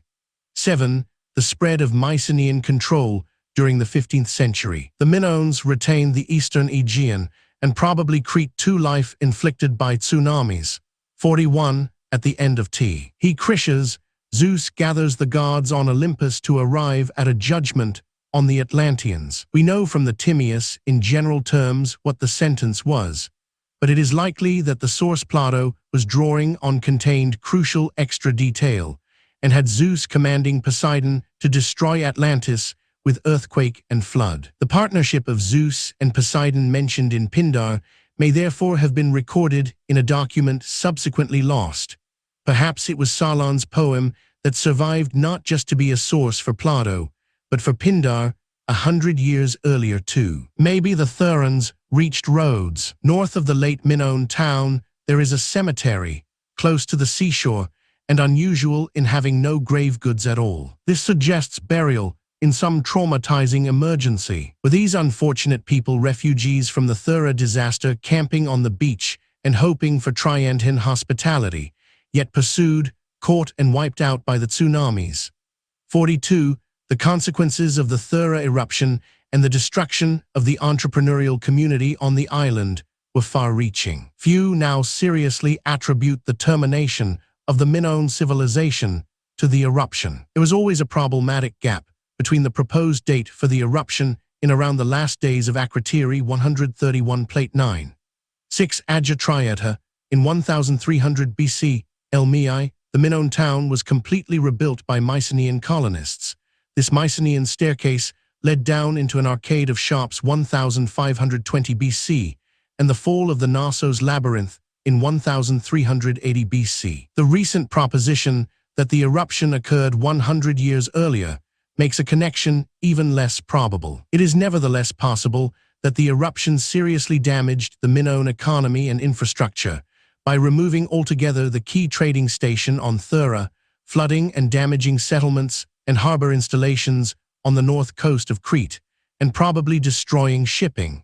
After those impacts, the trading operation will have continued in significantly weakened form. The post-eruption period on Crete was one of regrouping, centralization, introversion, with a focus of power on Knossos. Without a strong Cretan control over the trading operation, without Thera as a fulcrum, the Aegean islands fell one by one under Mycenaean domination. Both Aia Irene on Key and Philokopi on Melos lost their Minoan character in favor of Mycenaean traits towards 1450 BC. 43, the Minoan mansion at Philokopi was replaced by an unmistakably Mycenaean megaron at that time. Renfrew sees no effect other than temporary disruption, but there is archaeological evidence of significant ashfall in eastern Crete. 44, in 1989, a layer of volcanic ash 5 centimeters deep was found at Marchlos. In a staircase cage that was sealed in before the house was substantially rebuilt. The ash was sealed between Elmia and Elmib floors, proving that ash fell over Crete at the close of Elmia. 45, the rebuilding confirms that civilization did not come to an end on Crete. But together with the ash, it also confirms that the eruption did cause physical damage. Daumers reports a layer of well-packed ash 10 centimeters thick at Triantha. 46, while a ditch, the last days of Akrotiri 132 nearby, at Rhodes Airport, exposed a layer 1 meter thick. Another report is of an ash layer as much as 3 meters deep at Triantha. 47, it becomes very clear that the ashfalls reconstructed by McCoy must be treated as minimum thicknesses, that locally far greater thicknesses accumulated, and that far more than temporary disruption will have resulted. Minoan trading may have revived for several decades, but the progress of Minoanization of the Aegean region and its possible eventual spread throughout the Mediterranean power and culture vacuum was checked. 48, we know from the goods and materials traded that the Minoans, using Theran and other Cycladic navigators, were ambitious traders. Unchecked, they might well have Minoanized the entire Mediterranean basin, in the same way that later the region was Romanized. Checking the progress of the Minoan civilization meant permitting the development of alternative cultures. The Helladic civilization developed in its place. That in its turn was a key formative influence on the Roman civilization, with all the effects that both of these have had on the shaping of modern Western society. The rise of mainland Greece was a key step in the evolution of that society, and it was only possible in the absence of a strong Minoan civilization. That is the underlying thrust of Plato's story. We could speculate endlessly about what might have happened if the process of Minoanization had continued, if all Mediterranean communities had become something like Thera. The Minoan civilization was enormously complex, its people lovers of nature, natural beauty, sport, public ceremonies and rituals, with no interest in history, royal power, or great heroic deeds. 49 in Minoan Art Plate 9. 7 leaving Thera for the north, Thera to the left, Therasia to the right. The last days of Akrotiri 133, everything floated in endless extension. Time ceased in a continuous ecstatic awareness of the present. Art and architecture were tectonic, with no overall symmetry. Above all, there was a powerful female deity. The Minoan ideals were fundamentally different from those of the Helladic civilization. The Helladic or Greco-Roman world was symmetrical, square, seen from outside, objective, and its principal deity was male. We can explore ideas of alternative universes, alternatives pasts, in which different principles and belief systems prevail. It is plainly impossible to speculate where, after 3,000 years of European history, an alternative Minoan past would have brought us. 50 nevertheless, when looking at the images in the Theran and Gnostian frescoes, especially at the portrait of Therasia, it is impossible not to wonder what a Minoan Europe might have been like. It did not come about, yet only the wind separates us from it. If the ash plume had instead been blown from the east-southeast, things might have turned out differently. If the ash had been carried towards mainland Greece and covered Mycenae instead of eastern Crete, the young Mycenaean civilization might have been severely disadvantaged from 1520 to 1400 BC, and the mature Minoan civilization might then have prevailed. 134.10. Atlantis Destroyed. The earlier chapters in this book pointed towards the Cyclades, including the key island of Thera, as components of Atlantis. Plato tells us Atlantis was an island group that included one island larger and more important than the others. That large island was Crete. As we have seen, because of its position and the entrepreneurial tradition that developed there, Thera was, in spite of its small size, second in importance to Crete. Although much has been made of Atlantis as a huge landmass, its size was exaggerated in the retelling, and the idea of an archipelago is in any case explicit in the Timaeus 24e, where the islands are used as stepping stones, and 25e, where we are told that Atlantis was a wonderful empire which had rule over the whole island and many other islands also and parts of the continent. This could easily be a description of the Aegean region in 1600–1500 BC Crete, Thera, the Cyclades and parts of Anatolia, and the Peloponnese, the area encompassing the Minoan trading empire at its fullest development in about 1550 BC. The Minoan trading empire as Atlantis, this book has so far occupied itself largely with Thera. As many as 1/3 of the specific references in Plato that can be attached to an ancient civilization can be matched by Bronze Age Thera. Almost half the references can be related to Crete, some necessarily overlapping. Among the exclusively Cretan references, one or two are outstanding. The Critias 113c says that halfway down the length of the island there was a plain. Very fertile. This implies a long, narrow island, not circular as other Platonic descriptions insist, and supports the idea that Plato was conflating descriptions of more than one island. Crete is very conspicuously long and narrow. Halfway along it is a very fertile plain, the plain of Messara. That Messara was meant is confirmed by the longer description later, Crete. 118 AB, where we are told of a level plain, smooth and even oblong in shape, extending in one direction 3,000 stadia, but across the center of the island 2,000 stadia. Atlantis Destroyed 135 Figure 10. 1. The plain of Messara, shaded, this part of the island looked towards the south and was protected from the north. The surrounding mountains were celebrated for their number, size, and beauty. This describes well the plain of Messara, which is rectangular, with its shorter dimension across the center of the island. From it, one can see the mountains of the Ida Range to the north and northwest, and Mount Dicte and Lassithi to the east, all much more imposing than anything elsewhere in the Aegean. The Messara has a southerly aspect and is sheltered from north winds by the island's main watershed. Only the distances are exaggerated. The Messara is not 550 kilometers long from east to west, but the distance is exaggerated exactly tenfold, and the error may have crept in during the translation of the story from Egyptian to Greek or during transliteration in Egypt. The Timaeus 25 says Atlantis disappeared abruptly in the depths of the sea, for which reason the sea in those parts is impassable because there is a shoal of mud in the way, and this was caused by the subsidence of the island. Much of Thera literally disappeared overnight, and what was left would have been unrecognizable. A large part of Thera did subside.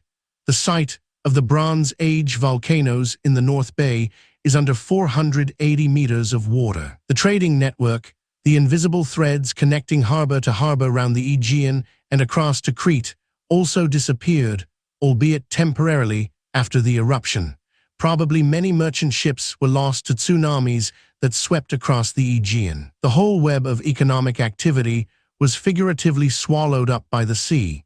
It disappeared as suddenly, and Atlantis destroyed 136 completely, as if it had sunk beneath the waves. The shoal of mud is easily understood when we realize that immediately after the eruption ash and pumice covered the surviving parts of Thera to depths as great as 200 meters. Similar quantities were deposited in the water round Thera, and it will have taken many years for wave action and currents to disperse it. The seabed for a kilometer or two round Thera will have been noticeably shallow and muddy for a long time afterwards, and navigation in the area will have been difficult. It was a century before any resettlement was attempted. Before the destruction of Thera, the scale of the Minoan trading operation was very ambitious. Because of the greatness of the Atlanteans' empire, many things were brought to them from foreign countries. Crit. 114d. The claim that there were great numbers of elephants in the island. Crit. 115a is false, in that there were no elephant herds in Crete. Trading nevertheless reached out to North Africa, which supplied Crete with tusks for ivory carving. Plato emphasizes that Atlantis provided all sorts of animals. Whatever figure 10, 2. The Minoan trading empire. Note: recent evidence suggests a Minoan trading station on Samothrace, way off the map to the north. There were probably others. 2. Atlantis Destroyed. 137. Plate 10. 1. Marchlos, a Minoan port on the north coast of Crete. The leaning pillar was tilted, and the wall on the left fell over during the earthquake that destroyed the town. Fragrant things there are in the earth.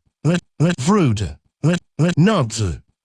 Pleasant kinds of dessert. Crit. 115 AB. Here we have a clear statement of the motive for creating the huge trading system: to establish the most diverse resource base possible for the citizens of Atlantis. Plato goes straight on to say, meanwhile, the Atlanteans went on constructing their temples, palaces, harbors, and docks, as if acknowledging that the creation and maintenance of this theocratic infrastructure were essential to the working of the trading empire. The Knossos labyrinth, as the Atlantean temple of Poseidon, from its location, the large island of Atlantis, was undoubtedly Crete, even though one sentence of Plato's throws us off the scent. The Timaeus tells us that the large island was in front of the straits you Athenians call the Pillars of Heracles.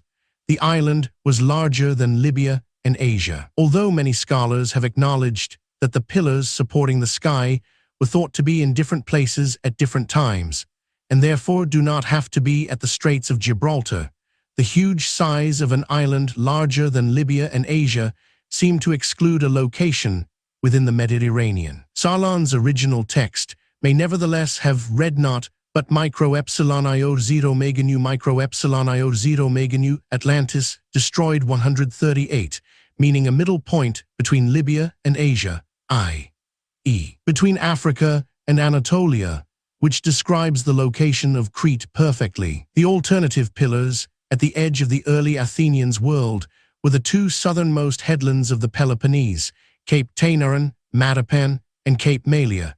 Crete was indeed a large island with one extremity not far outside these Pillars of Heracles. Plato may have felt that the huge dimensions Solon gave for Atlantis meant that the description midway between Libya and Asia had to be a mistake, and altered the text accordingly. One Plato assumed Solon's pen had slipped. It is nevertheless clear from the climate warm, wet winters and hot, dry summers, Crit. 118e, that Atlantis must have occupied a location within the Mediterranean basin. The significance of this detail is usually overlooked. As we saw earlier, the large fertile plain of Atlantis is identifiable as the plain of Messara. That Crete and the Messara were in Plato's mind is suggested by another work written at about the same time, The Laws, in which a utopian state called Magnesia is set up in the Messara as a Gnossian colony. Book I opens in Knossos, and one of the protagonists is Cleinias, a citizen of Knossos. 2. Although Plato may have known nothing of the very specific historic connection between the Minoan civilization and the origin of Solon's Atlantis account, he nevertheless refers back to the laws of Minos as being God-given. 3. And to the tribute demanded of mainland Attica. 4. In Cleinias' time, the painted ruins of the labyrinth were visible in the southeast corner of Knossos. Pliny was still able to describe them 400 years later, and stories about the labyrinth's past were in circulation. There can be little doubt that the labyrinth was the original of the Temple of Poseidon at the heart of the capital of Atlantis. In the center of the royal city was a holy temple dedicated to Plato and Poseidon, which remained inaccessible. Here was Poseidon's own temple, which was a stadium in length and half a stadium in width, and of a proportionate height, having a strange, barbaric appearance. The outside of the temple, with the exception of the pinnacles, they covered with silver and the pinnacles with gold. Grid 116 CE. The Knossos labyrinth is roughly square and rather larger than Plato's temple, one stadium each way. By ancient standards, it was a lofty building. The east wing, built into a specially made cutting in the tell, was 4 or 5 stories high, the floor of its 3rd story level with the bull court. The labyrinth would have looked strange and barbaric to foreigners, and also to those who saw its ruins in later times. The building lacked symmetry, indeed denied it at every opportunity. Doors were positioned near the corners of rooms, as if to provoke curiosity. Everywhere there was something unexpected to look at, drawing the visitor deeper into the building. Like the cult rooms on Thera, it had piran door partitions and sunken adira. Corridors and stairs twisted and turned, roof lines, micro-epsilon sigma omicron New Atlantis, Destroyed 139 Figure 10. 3. The Knossos Labyrinth. A reconstructed view from the southeast rose and fell, and the skyline was broken by jagged lines of sacral horns, the pinnacles, or double pinnacles, of Plato's description. It was built on totally different lines from the temples of the classical period. Like a ghost train, it was intended not so much to be looked at as to be experienced, to be wandered through. To the classical Greeks, it was very strange, outlandish and foreign. The double dedication of the temple to a god and a goddess at first seems curious, but it is clear from Linear B tablets that Poseidon was the most powerful of the Minoan gods, just as he was later to be respected in the Mycenaean world, though nowhere at Knossos is a representation of him in human form to be found. By contrast, the goddess Partnia, literally the lady, is shown repeatedly. In ceremonies in the labyrinth, and probably other temples too, a priestess dressed up as the goddess, and after appropriate rituals, became a living manifestation of the goddess. Poseidon's epiphanies were more complex. In the Minoan cosmos, there were 3 worlds: heaven, earth, and underworld. In the sky, Poseidon could manifest as the sun. In the underworld, he was Earthshaker. On Earth, he could manifest as a bull. This explains the Minoan obsession with bulls, bull leaping, and bull sacrifices. These rituals were part of the dialogue with their principal god. The fact that the bull leaping ritual, the bull dance, almost certainly took place in the central court at Knossos and in the central courts of the other temples confirms the dedication of both the act and the building to Poseidon. 5. Poseidon's trident is a common mason's mark, cut into many of the wall stones. Partnia's double axe is also common. What Plato says about the history of the temple also conforms with what is known of Knossos. At the very beginning, they built the palace in the habitation of the god and of their ancestors, which they continued to ornament in successive Atlantis Destroyed 140 Figure 10. 4. Bull-leaping fresco from Knossos Plate 10. 2. The trident of Poseidon was used as a mason's mark at Knossos generations, until they made the building a marvel to behold for size and beauty. Crit. 115 C. This opens a range of issues about the labyrinth. The blending, indeed confusion, of the ideas of palace and temple, which seems to be present in the account Plato inherited, is still a matter of keen discussion. Evans went to Atlantis, destroyed 141 Knossos in 1895, with the idea fully formed in his mind that the site was that of a Bronze Age palace. He had met Schliemann, who is known to have seen Knossos as a prehistoric palace after excavating palace citadels at Mycenae and Tiryns. Evans was therefore predisposed to interpret what he found at Knossos as evidence of a secular administrative center, and that predisposition colored his interpretation. 6. Even when he found overwhelming evidence that room after room had been equipped and used for religious cult activity, he clung to the palace interpretation, inventing a priest-king to explain why the building was dominated by religious observances. So persuasive and evocative were his accounts of the excavation that the palace interpretation has been accepted as the norm by succeeding generations of scholars. Sinclair Hood is representative of Evan's disciples, a distinguished scholar with significant archaeological experience at Knossos itself. Hood commands universal respect. The common sense that pervades his writing gives his work an unusual authority. After the publication of my book, The Knossos Labyrinth, in 1989, Hood was kind enough to correspond with me. In the end, perhaps inevitably, I was unable to convince him that the thrust of the evidence from the labyrinth at Knossos is not towards the authority of a dynasty of Minoan kings, but instead towards the authority of an elite of priestesses. He went as far as agreeing that there is no archaeological proof of a king at Knossos, but argued that there must have been a king there because kings were the norm in the eastern Mediterranean region. There are two separate issues here.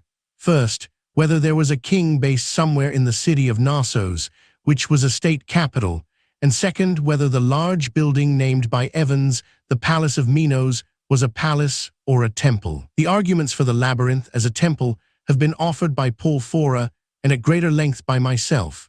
7. Hood's reply reaffirms the Evans idea of a building inhabited by gods and men.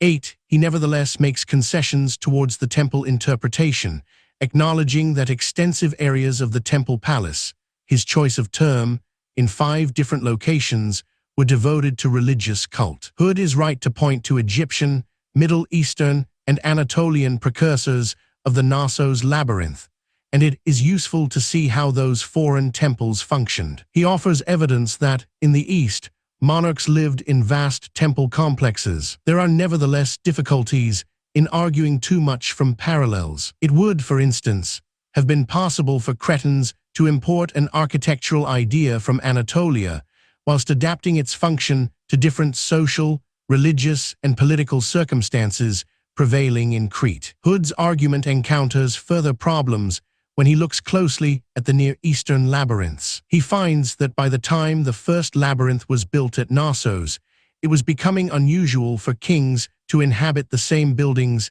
as gods and goddesses. For a variety of reasons, it was inconvenient to live with gods. A document from Mari records the anxiety of the king of Aleppo at the time his daughter became engaged to marry Zimri-Lim, king of Mari. Evidently, the queen would be obliged to leave the temple of Mari whenever she menstruated. 9. By the time the first temple was built at Knossos, it was normal in the Near East to build separate temples for the gods. 10. Hood's Atlantis Destroyed 142 Figure 10. 5. The Knossos Labyrinth as a temple note. A. Areas conceded by Hood, 1994, as being reserved for religious cult activity, shaded. B. Additional areas dedicated to religious cult activity, according to Cass. T. Ledden, 1989. Atlantis Destroyed 143 evidence can therefore be turned against him, and used to support the idea that the huge building was exclusively a temple complex. Hood's and Evans's assumption that its east wing was a residential quarter stands unsupported. Cameron's reconstruction of the grand staircase fresco authenticates the east wing as yet another area dedicated to religious cult activity, probably male initiation ceremonies. Other scholars seem close to accepting the temple interpretation. In 1994, MacGillivray commented that when the site was cleared for the building of the palace, everything was removed except the monolithic pillar basement. Since this had a cult use, its preservation implies that the new building was to have a religious dedication. Describing the western half of the building, MacGillivray says its uses were very much as one might expect in a temple, and of the eastern half, that its suites with piran door partitions seemed suited to ritual.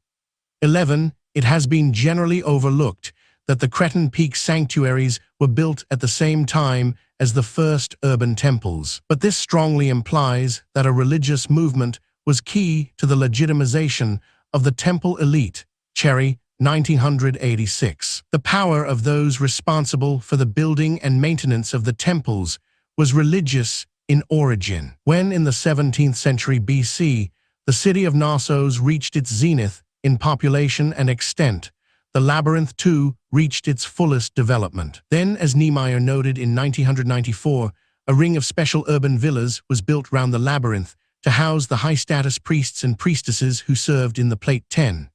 3. The Knossos Labyrinth as restored by Evans. The east wing at the top, revetment walls supporting the tell to the right. Atlantis Destroyed 144 Temple.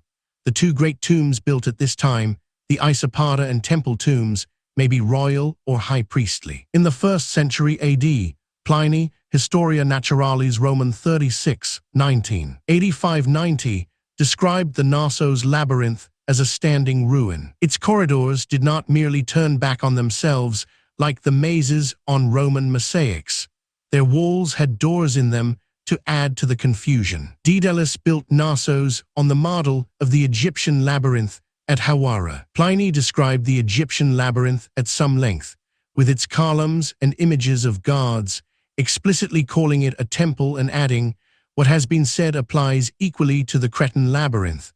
So Pliny clearly thought of the Knossos labyrinth as a temple. Another idea embedded in Plato's comment: at the very beginning they built the palace in the habitation of the god and of their ancestors, is the long ancestry of the Knossos site. It was the location of a very early settlement, the earliest known village in Crete, in 6100 BC. The mud brick houses disintegrated and were rebuilt repeatedly, so that by the end of the Neolithic the village, its outline plan almost matching that of the later temple, stood on a tell 6 meters high. Though the settlement grew outwards in all directions, it was the historic nucleus that was chosen as the site for the temple in 1930 BC. It too was repeatedly rebuilt, and the later work has to a great extent destroyed the remains of the earlier, but it is clear that the builders continued to ornament the labyrinth in successive generations,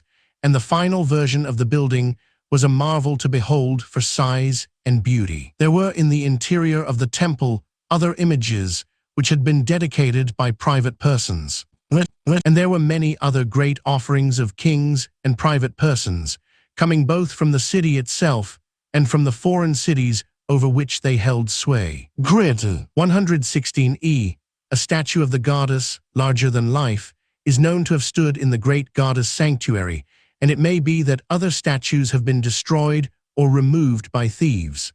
12 on the walls were paintings, perhaps sponsored by wealthy donors, of entire life-sized processions of people. Offerings of every kind flowed into the temple. A huge area of storerooms was reserved for them, and administrators recorded them on clay tablets. One reads in the month of Dukios, to Dictaean Zeus 1 measure of oil, to the Daedalean 2 measures of oil, to Pada 1 measure of oil, to 1 measure of oil, to the Raja 1 measure of oil, to the priestess of the winds 4 measures of oil. 13. Plato mentions many temples built and dedicated to many gods, and the worship of many gods is amply proved by the clay tablets. The fact that the labyrinth was built as a collection of separate suites of rooms with interconnecting doors strongly suggests that the labyrinth was like a cathedral with side chapels dedicated Atlantis, destroyed 145 to a variety of saints. This need not interfere with the temple having an overall dedication to 1 or 2 deities. The order of precedence among the Atlantean kings and their subjects and their mutual relations were regulated by the command of Poseidon. These were inscribed by the first kings on a pillar situated in the middle of the island, at the temple of Poseidon, Crete. 119 CE. The fresco evidence from Thera shows that in the Minoan world there was differentiation not only by caste or family, but by age group. Doubtless this stratification was supported by the priesthood, and fresco evidence from both Thera and Knossos shows that these were theocratic societies, so socio-political regulation by a deity is exactly what was happening in the Bronze Age. Inscription on pillars is also to be seen at Knossos. There are 2 pillar crypts in the west wing covered in double-axe carvings. The double axe symbolizes the goddess, which implies that the carvings confirm the dedication of the west wing, at least to the worship of the goddess. The temple's overall plan revolves round the large rectangle of the central bull court. The layout of the west wing is to an extent related geometrically to the bull court. For instance, the tripartite shrine, 14 itself uncompromisingly symmetrical, was built in the center of the bull court's west side, evidently as its ritual focus. The south wall of the east pillar crypt, the larger and more important of the two, is in line with the southern end of the tripartite shrine. The crypt's north wall is in line with the midpoint of the bull court. The east face of the square pillar, the face you see as you enter the crypt, coincides with the snake goddess sanctuary's north-south axis. 15. Although these geometrical features could be coincidental, it is more likely that they are not, that at least the final version, the west wing, was meticulously designed in relation to the existing open space of the bull court, and its interior plan revolved round the east crypt pillar. The pillar's ritual importance is proved by the provision of a libation pit on each side of it. Plato emphasizes the elaborate ritual nature of the meetings of the 10 kings of Atlantis, evidently a federation of some kind, and this accords well with the archaeological evidence from Thera, Ki, Milos, and Knossos. They consulted about their common interests, inquired if anyone had transgressed in any matter, and passed judgment. There were bulls who had the range of the temple of Poseidon. The 10 kings, being left alone in the temple, after offering prayers to the god that they might capture the victim which was acceptable to him, hunted the bulls without weapons, but with staves and nooses, and the bull which they caught they led up to the pillar, and cut its throat over the top of it, so that the blood fell upon the sacred inscription. After slaying the bull, they proceeded to burn its limbs. They filled a bowl with wine, and cast in a clot of blood for each of them. They drew from the bowl in golden cups, and poured a libation. They offered up prayers, and dedicated their cups to the temple. Atlantis Destroyed 146 Plate 10. 4. The pillar in the east pillar, crypt at Knossos. The double-axe carvings are associated with Partnia, the Lady of the Labyrinth, and mark the pillar as a structure of great sanctity. Atlantis Destroyed 147. Here we come to the most distinctive Minoan practices, the rituals of the bull cult. From the evidence of figurines and frescoes at Knossos itself, it is possible to reconstruct the capture and sacrifice of bulls and the bull-leaping ritual. 16 bulls were released into the bull court as into a bull ring. A team of bull leapers, grapplers, and acrobats performed extraordinary feats in a dance that was both a sport, watched by a large mixed audience, and a religious observance hosted by the priestesses. The bulls were captured in weaponless hunts, and no weapons were used in the bull dance either. At the end of the bull dance, the bull may have been sacrificed, and its blood poured as a libation over pillars and sacral horns. The double-axe pillars were accessible just behind the tripartite shrine, and the shrine itself was embellished with sacral horns.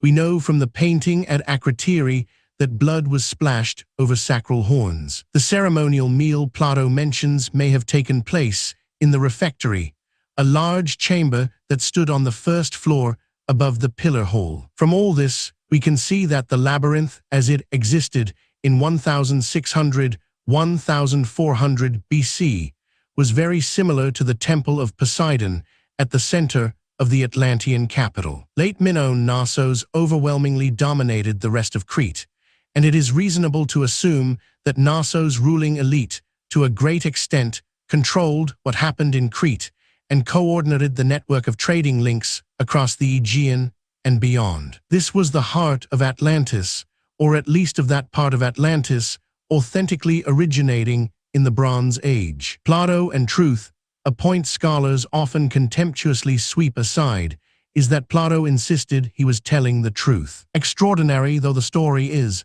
it is certainly true. Tim. 20d, Solon vouched for its truth. Tim. 20e, not mere legend, but an actual fact. Tim. 21a, authentic achievement of our city. Tim. 21a, true and worthy of the goddess. Tim. 21a, a veritable tradition. Tim. 21d, the story which Solon told you as true. Tim. 21e, real. Tim. 26d, a fact not a fiction. Tim. 26e, he even claimed that his narrator Critias held documentary evidence, the accounts Solon brought back from Egypt.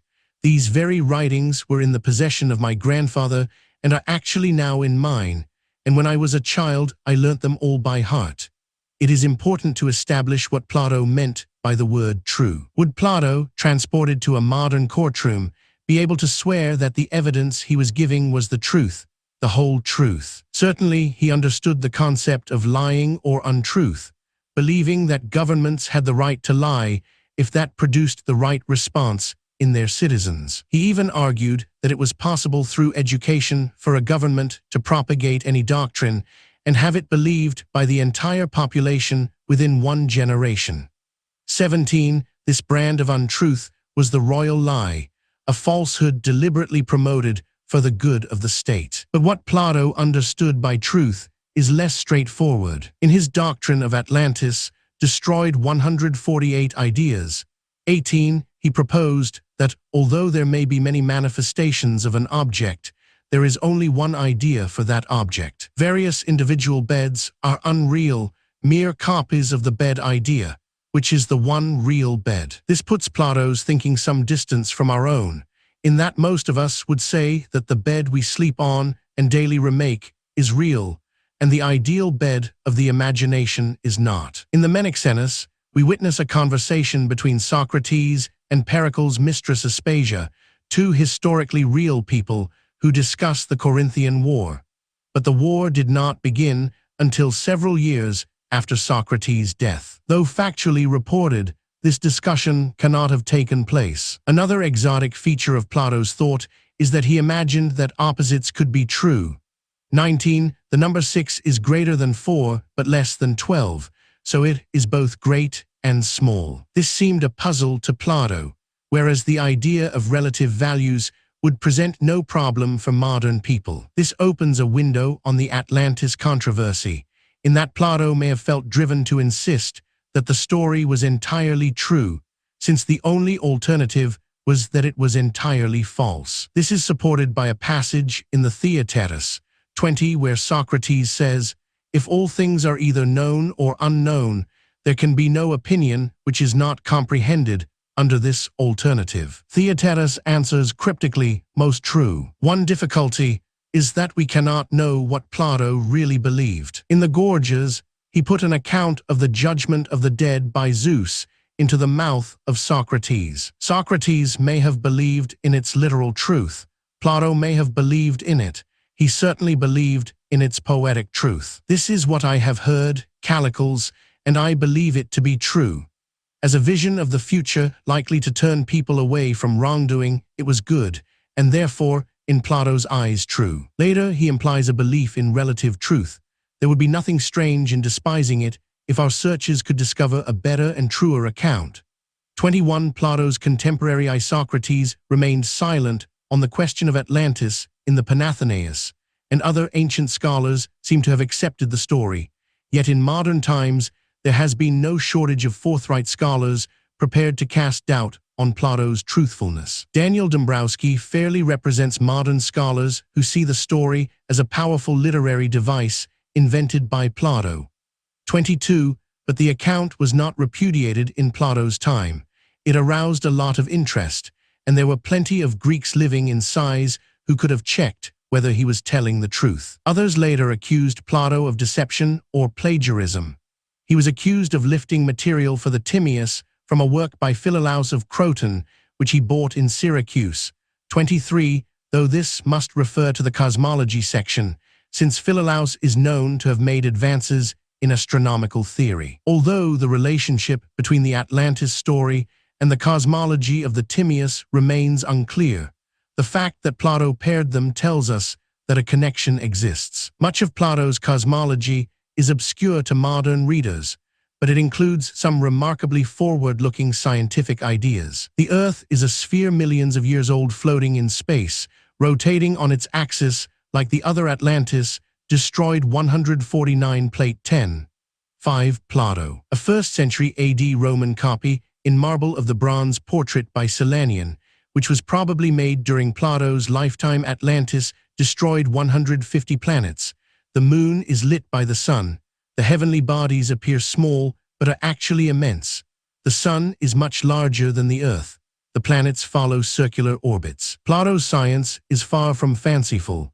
It is a serious attempt to reach the objective truth, and we should accept the Atlantis account that precedes his fullest cosmological statement as equally serious in intention. If Plato was telling the literal truth about Atlantis, how do we account for the battery of discrepancies between his account and the events of the Aegean Bronze Age, as archaeologists and geologists now reconstruct them? Fredericks compiled a list of the discrepancies, 24, which deserves answering. 1. Thera was far too small to be Atlantis. 2. Thera was the wrong side of the Pillars of Heracles, as was Crete. 3. Thera's topography was not geometrical enough. 4. The Thera eruption was too late. 5. Thera remains unsubmerged. 6. There is no mention in Plato's account of a volcanic eruption. Several of the apparent inconsistencies have already been clarified. Thera alone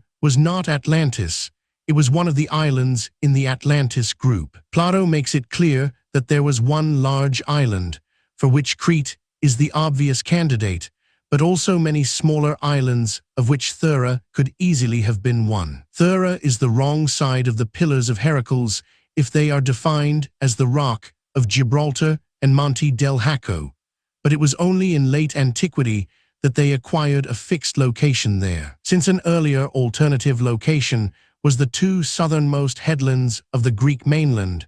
Thera and Crete could truly be said to be outside the pillars. It is true that Thera is not and never was laid out in concentric circles, though before the Bronze Age eruption it did have an overall circular shape, and the South Bay was also probably rounded in form. The rigidly geometric layout Plato describes has to be an invention, whether of Plato's, Solon's, or the Egyptians' devising. The altering of the dates by an order of magnitude can be explained as a scribble error. The Proto-Greek linear B1000 is a circle with 4 short rays, 100 a circle without rays, 25 reading 9,000 years as 900 years, brings the fall of Atlantis to 1500 BC, very close to the likely date of the Thera eruption, although that does imply that the story of Atlantis was preserved at size in linear B, which is hard to explain. Thera may still be visible, but the center of the island did subside at the climax of the eruption, taking a large area of the island to the bottom of the sea. The main part of the Atlantean Sea Empire consisted of a network of shipping routes, and for a time after the eruption, these went out of use. The Minoan economic enterprise figuratively sank without trace, as if sent to the seabed. Answering Frederick's sixth point, there is no mention of a volcanic eruption, and we cannot know whether it would have been included in the Krish's account. At first sight, it may seem odd that one of the most spectacular elements, Atlantis, destroyed 151 figure 10. 6 Plato's world in the catastrophe should have been missed out. The subsidence and the earthquakes are there. The answer is simple, that earthquakes centered on Thera were experienced over a large area in the Aegean and therefore could be reported and remembered by those who survived on the other islands.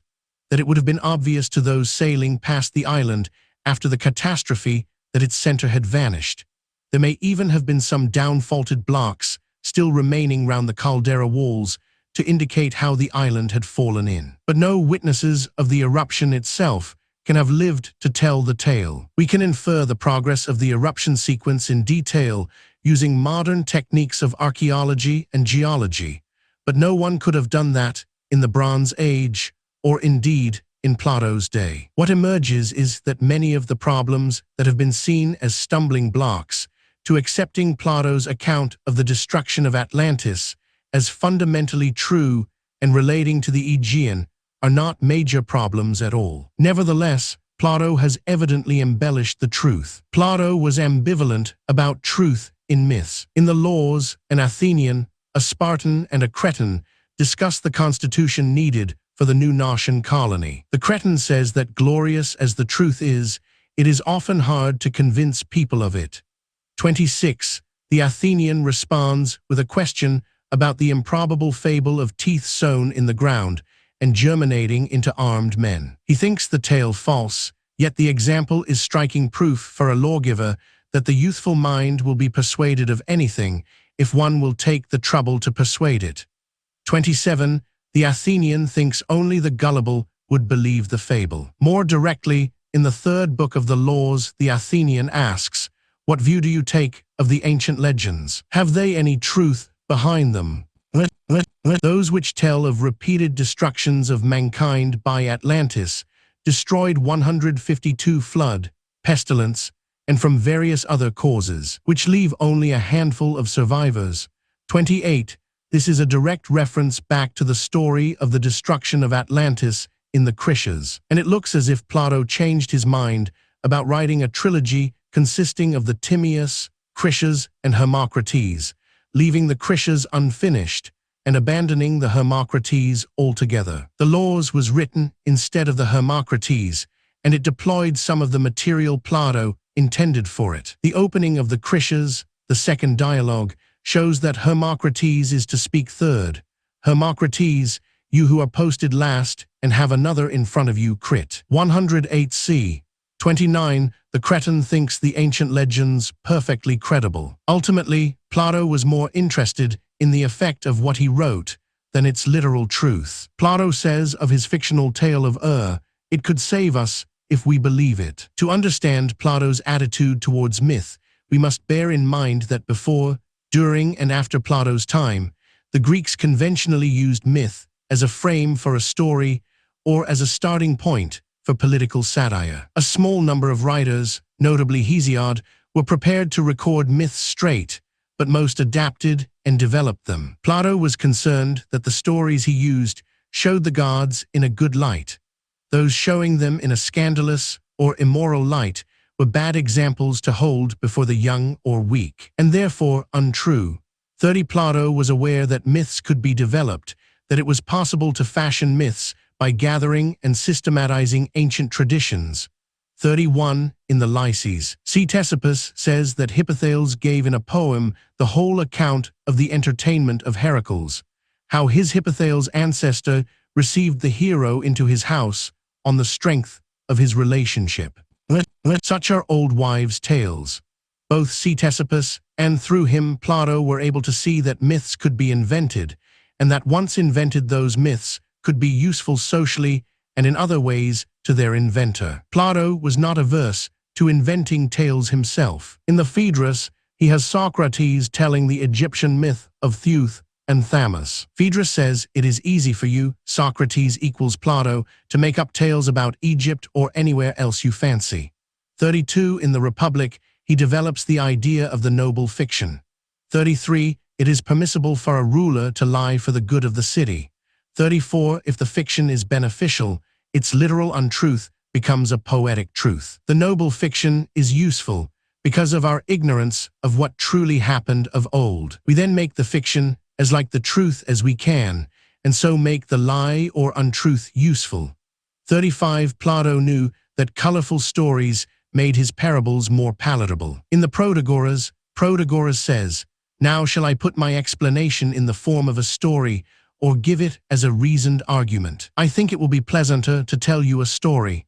36. Plato used myth in 4 different ways. First, there are brief allusions to mythic events, such as the references to Alcestis, Orpheus, and Achilles in the Symposium, or to Oedipus and Hippolytus in the Laws. Second, there are fuller accounts of myths that are recognizably based on genuine ancient traditions, like the Judgment of the Dead, which occurs in the Gorgias and again in the Phaedo. It is the thrust of this book that the Atlantis story is of this type. Third, there is the mythic story that has the full form and texture of a genuine ancient tradition and contains some traditional elements, but is mainly an invention of Plato's, like the judgment myth known as the Tale of 37, or the myth of the flood. 38, in which he incorporates the Atlantis Destroyed 153 flood and the sack of Troy, but also a Platonic framework and message. Fourth, there is the mythic story that is Plato's own invention from start to finish. Plato says poets made people believe his Phoenician tale.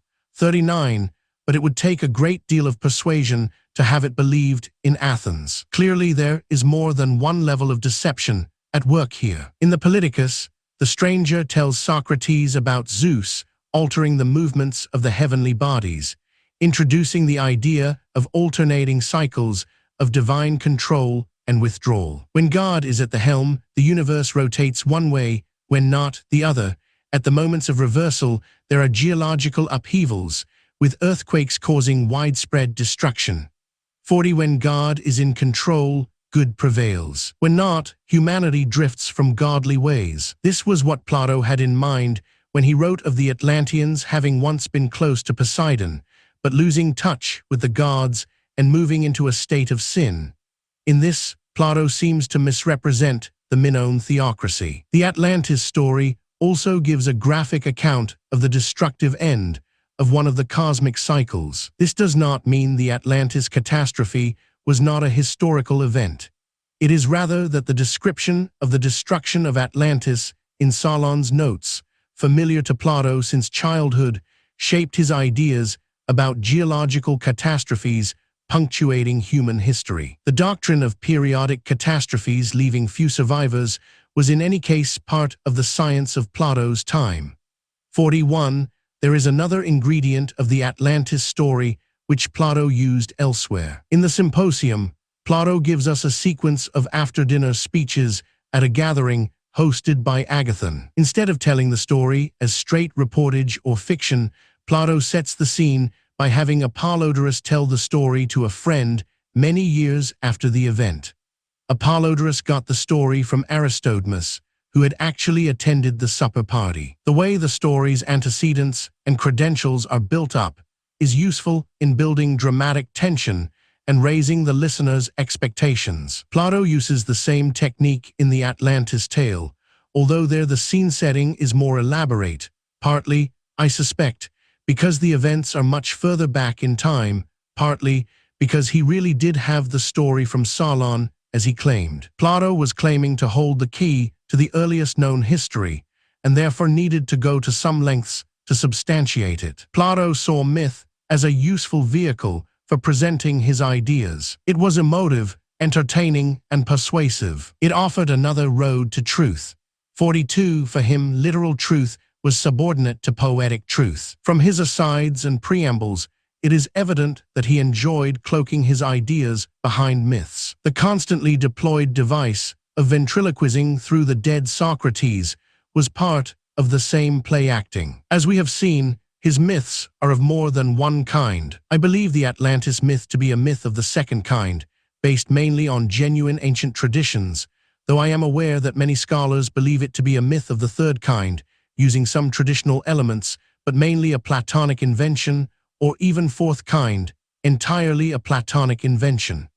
43. Plato's insistence that he was telling the truth is seen by some as playful irony. He is teasing us. The more he insists, the more doubts he raises, as with Atlantis Destroyed 154. Mark Antony's insistence that Brutus was an honorable man. But to how many other writers would we apply this kind of stricture? He must be lying, because he says he is telling the truth. Perhaps Plato insisted on the truth of his story because he knew that unlike many of his other stories, it was true twice over, poetically and literally, in that he knew his account of the provenance of the story was accurate. If in addition, he believed that the events described actually happened, the story acquired a third layer of truth, but he was more interested still in making the story speak truly of issues that were nearer his own time. Plato and Sicily, not all of the Atlantis account, is about Thera, Crete, or the Aegean in the 16th century. Plato grafted on references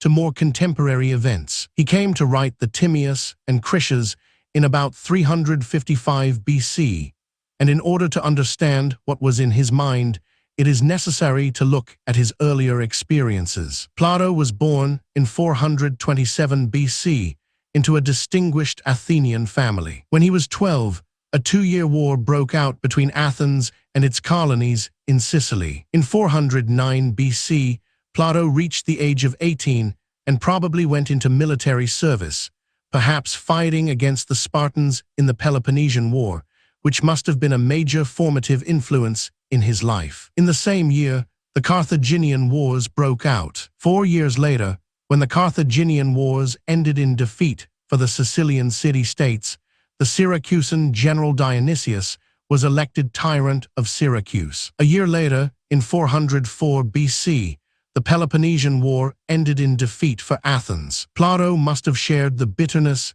and despair of all Athenians at the violation of their city. He was disgusted by the regime of the 30 tyrants set up in Athens at the instigation of Sparta, with its year-long persecution of democrats. In 403 BC, democracy was restored, but both Plato and his teacher Socrates had been disillusioned by public life. Turning from politics to philosophy, my feelings were not surprising for a young man. I thought the 30 tyrants were going to lead the city from an unjust to a just way of life. So I observed with deep interest, and I saw how, in a short time, these men made the old regime look like a golden age. Epistle Romans 7, 325. The 27-year-long Peloponnesian War was a period of major development in the technology of warfare and defense. The war developed into one of city sieges and fortress building. 44. The threat from Carthage forced Sicilian commanders to review their defensive works. The result was that the Greeks both in Sicily and the Peloponnese developed fully fledged defensive stone towers with roofs and internal rooms. Existing city walls were fitted with new low walls in front of them, making them harder to reach with siege engines. New manuals were Atlantis Destroyed 155 written, laying out construction details. The catapult was invented at Syracuse in 399 BC by Dionysius' team of engineers. Dionysius started strengthening his position in Syracuse, building a defensive wall round the island of Ortygia, then a 5-kilometer wall along the northern edge of the Epipalae Plateau. 45. This secured the city from a land attack from the northwest. Dionysius may not at first have intended it to be a circuit wall, but he went on to add a new wall along the southern edge of the plateau to defend the city from attack from the Anapos Valley, giving Syracuse the longest circuit wall of any Greek city. 46. In 399 BC came the third major formative influence on Plato, the execution of Socrates, the most upright man then living. 47. Plato was apparently not well enough to attend Socrates' execution. This did not prevent him from writing the most detailed and moving account of his teacher's death. 48. Presumably based on interviews with those present. Socrates' students felt themselves to be at risk, and Plato withdrew from Athens to take refuge at Megara, later traveling extensively outside Greece. Dionysius fought another war against Carthage, by the end of which he had achieved overlordship of most of Sicily. Plato visited the philosopher and political leader Archytas of Taras in southern Italy, and was persuaded to cross to Sicily. It is not certain whether he went primarily to see Etna's lava flows 49, or was invited by Dion for political reasons. Plutarch's explanation is credible. 50. That Plato was invited to Dionysius' court at the instigation of the tyrant's brother-in-law, Dion, who was keen to moderate the harshness of Dionysius' absolutism. 51. Plato went and did his best to teach Dionysius, who regularly won second and third prizes in the Athenian poetry competitions, which he continually entered. 52. Plato failed with Dionysius, but made an influential friend in Dion, and when Dionysius died in 367 BC. Of overexcitement at winning a poetry competition, Dion worked hard to get Plato to return and educate his young successor, Dionysius. Roman 2. Plato did return and was welcomed handsomely, conveyed from the harbor in the chariot of state, accompanied by Dionysius Roman 2 on a mule. But again, the educational project was a failure, and Plato went back to Athens. He risked a third visit in 361 BC in an attempt to have the exiled Dion recalled. But this intervention was unwelcome, and he had difficulty in getting safely back to Athens, where he stayed for the rest of his life. 53. In 357 BC, with a small force of 5 merchant ships, Dion led an attack on Syracuse and expelled Dionysius, a major achievement in the face of Dionysius' fleet of 400 warships. But Dion was assassinated by his own political enemies 3 years later, at about the time when Plato wrote his Atlantis story. Curiously, it was one of Plato's academicians, Calipus, who organized the murder. For all his political theorizing, Plato was unable to influence events in Sicily constructively, though he was able to observe the extraordinary war machine Atlantis Destroyed 156 figure 10. 7. Syracuse Dionysius I had built up, and the longest circuit walls in the known world. The first wall towers in Syracuse were the Ortigia Towers. Rising in 3 stages, they looked like little temples on 3-stepped podia. Later came the 5 Euryalus Towers, which were smaller and built of white Syracuse marble. The towers of Syracuse were the wonder of the age, and Plato must have been impressed by the craftsmanship, strategy, and wealth invested in them. Diodorus refers to the walls as expensive and having high towers at close intervals. 54 round the island of Ortigia, only 2 towers survive, but they are very close together. If all the towers were this close together round the high wall, the visual effect would have been overwhelmingly impressive. The fortifications found their way into Plato's description of the capital of Atlantis, albeit in disguised form. Plato described 3 walls enclosing concentric circles, whereas the walls of Syracuse enclosed 3 adjacent irregular areas. The smallest area was Ortigia, where the original settlement was founded in 734 BC. The medium-sized area was the adjacent mainland area of Atradna, and the largest Atlantis Destroyed 157 was the Epipalae Plateau to the west. Plato gilded the lily when he coated the walls with orichalcum, tin, and brass, Crit. 116b. This nevertheless enshrined a poetic truth, that the walls were impregnable and magnificent. It may be that Plato imported the idea of metal-coated walls from Homer's description of the lavish royal palace of King Alcinous of the Phaeacians at Scheria. 55 Spanoth lists an impressive 25 parallels between Homer's Phaeacia and the Atlantis of Plato and Diodorus. 56 among the most telling are the economic foci of the culture. The Phaeacian men are skilled seafarers, while the women are expert weavers. 57, an often overlooked but telling detail of Homer's description of the island kingdom is that it looked like a shield laid on the misty sea. 58, the Minoan shield was sometimes a fig. Reovate shape, but more often, as shown in the Theran frescoes, a long narrow rectangle the shape of Crete. Many writers, 59, have suggested that Plato drew extensively on Homer for his description of Atlantis, but this is another of the curious literary loops we keep encountering. It may be, as has been suggested more than once, that Homer's Phaeacians, who lived on an island at the edge of the world, were actually the Minoans. Scheria, according to Woudhuizen, 60, was the name of the town beside the Minoan temple of Aia Triadha. So even if Plato did borrow from Homer's description of the Phaeacian palace for his Atlantean palace, he may still have been describing the architecture of Minoan Crete. The 2 accounts may alternatively represent parallel but separate traditions concerning the pre-Helladic Aegean. Ortigia's design is particularly interesting. Dionysius turned it into a royal citadel with a double-circuit wall and built an inner fort within them, so Ortigia itself had Plato's 3 concentric ring walls. Like the royal city of Atlantis, Ortigia had several springs and temples. There were large temples dedicated to Apollo and Athena, rather than Poseidon and Clado. The Athena temple was ornate, with doors of gold and ivory.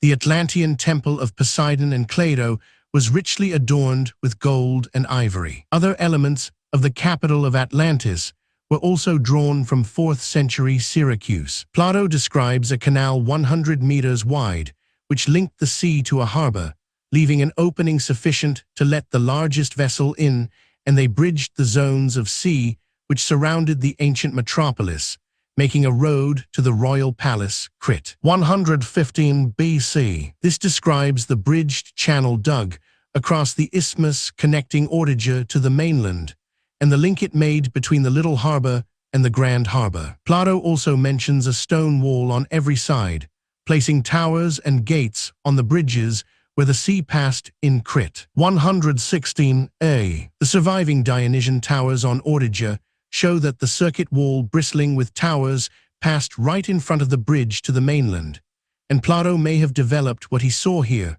on his memorable chariot ride to the royal palace, into many bridges with defensive towers and many artificially cut zones of sea. The structure of Dionysian Syracuse was similar to that of Plato's Atlantean metropolis, except that Plato separated his 4 urban zones from one another by rings of water. There was an innermost zone, the citadel with its royal palace, temple, grove, and springs.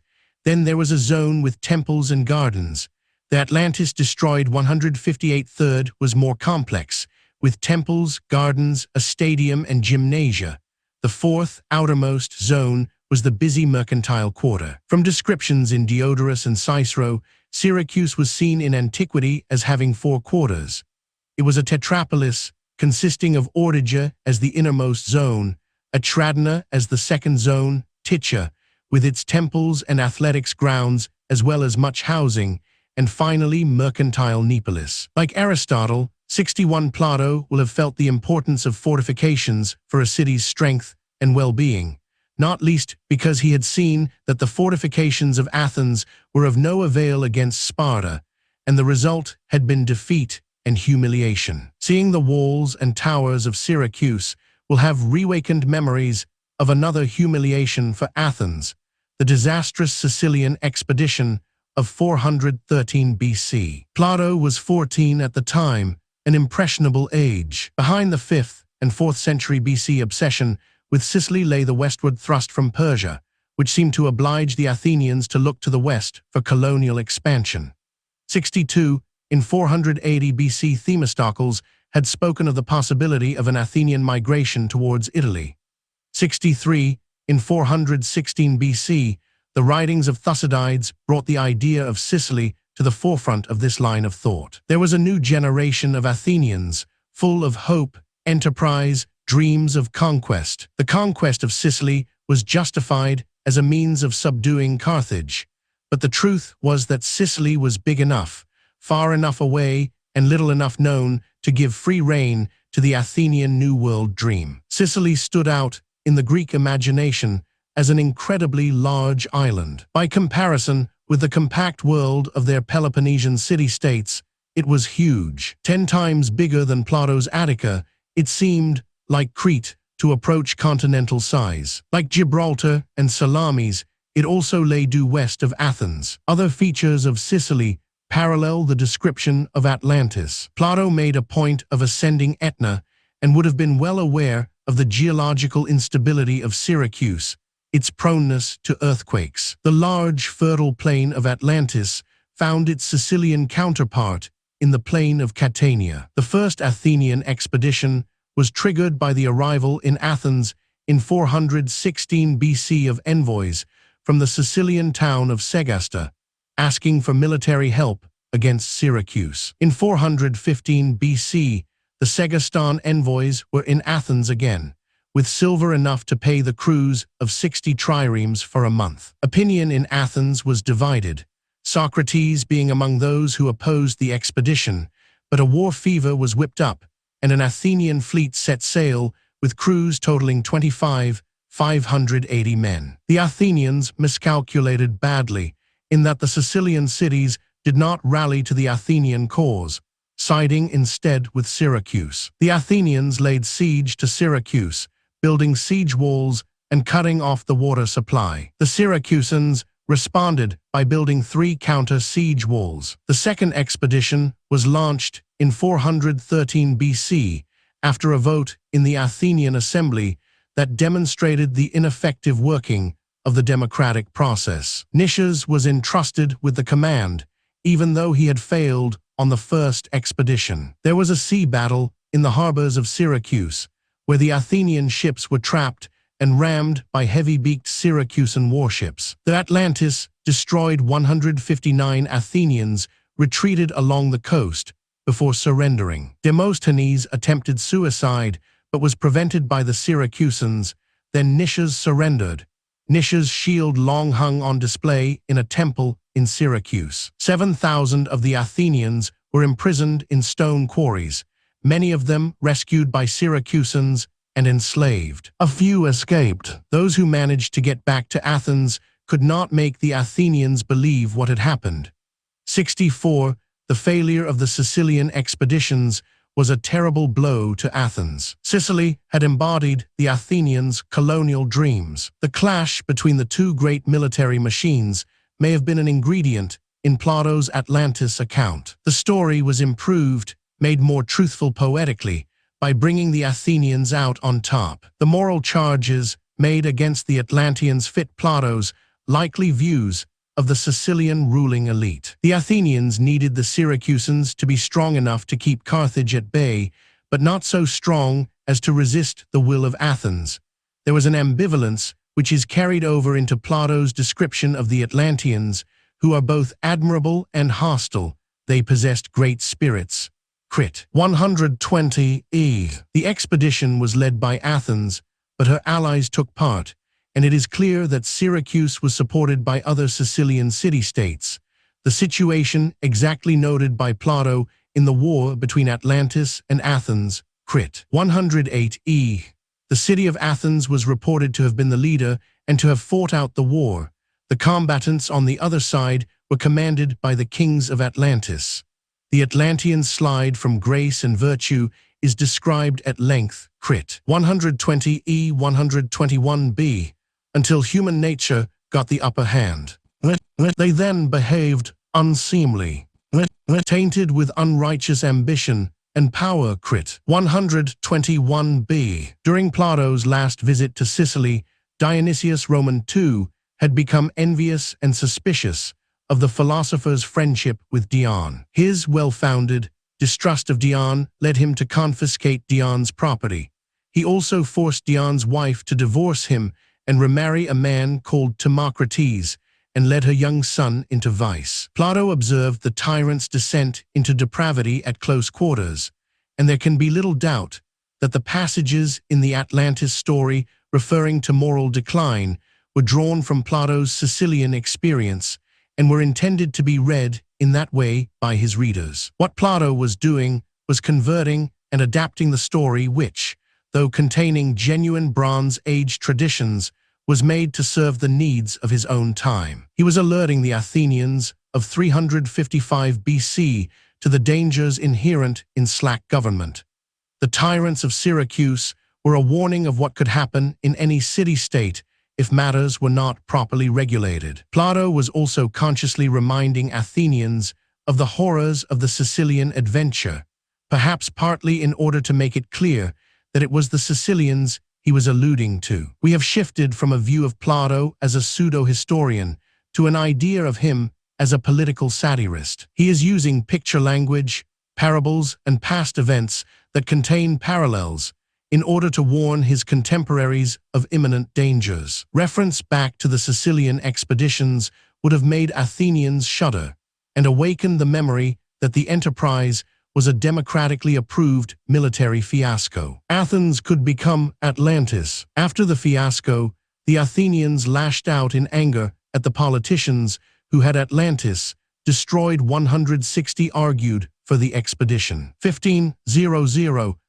men had died in Sicily. At the same time, plague had wiped out 1/3 of Athens, so that by 413 BC Athens could muster only 9,000 hoplites and 11,000 thetes, rowers and marines, a stunning and crippling reduction in Athens' fighting capacity. At least 216 triremes had been lost. Their most experienced generals were lost: Demosthenes, Nicias, Lamachus, and Eurymedon. Alcibiades was in exile in Sparta. There was a political vacuum. 65. These were sour memories to reawaken, so the pill had to be sugared. It is Athens that is portrayed as virtuous and triumphant, and Sicily, the American dream of the 5th and 4th centuries BC, that is turned into an imploding nightmare. Plato and Sparta, the relevance of the Atlantis parable to the Athenians of 355 BC, was emphasized by another humiliation bitter in the Athenian memory: the spectacular defeat of their city at the end of the Peloponnesian War in April 404 BC. The traumatic memory of Spartans overrunning the city was still alive when Plato was writing.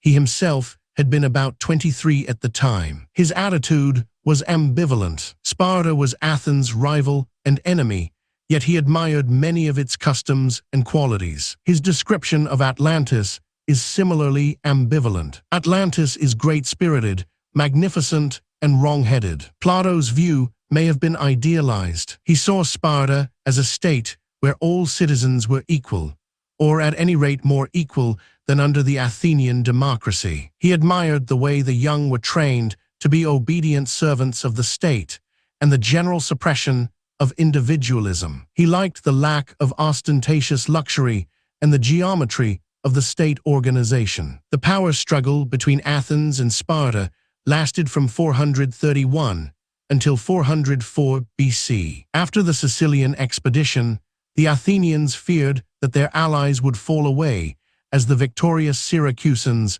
sailed to support the Peloponnesians. In September 405 BC, Lysander, the Spartan commander-in-chief, waited until most of the Athenian ships at Aegispotami were unmanned. There was no battle. Lysander simply took the Athenian fleet. 20 ships escaped under General Canaan, who sent a few ships with the news to Athens and, unable to face the wrath of the Athenians, fled. Lysander rounded up all the Athenians at Aegispotami, 3,000 of them, massacred them, and advanced on Athens. The consternation in Athens was unparalleled, as it was feared that everyone would be butchered. When Lysander arrived in Piraeus with 150 triremes, negotiations began. The Athenians were forced to agree to destroy the long walls between Piraeus and Athens, give up all claims to the cities of their empire, surrender all but 12 triremes, and become Sparta's ally. Some of Sparta's existing allies, Corinth included, pressed for Athens to be destroyed, which would have meant killing the men and selling the women and children into slavery, but Sparta Atlantis destroyed 161. Figure 10. 8. The states of the Peloponnese in the 5th and 4th centuries BC refused to go this far, fearing that with Athens off the map, Corinth might aspire to supremacy. 66. This was the Sparta Plato knew Athens should fear. It was a secretive state. It allowed outsiders to understand that its institutions were totalitarian, but hid their true nature from the world. It is difficult to know whether 5th century BC Sparta really was unique. Certainly, its neighbors believed it to be. Thucydides was unable to give a detailed account of Spartan military organization because the facts were kept secret. 67. Ironically, Strabo declined to describe the Spartan constitution for the opposite reason, that it was, by that time, too well known. 68. In the 3rd century BC, there was a spate of Spartan constitutions by various authors. 69. So it seems that Plato, 2 generations earlier, was at the beginning of the fashion for admiring Sparta. Some later Spartan inscriptions give details that may represent survivals from the earlier institutions. The information we have for the 3rd century BC is quite full. Spartan boys were taken from their parents at 7, organized into herds under the leadership of older boys. For the 10-13-year-olds, there were contests in music and gymnastics, after which the victors dedicated sickles to Artemis. The 14-20-year-olds were epheboi, and some were proud to boast in later life that they had been leaders of herds. The epheboi were grouped into 4 local associations, staging violent mock battles as part of their training. When they reached 19, the Atlantis Destroyed 162 were known as Melerens. When they were 21, they were Irens. There was a scourging ordeal, which may have been the final rite of passage for the oldest boys. The ephebic organization as a whole was ancient and similar to that practiced in Crete in the 4th century BC. 70. It was probably imported from Crete at some stage. The Spartans referred to their traditional music as Cretan. Those 4th century BC Cretan customs, in turn, were in part inherited from Minoan customs of centuries before. It may be that the scene shown on a 14th century BC vase from Akrotiri shows a herd leader inspecting a group of younger boys displaying their herd status by wearing animal skins. The Theran wall paintings show even more clearly that age groups in boys and girls were sharply differentiated in the Minoan world. What we are seeing here is another inadvertent loop in Plato's Atlantis account. The starting point, the ancient reality underpinning the main story, is the destruction of a Bronze Age civilization, which is identifiable as the late Minoan culture of Crete and the closely related late Cycladic culture of the islands of the South Aegean. The contemporary reality, which Plato wanted the story to illuminate, included a society that had kept alive some inherited relics of those older cultures. Plato cannot have known that the Cretan nature of Sparta is a coincidence, but it adds a layer of irony to our enjoyment of the myth. State affairs in Sparta were directed by the Gerousia, a body of elders elected for life from among the aristocracy. The Gerousia, too, had its exact counterpart in earlier Crete. The elders were assisted by a college of 5 ephors, magistrates, who supervised citizens' daily lives. They read the constitution, allowed to assemblies of epheboi. Their control was absolute, even to the enforcement of traditional dress. How ancient the Spartan way of life was is not known. The region was overrun by Dorians in about 1150 BC, and it may be that Sparta only diverged significantly from other Peloponnesian states from about 600 BC, only then turning into a barracks. But even the beliefs concerning kingship were rooted in Crete. Every 9 years, Sparta held a ceremony of watching the night sky to see if a new king was needed. This is close to the tradition of Cretan kings ascending mountains to confer with Zeus every 9 years. 71. Plato admired the law code used by the Spartans, not least for its great antiquity. The original Lycurgan Code is thought to date from as early as 800 BC. No other legal system had endured for so long or was so well designed to allow development within a stable framework. 72. The Lycurgan Code was celebrated every 81 years.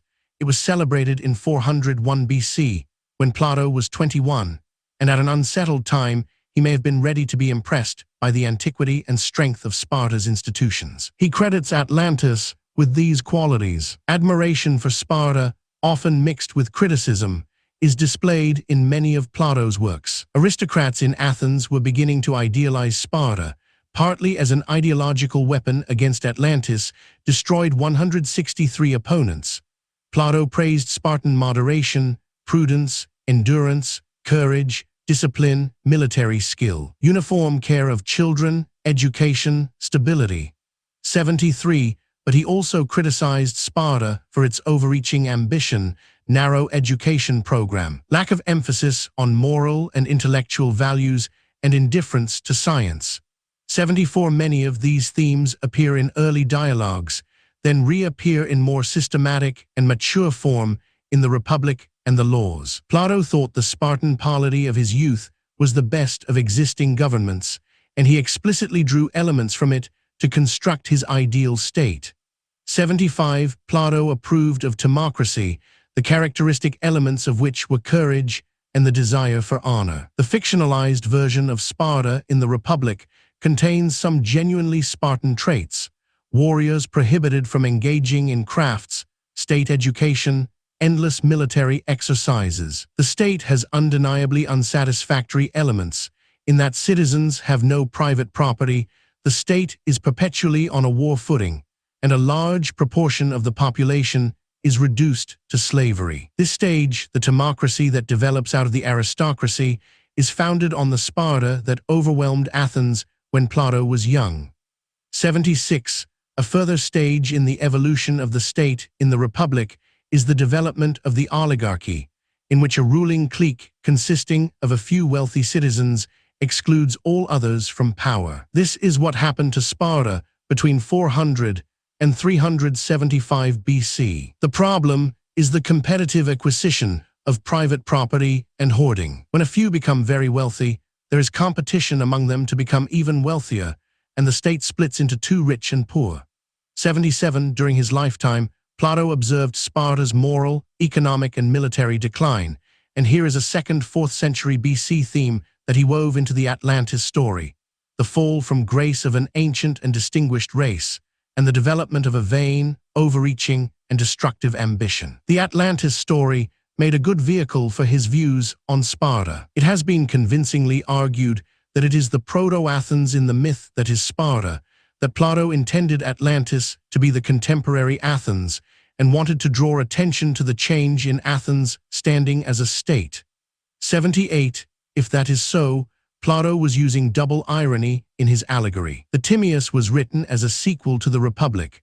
Socrates requests a story to illustrate the ideal state in action, and gets the Atlantis story with Proto-Athens, Plato's idealized view of rural Sparta, pitting its simple virtues against the sophistication and aggression of Atlantis, contemporary Athens. Plato offers a clue that he wanted people to see that Atlantis might be Athens in his 10 Kings of Atlantis. In Mycenae and Attica, there were around 12 city-states, but in more recent times, as late as the 6th century BC, there had been 4 Ionian tribes. They were replaced by Cleisthenes, with 10 new tribes named after Attic heroes. Each tribe consisted of separate coastal, inland, and city demes, each sending representatives to Cleisthenes' council of 500 in Athens, where they drew lots to find the president for each day. The gatherings of the 10 Atlantean kings may thus refer to an Athenian polity. Atlantis Destroyed 164,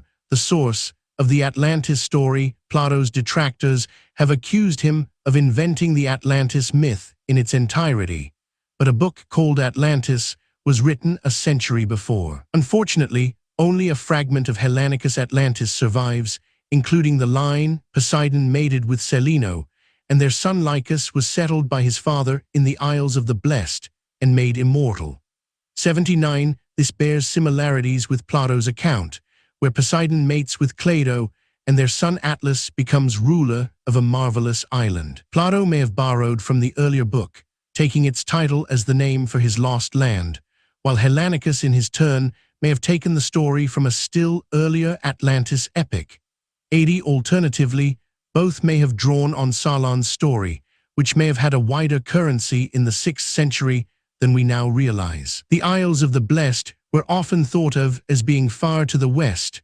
Strabo 1:5 specifically located them to the west of Morocco, possibly thinking of the Canaries. Slightly in conflict with this, from the Greek viewpoint, is the fact that Crete, to the southeast, was also sometimes called the Blessed Isle. 81, but it does nevertheless confirm the identification of Crete as a part of Atlantis, while Diodorus follows another tradition using Isles of the Blessed for the Aegean Islands along the Anatolian coast from Lesbos to Rhodes.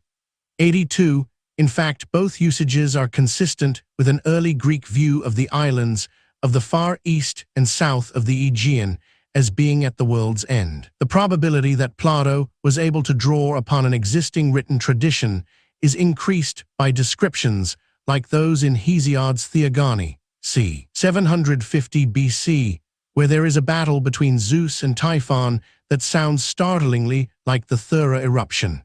The heat and blaze from both of them was on the dark-faced sea. From the thunder and lightning of Zeus and the flame of the monster, from his blazing bolts and the scorch and breath of his storm winds, and all the ground and the sky and the sea boiled, and towering waves were tossing and beating up and down the promontories in the wind of these immortals, and a great shaking of the earth came on.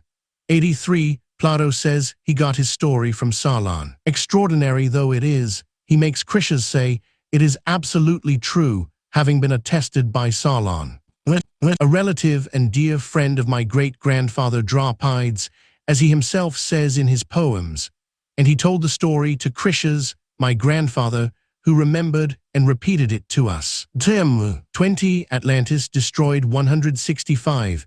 Before approaching the matter of Solon's acquisition of the story, we must check whether Plato can be telling us the literal truth so far, especially since some scholars have written off the elaborate preamble as part of Plato's romancing. The carefully reconstructed Drapides Critias family tree, 84, shows that Plato's narrator, Critias Roman III, was Plato's great-grandfather. This means that the story could have arrived in Plato's hands in much the same way that he describes.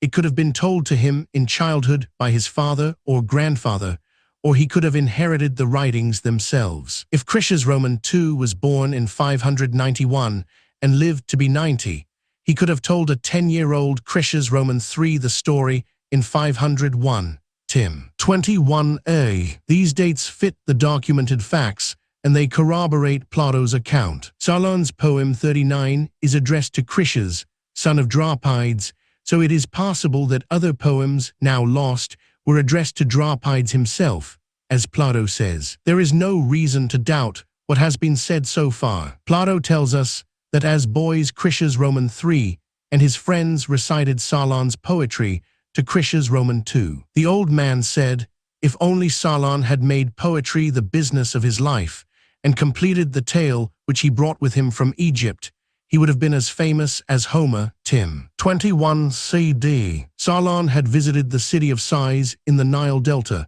and asked the priests there about antiquity. Tim. 21I. 22a. Atlantis Destroyed 166 Figure 10. 9 Salamis. Solon was a soldier, statesman and reformer who turned his skill in writing poetry to practical use. 85. His political poems brought him into prominence during the struggle with the city of Megara over the island of Salamis, which became a matter of Athenian national prestige. Solon's interest in Salamis may have been partly personal in origin. According to tradition, he was born there. He wrote an elegiac poem called Salamis, which made a great impact in Athens. The closing lines survive. Now let us go to Salamis to fight for the longed-for island and drive from ourselves the stain of foul disgrace. The events, according to Plutarch, are as follows. The Athenians chose him by acclamation as commander-in-chief to take Salamis. Solon's tactic was to decoy the Megarians into attacking what looked like aristocratic Athenian women engaged in a festival to Demeter, but were really fully armed Athenian boys in disguise. The attackers were all killed, and the Athenians sailed swiftly to Salamis and captured it. Some scholars are skeptical, 86, but there is no reason to doubt Plutarch's account. Solon's behavior on taking Salamis was extraordinary. He used archaeology to prove Athens' right to the island.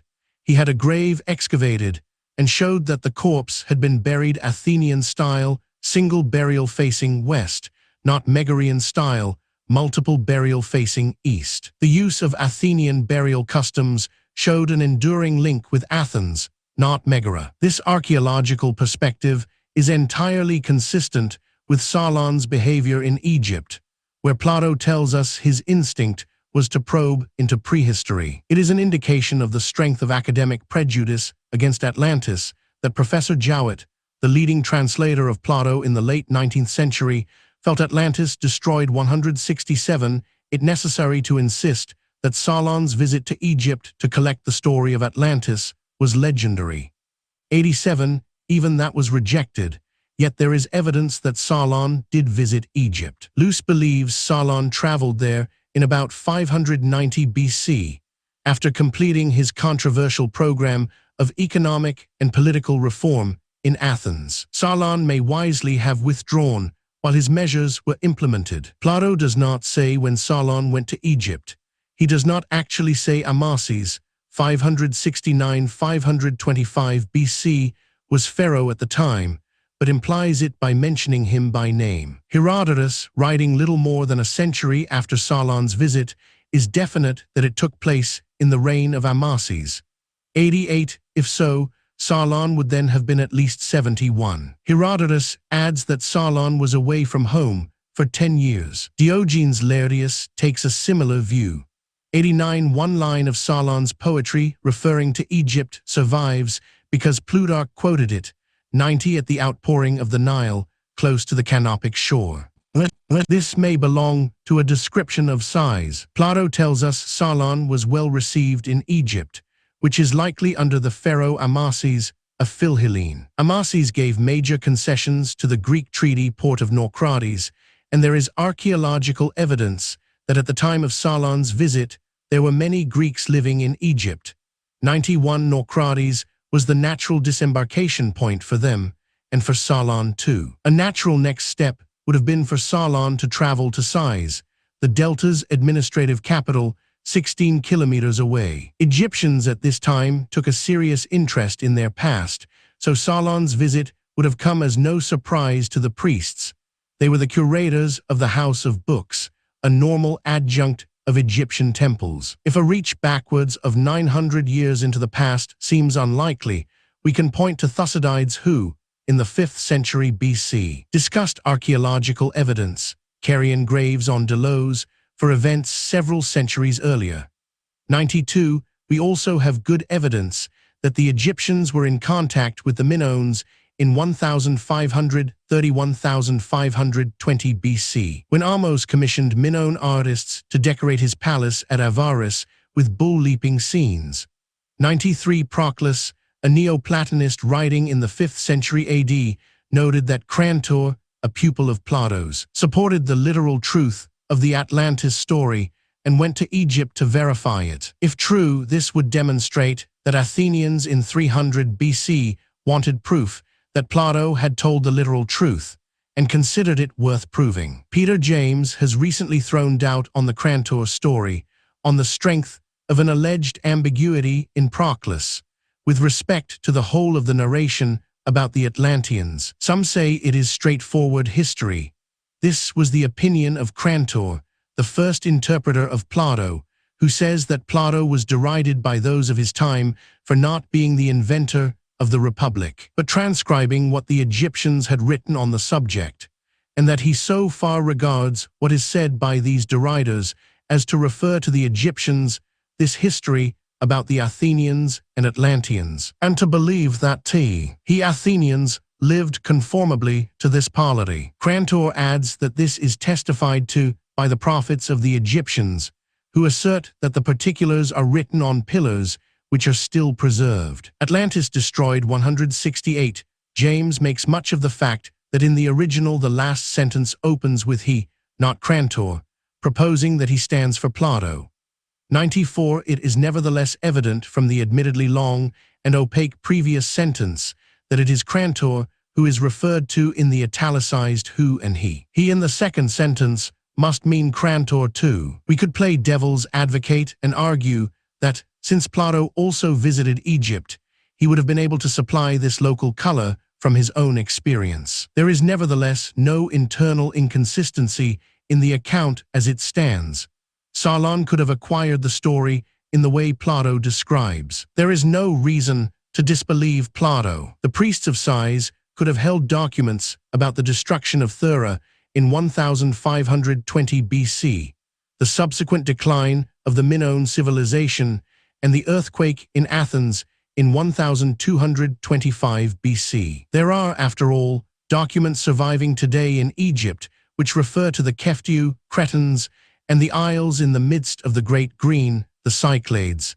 The Egyptians knew about Atlantis. The phrase Isles of the Great Green only occurs between 1470 and 1150 BC, in the period when the Mycenaeans took over the Minoan trading empire, and it may have been used to refer implicitly to the Mycenaean civilization. 95. The priests may have talked Solon through documents such as the carved pillars Proclus mentions. If Solon asked about Keftiu, he would have been told that it was far to the west. To the Egyptians, Crete was a legendary distance away. The Ipua papyrus uses the expression as far away as Keftiu. 96. They probably knew of Crete's influence over the Isles of the Great Green, and of Crete's disappearance from long-distance trade around 1500 or 1400 BC, 900 years before. Whether they knew anything of the Thera catastrophe is conjectural. They may have recorded second- or third-hand reports. Even so, it is clear that an outline of the Atlantis story was drawn in. Whether Solon understood that the Egyptians had described Crete and the Cyclades is not clear. He may have taken the very long distances to mean that Atlantis was beyond the western end of the Mediterranean. A location there for a mysterious lost land would have been possible, in that the Straits of Gibraltar were controlled by the Carthaginians, who intercepted and turned back all foreign vessels trying to reach the Atlantic. 97. Pindar wrote of the Forbidden Ocean. What lies beyond the straits is forbidden ground to wise men and unwise alike. 98. Solon may, on the other hand, by translating the place names and names of deities, have realized that he was hearing about the ancient history of a region much closer to home, the Aegean. If so, it may have been Sarlan who added the phrases that have caused so much trouble, those dealing with the geographical location of Atlantis in relation to the Pillars of Heracles. A connection between Atlas, who held up the sky just as the pillars did, and the name Atlantis has been suggested by Luce, 99, but this is unnecessary. There was a regional name in Linear B that referred to at least the center and east of Crete, Atlanus Tarunu, which is so close to the name Atlantis that it suggests that the Egyptians knew this was the name of the region disabled by ashfall. 100 Atlantis Destroyed. 169 Sarlan could not read the Egyptian script. He inquired into the meaning of names, found that the early Egyptians in writing them down had translated them into their own language, recovered the meaning of the names, and when copying them out again, translated them into our language, Crit. 113a. This has been marked by some scholars, 101, but it is exactly what Egyptian scribes did when converting Minoan names into hieroglyphs. A writing exercise from 1500 BC is entitled How to Make the Names of the Keftiu. Sarlan was carrying out the same exercise as Egyptian schoolboys 900 years earlier. It has been suggested that this was when the order of magnitude error occurred. Galanopoulos and Luce proposed that the numbers were exaggerated by a factor of 10, either when they were translated into Greek from hieroglyphs, or centuries earlier when they were translated from Linear B into hieroglyphs by Egyptian scribes.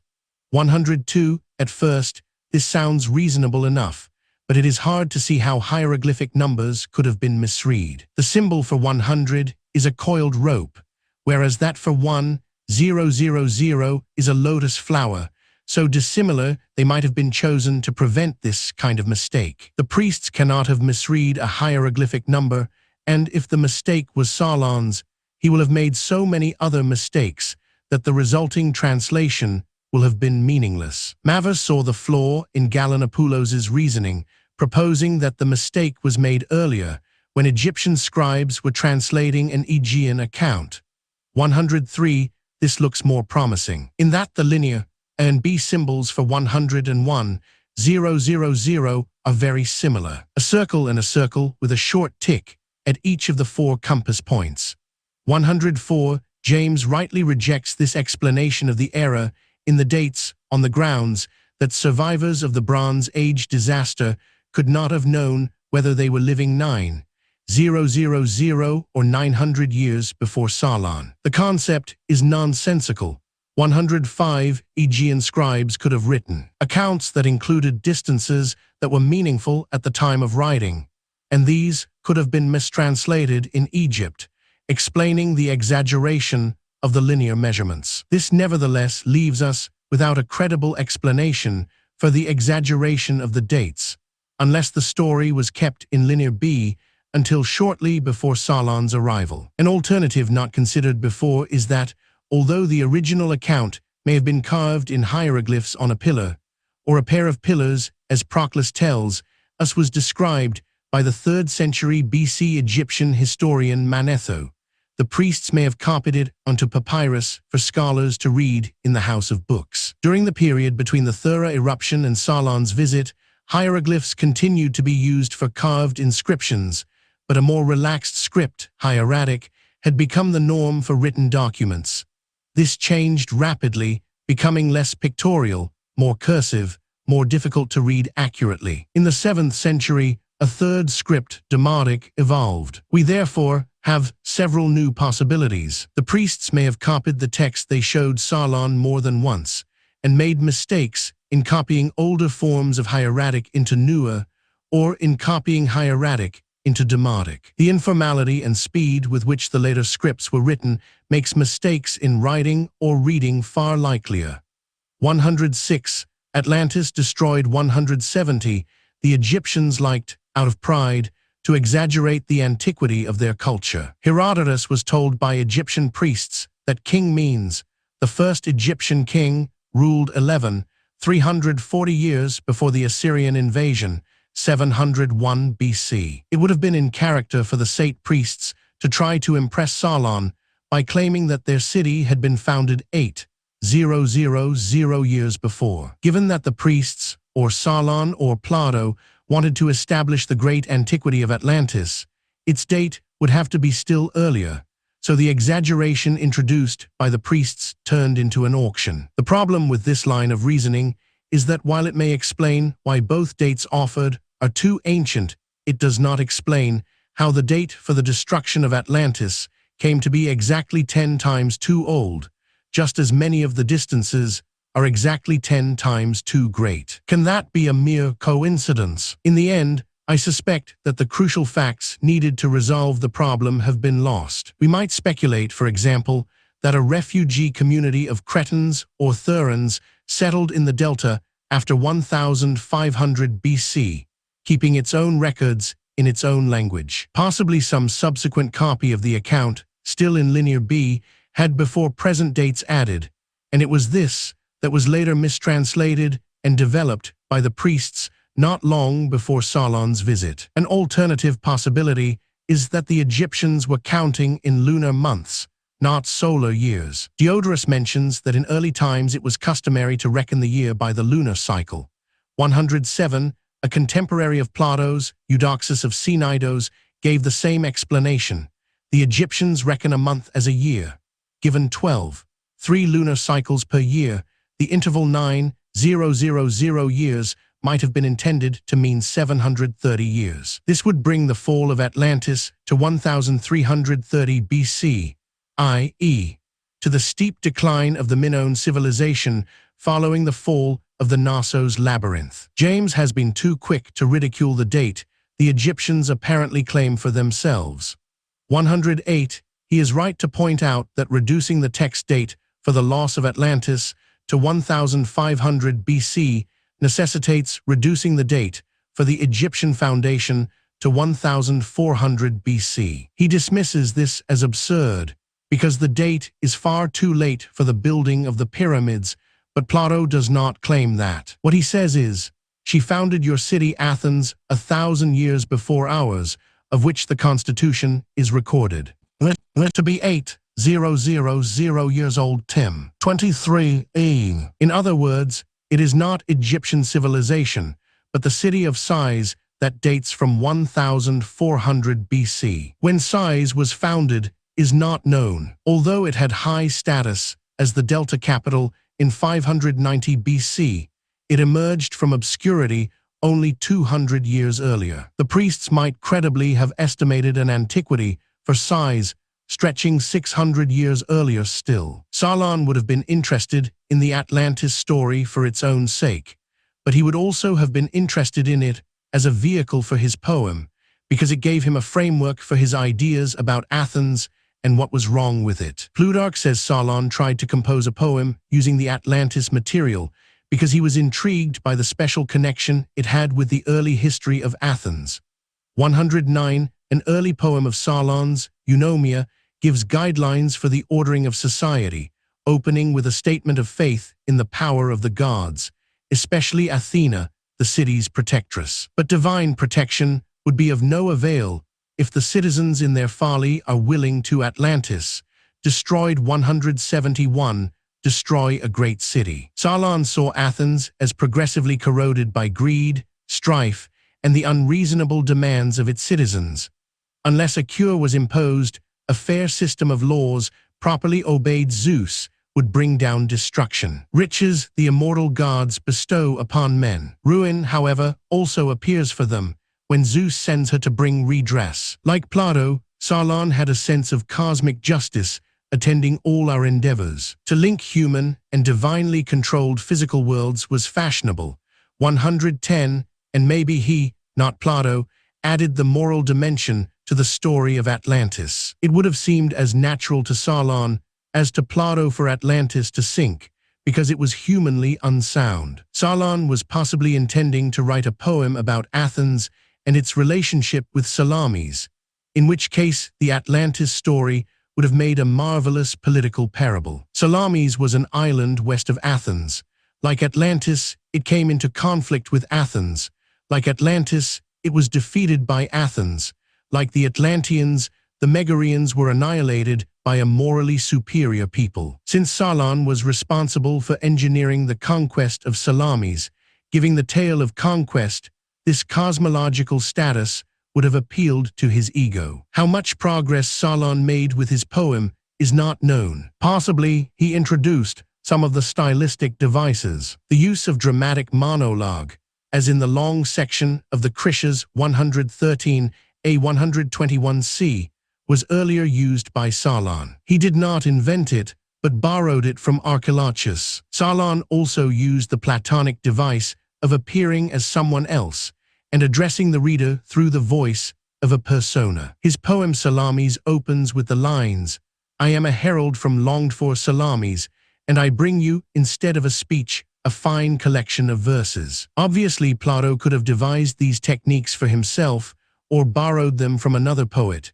but the possibility is there that Solon did in fact draft an unfinished Atlantis poem, including several of the features familiar to us from the Timaeus and Critias. Solon had a reputation for honesty and straightforwardness. From the evidence available, he was not given to gratuitous mystification. According to Plutarch, Solon reproved Thespes for including lies in his plays. If even in plays we allow ourselves to honor make-believe, the next thing will be to find it creeping into our serious business.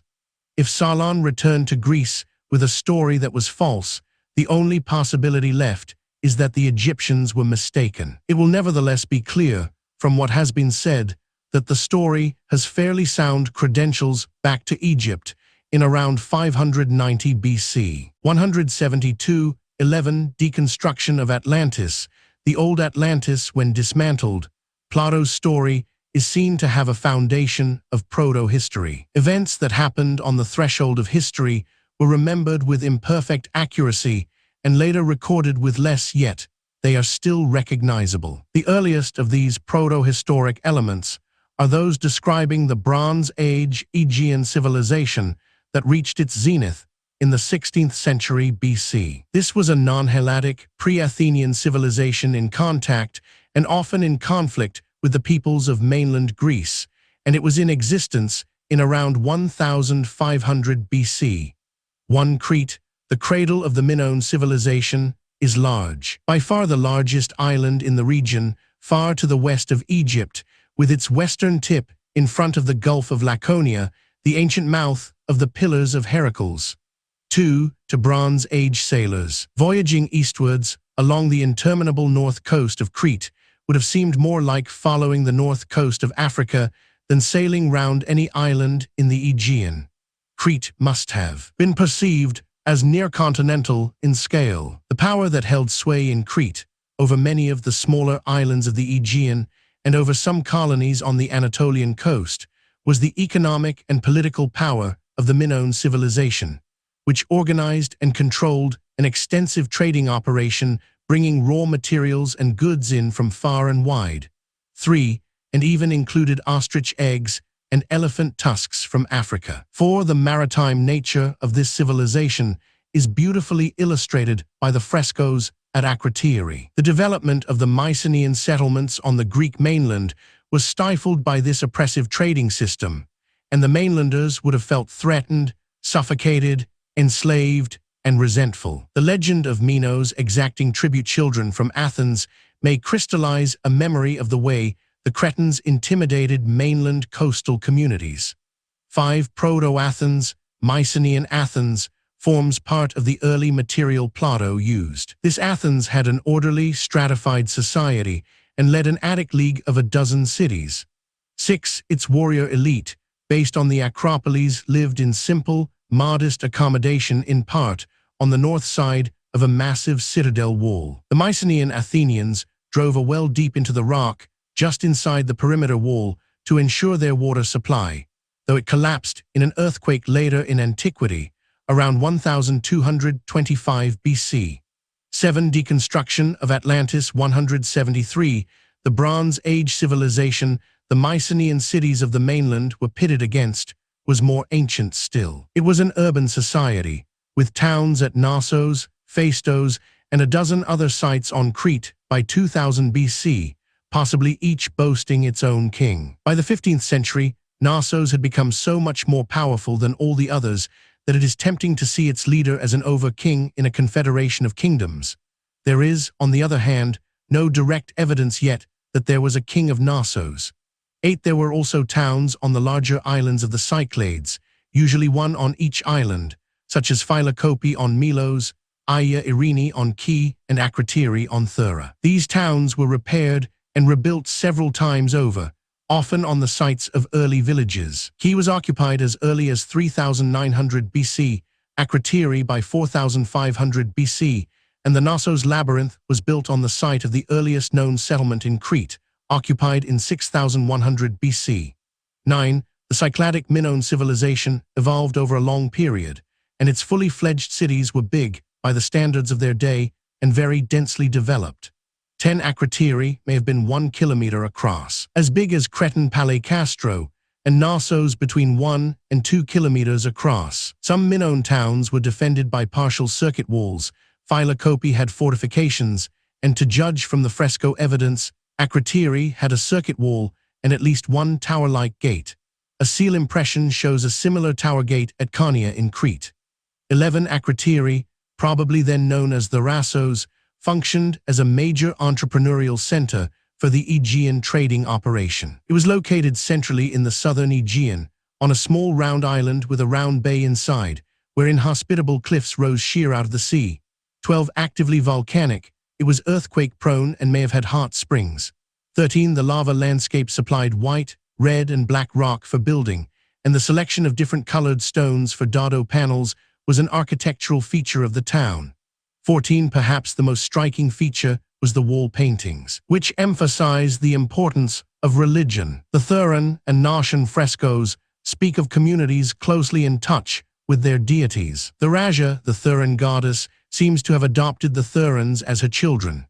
15. In the Knossos Labyrinth, plumbed. 16. Barbaric. 17. Bristling with sacral horns. 18. The fresco evidence is less complete. There were many sanctuaries in the labyrinth. 19. It is not certain who the dedicatees were, though the huge investment in terms of human commitment and wealth is evident. 20. The goddess who regularly manifests in fresco, seal, and figurine is probably the one referred to in the archived tablets recording offerings as the Lady of the Labyrinth. 21. The god was not represented there in human form, but manifested as a bull, and the bull leaping ritual, in which bulls were released into the bull court in the labyrinth and vaulted over by weaponless acrobats, represented a homage to Poseidon. Bulls were also sacrificed to Poseidon, and their blood may have been splashed over the sacral horns on the elaborate triple shrine in the bull court.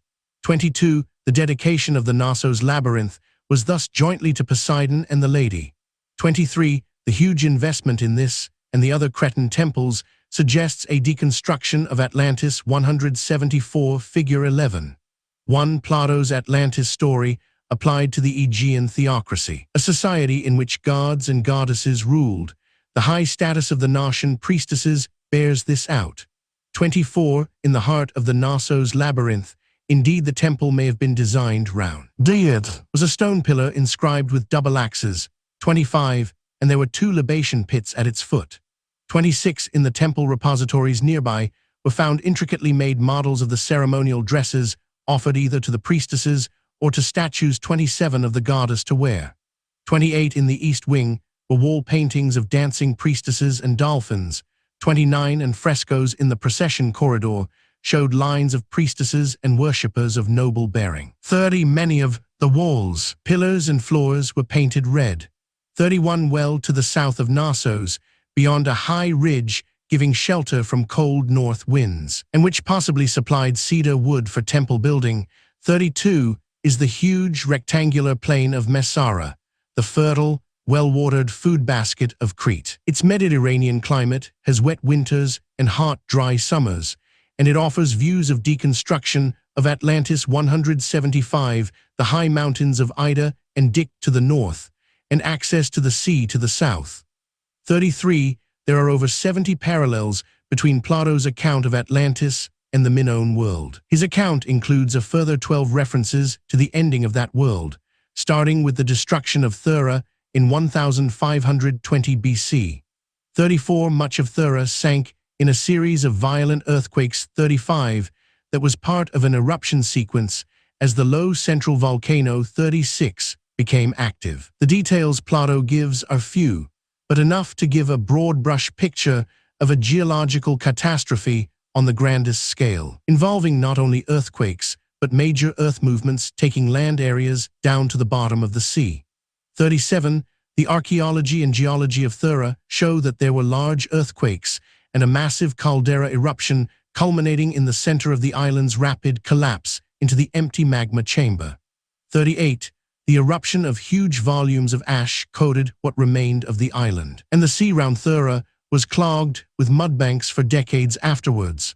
39 Earthquakes vibrating seabed generated tsunamis, which caused widespread flooding of coastal settlements on all Thera-facing shores in the Aegean.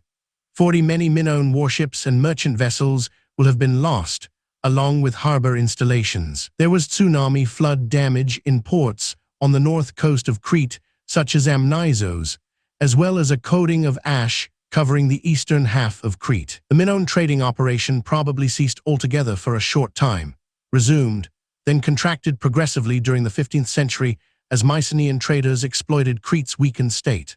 41 The Mycenaeans took the Minoans' empire piecemeal, beginning in around 1520 BC.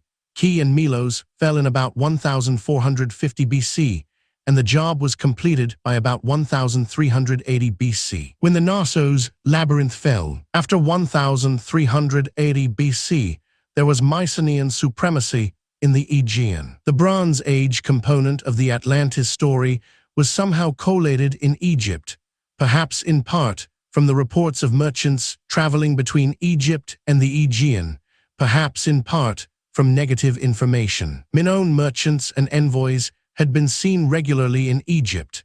It may be that, after about 1520 BC or so, they did not visit anymore. From this, the Egyptians inferred that Crete had disappeared. Reports of the Thera disaster reached Egypt, and the priests compressed and combined the separate, though related events. The sudden disappearance of Thera and the more gradual disappearance of the Minoan trading empire. The priests told Solon their city had not been founded until 1400 BC, which suggests that the story may not have been recorded in Egypt until then. It was conserved in some way, perhaps in a wall painting or carving, perhaps on a stone stele. That it cannot be seen today should not arouse suspicion.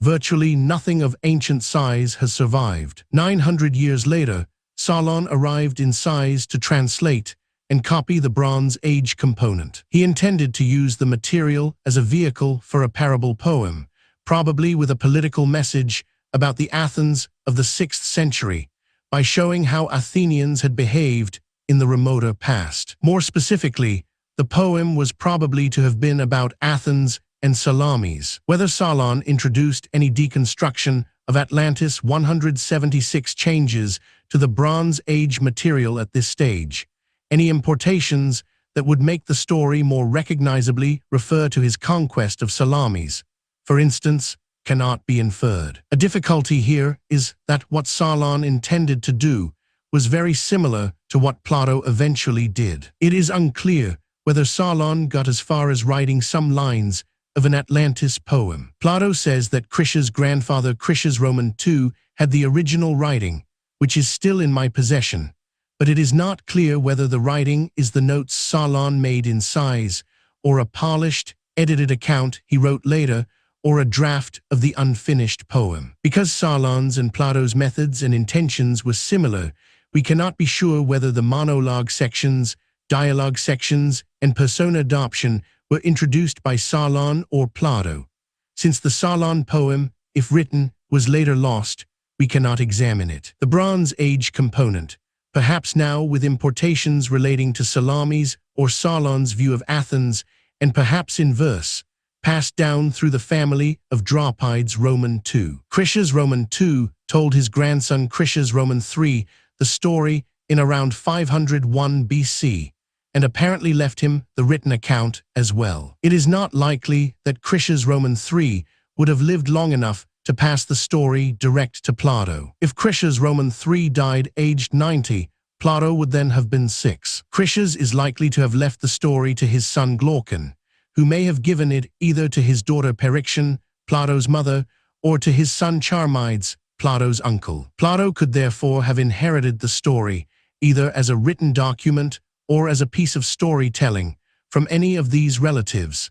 Given that he was the scholar of the family, it is likely that he would have received the document if it survived. There is no suggestion that he ever produced it as evidence, which may be taken to indicate his guilt, but nor is there any suggestion that in his few remaining years he was challenged to produce it, so we have to presume his innocence. Plato complicated matters significantly by adding ideas concerning the geomorphological development of Attica. His description and explanation of the processes of denudation and soil erosion in the Athens area, Crete 112a, are amazingly perceptive and accurate. Unfortunately, they are also anachronistic, matching his literal timescale, reaching back to 10,000 BC, though not that of the Bronze Age city of Athens. So even here, Plato was putting together two identifiable but separate strands of Athenian prehistory. Plato then set to work, putting the Salinized Bronze Age story to use. Some important changes in geographical perception had taken place between 1500 and 350 BC, and we need to be aware of them. To the Egyptians of 1500 BC, any land as far away as Crete was indeterminate and incalculably distant. Their reference to the Aegean Islands under the Mycenaeans as the Isles of the Great Green shows typical imprecision. By Solon's time, the world had expanded considerably. The pharaoh Necho Roman II, 610–595 BC, caused Phoenician vessels to venture out into the Atlantic and along the coast of Morocco, so the Atlantic was a contemporary concept of the Far West. 42. The priest reading the hieroglyphs for Solon may have added this expansion of the text for him. Deconstruction of Atlantis 177, Figure 11. 2. Evolution of the Atlantis story in antiquity. Double-ended arrow equals Bronze Age story applied allegorically to a contemporary issue, details of which were grafted into the story. Deconstruction of Atlantis 178. There are clues in the Timaeus 24d that this occurred. The Atlantean army came forth out of the Atlantic Ocean, for in those days the Atlantic was navigable. This implies that the Atlantic was not considered navigable at the time of writing, that Necho's sailors had gone out beyond Gibraltar and been appalled at the sea conditions, terrified perhaps by the size of the waves. It would have been in their professional interest to return saying that the Atlantic was not navigable. The huge mysterious ocean nevertheless existed as a new horizon for the imagination, a new place to put monsters and lost lands. Plato realized he had to alter the passage immediately following to fit the Atlantic location. The reference to Atlantis lying midway between Africa and Anatolia made no sense if Atlantis was out in the Atlantic, so it was changed by Plato into a statement about the size of Atlantis, larger than Libya and Asia put together. Plato must have added part of the Egyptian priest's lecture to Solon as well. Tim 22c, 23c. These lines develop the idea of cyclically recurring destructions, leaving few survivors, an idea that belongs to Plato's Athens rather than to Sanchez's size, and an idea to which Plato frequently returns. Clearly, entertainment was part of Plato's purpose. He tells the story well, with more circumstantial detail than is necessary to make his moral and philosophical points. He nevertheless frankly wanted it as a vehicle for a parable. I am ready to tell the story as I heard it. We will transfer the imaginary citizens and city you described yesterday in the Republic to the real world, and say that your city is the city of my story, and your citizens the historical ancestors of ours, whom the priest described. Tell us, Socrates, Do you think this story will suit our purpose? Tim, 26D, and Plato had more than a notional ideal in mind. He wanted an allegory for an Athens in need of reform. During Plato's lifetime, 3 nightmares hung over Athens, tarnished its glory. In 399 BC, Athens had executed the teacher he so greatly respected, an event that may have launched him towards designing a better state. In 404 BC, Athens had been defeated, violated, and humiliated by Sparta. After that, along with many other Athenians, he had developed an ambivalent admiration for Sparta. But now, towards the end of his life, he saw Sparta as an unworthy ideal and wanted to hold up a mirror to both Sparta and Athens. In the defeat of the Sicilian expedition in 413 BC, he saw the need for another warning. Athens was not invincible, her colonial strategy was ill-founded, and the way political decisions were made was suspect. He had also been closely involved in trying and failing to rehabilitate 2 successive tyrants of Syracuse, and may have wished, partly out of frustration, to show how dangerous the Syracusan rulers were. The Atlantis story as it stood did very well as a commentary on Sparta. The idea of a mighty host threatening and blockading Athens, backed by an alliance of deconstruction of Atlantis' 179 Peloponnesian kingdoms, was already there, as was the threat of slavery. The only 2 additional passages that were needed were the slide from Moral Grace 43 and the massive gearing up for war, a distinctively Spartan characteristic.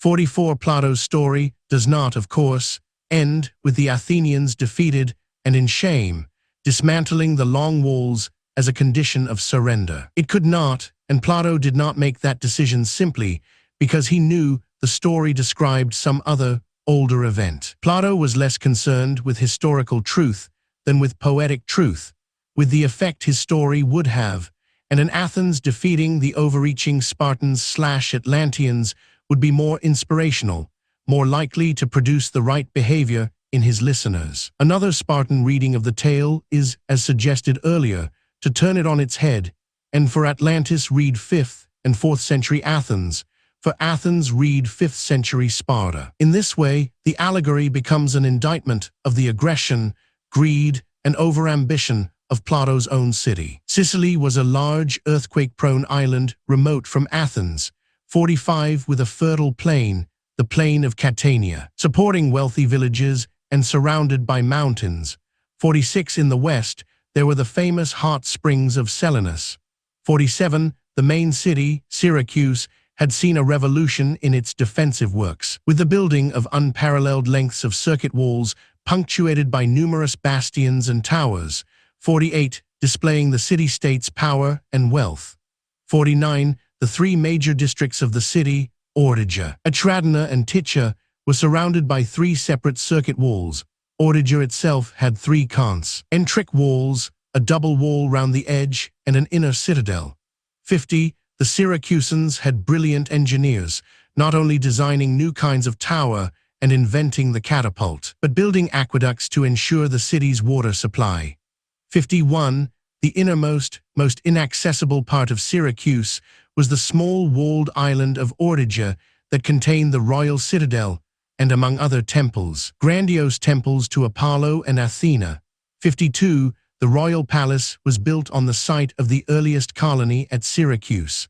53, Ortygia itself was an artificial island, separated from the mainland by a bridged canal that connects the city's 2 harbors. There were docks near the southern end of the cut. 54, Dionysius dominated the kings of the other Sicilian city-states. 55, the power of the tyrant of Syracuse and his ruling elite was such that he came to control most of Sicily, the Lipari Islands, and parts of the European mainland as far away as Ancona. 56, Athenians saw Dionysius' power as a threat to the Greek hegemony. Sicily might sever its already loose ties with Athens and become an independent power as dangerous as Carthage. 57, there are 45 parallels between the Platonic account and 4th century Sicily. Enough to show that Plato must have been conscious that what he was writing would be read as a commentary on contemporary Sicily. That conclusion is inescapable. Some might go further and argue that Plato used first-hand knowledge of Sicily to write an entirely new myth developed on Sicily alone. But the much larger number of parallels between the account and the Aegean Bronze Age makes that unlikely. Plato himself argues strenuously for the antiquity of the tradition, claiming that the events happened 9,000 years before Solon, and taking care to Deconstruction of Atlantis 180 give the story's long pedigree in detail. He simply selected and emphasized features of Atlantis that would ring a Sicilian bell in the memories of his listeners and readers. He needed just enough of Sicily in the parable to make people think that Atlantis was Sicily in disguise, and we can be sure that that is what they thought. Plato added 2 more clues in calling one of the characters in the dialogues Hermocrates the name of a well-known Syracusan general, and another Timaeus, an astronomer from southernmost Italy. Nevertheless, if we regard Atlantis as a satire on Sicily, there are peculiarities that need to be explained. The Syracusans were certainly geared up for war, but principally because they were menaced by Carthage, not because they wished to invade and enslave Athens. 58. It was the Athenians who launched 2 unprovoked expeditions against Syracuse. 59. And the Athenians who were defeated. 60. This is a conspicuous example of Plato's noble fiction. His motive in juggling with historical reality was that in the end the reader, whether Athenian or Syracusan, would see Athens as a rock of moral rectitude. He is also, I suspect, exhibiting the playful irony of the political satirist, fictionally turning people and situations into what they are not. The effect can be arresting and thought-provoking. The image of Syracuse making unprovoked attacks on innocent Athens was the blackest of black humor. Whether it occurred to Plato that in the royal court of Syracuse, his parable would be inverted for Athens read Syracuse, for Atlantis read Attica, to take a different and more subversive meaning is uncertain. Plato was haunted by his vision of an ideal state, one in which there was perfect civic harmony, no greed, no class war, and no injustice. To achieve it, private aspirations would need to be subordinated to the common good, hence his fascination with Sparta. But none of the city-states he saw matched his ideal. The Athens that judicially murdered Socrates was imperfect, and he looked elsewhere. Only Syracuse seemed to rise to it. Plato hoped to turn 2 of its rulers into ideal philosopher kings, was doubly disappointed when he failed. As Bertrand Russell wrote, the problem of finding suitably wise men to whom you can entrust government is insoluble. 61. Atlantis was a desperate last throw at reforming Syracuse from afar. It was a Parthian shot, all that an old man in Athens could offer. There are several reasons why there have been so many misunderstandings about the nature of Atlantis and its location in space and time. 1. Plato left the various elements in the story's evolution visible and undigested. Although he altered it, he did not do so thoroughly, and the result is that Atlantis, as described, cannot have existed at all. That has led some commentators to claim mistakenly that the story is fiction from start to finish, and thus to overlook the proto-historical content. 2. The Egyptians who acquired the story in 1520 BC or shortly afterwards had a very different geographical sense from the Greeks of Plato's or Solon's deconstruction of Atlantis 181 time. To the 16th century Egyptians, the Aegean was a long way to the west. When the story was passed to Solon, the known world was expanding rapidly, and either Solon or the priest may have assumed that Atlantis was out in the newly visited Atlantic Ocean. This mistake may actually have led to the ocean being named after the lost land, rather than the other way round, as most people have assumed. 3. The geographical mistake was compounded by a misreading of linear or B numerals, or a misreading of hieratic or demotic copies of the story made in size by Egyptian scribes in the 15th century or later. This led to a 10-fold exaggeration of many of the distance measurements and a 100-fold exaggeration of area, so that the plain of Messara, instead of being small enough to fit into central Crete, was inflated to the size of the southern Aegean. The land areas involved became too big to fit into the Mediterranean, another reason for removing Atlantis to the outer ocean. 4. A similar mistranslation of numerals led to an exaggeration of the 900 years elapsing between Thera's destruction and Solon's Egyptian visit to 9,000 years. The idea of an advanced Bronze Age culture with cities, kings, palaces, and temples existing in 9600 BC has always been unacceptable to prehistorians, and that has helped to push Atlantis to the outer fringes of academic study. 5. The hypothesis, revived repeatedly in the 20th century, that Minoan Crete was Atlantis has proved inadequate to the case and has rightly been rejected. The parallel hypothesis, based on more recent archaeological evidence that Cycladic Thera was Atlantis, is also in itself inadequate. Because these hypotheses can be rejected separately, many have rejected the idea that Atlantis might have existed in the South Aegean, understandably overlooking the possibility that if the two hypotheses are combined, they do meet the needs of Plato's description. 6. By Plato's time, the Pillars of Heracles had become fixed at the western end of the Mediterranean. It is clear when he mentions them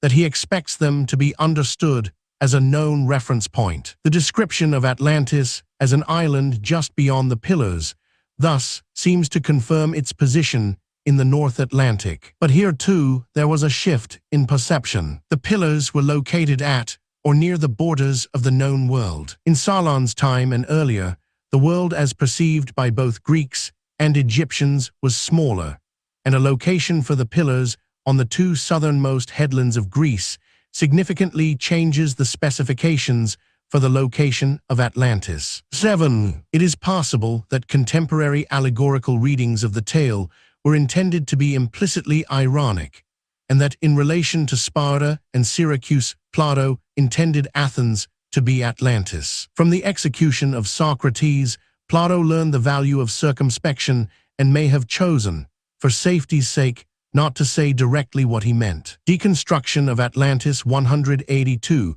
The shifts in perception, meaning, and understanding nevertheless add layers of mystery which to some are as irresistibly alluring as the dance of the seven veils. The New Atlantis, like the 16th-18th century search for Terra Australis, the rumored southern continent, the search for Atlantis continues apace. Many locations have been proposed: the Gulf of Syrtis, the Tyrrhenian Sea, the Sea of Azov, the Eastern Mediterranean off Israel, the Western Mediterranean off Almeria, the North Sea near Heligoland, Antarctica, the Celtic Sea off Cornwall, and the Eastern Irish Sea.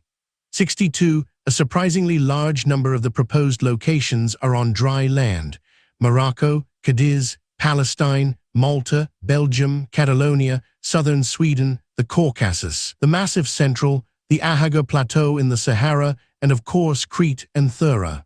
63. There is no shortage of candidates and ingenious explanations. It says much for the power of Plato's tale that it has fired so many imaginations in so many different directions. Many of these quests are rationally based searches for the old Atlantis, Plato's lost kingdom. It is important to recognize that a significant proportion of what has been written in the 20th century has not been about Plato's Atlantis at all, but a new Atlantis, one that has really existed as an idea only since 1882. Plato's account took on a new lease of life after America was discovered. Several people, such as Gamara in 1553 and Guillaume de Postel in 1561, assumed that America was Atlantis. Postel anticipated Ignatius Donnelly in drawing attention to the native name for Mexico, Aztlan. Sir Francis Bacon more light-heartedly identified America as Atlantis in his philosophical romance, Nova Atlantis. It was not the first time a philosopher had looked westward across the sea to a new world where there was a chance that an ideal state might be established. The first map known to have shown Atlantis was drawn by Athanasius Kircher in 1644. It shows a pear-shaped landmass in the middle of the Atlantic directly opposite Gibraltar, with two smaller islands on the American side, a gesture towards the West Indies. The New Atlantis, as a literary phenomenon, is nevertheless scarcely more than a century old, the virtually single-handed creation of Ignatius Donnelly. It is possible that the description of Captain Nemo's visit to the lost capital on the seabed in Jules Verne's 20,000 Leagues Under the Sea, published in 1870, inspired Donnelly to explore the idea further. Donnelly's book The Antediluvian World, 1882, set out the grandiose hypothesis that the continent of Atlantis really existed out in the Atlantic in prehistory and was the cradle of all civilization, the heartland of an empire extending from the Mississippi and Amazon in the west to the Eurasian steppes and India in the east. He added a strong mythic element. Atlantis was the Garden of Eden, the Garden of the Hesperides, the Elysian Fields, the Gardens of Alcinous, the Mesomphalos, figure 11. 3. The first known map of Atlantis, published by Athanasius Kircher in 1665, Deconstruction of Atlantis 184. The Olympos, the Asgard of the traditions of the ancient nations. Donnelly admitted Eden was a problem, 64, because it was supposed to be to the east of Palestine. The gods and goddesses of Greece, Scandinavia, and India were really the kings, queens, and heroes of Atlantis. Donnelly's arguments depended on the diffusionist theory of culture. If pyramids were found in Egypt and Latin America, and the decimal system of counting was found among Peruvians and Anglo-Saxons, people must have traveled from one area to another, taking the concepts and techniques needed for pyramid building and decimal counting with them. Placing a landmass in the Atlantic Ocean would make this diffusion easier by shortening the sea journeys involved. Once the heartland sank under the waves, the colonies developed separately but still displaying vestiges of the original culture. The physical remains of Donnelly's Atlantis are the Azores, Madeira, and the Canaries, once mountains on the old continent. Donnelly's book was published shortly after the first major oceanographic survey of the North Atlantic, which revealed the existence of the Mid-Atlantic Ridge, an underwater mountain range equal in scale to the Rockies and Andes. The ocean floor was spattered with seamounts, extinct volcanoes, down to depths of 1,000 meters or more. Donnelly seized on the new information as evidence that there had once been land in mid-Atlantic. But the ridge was narrow and left wide seas for his Atlanteans to cross, so he proposed connecting ridges, causeways by which people, animals, and plants could migrate between new and old worlds. Donnelly's case rests on 4 lines of evidence: the newly discovered mid-ocean ridge, parallel ecological developments on opposite sides of the Atlantic, parallel cultural developments, and the assumption that diffusion is the cause of all similarities. The diffusionist approach has subsequently been countered by an evolutionist approach, which holds that pyramids might be invented independently in different places by different communities without reference to one another. In the end, Donnelly's idea depends on an assumption that civilization is homogeneous, which it clearly is not. Even the pyramids, often quoted by Donnelly's supporters, are not at all similar. Donnelly's idea gained immediate and widespread popularity, the more so since many scholars were ready to denounce the old Atlantis as pure fiction. It is an early example of the appeal of conspiracy theory. 65. The skepticism of the scholars intensified when in 1912, a young man claiming to be Schliemann's grandson, a claim at that time calculated to increase his credibility, said his grandfather had found at Troy a vase with the inscription from King Kronos of Atlantis. 66. This hoax did nothing for the cause of either Atlantis. Donnelly's vision was flawed, and not just because of his diffusionist approach. The seabed features he seized on as proof of a vertically sunken land area have, since 1960, been explained by geologists in a very different way. The Mid-Atlantic Ridge is a line of weakness in the Earth's crust where lateral tension opens fissures tens or hundreds of meters long, releasing lava. The floor of the Western Atlantic inches westwards, that of the Eastern Atlantic inches east. Figure 11. 4. Profile of the Mid-Atlantic Ridge, as portrayed by Donnelly, 1882, Figure 11. 5. Ignatius Donnelly's Map of Atlantis, 1882, Deconstruction of Atlantis, 187 wards. 67. Long-lived upward-moving plumes of material in the mantle push the mid-ocean ridge up so that in places it breaks the surface of the ocean. Volcanoes that are active while located over the plumes move gradually sideways and down into the ocean basins, as on slow-moving conveyor belts. They become extinct as they leave the crest of the ridge. There is no sudden submergence. The processes are gradual and slow. Inspection of the ocean floor shows that Donnelly's connecting ridges do not exist at any depth. Some supporters of the new Atlantis have attempted to use the results of post-1950 research into the environmental changes of the Pleistocene Ice Age, seeing sea level change as the key to the problem. During a cold stage, such as the Devensian 80,00010,000 years ago, a great deal of water was trapped on the land in middle and high latitudes in mantles of snow and slow-moving ice sheets, while evaporation from the ocean surface continued apace in the tropics. This produced a global lowering of sea level of 150 meters, exposing large areas of shallow water as dry land. 68.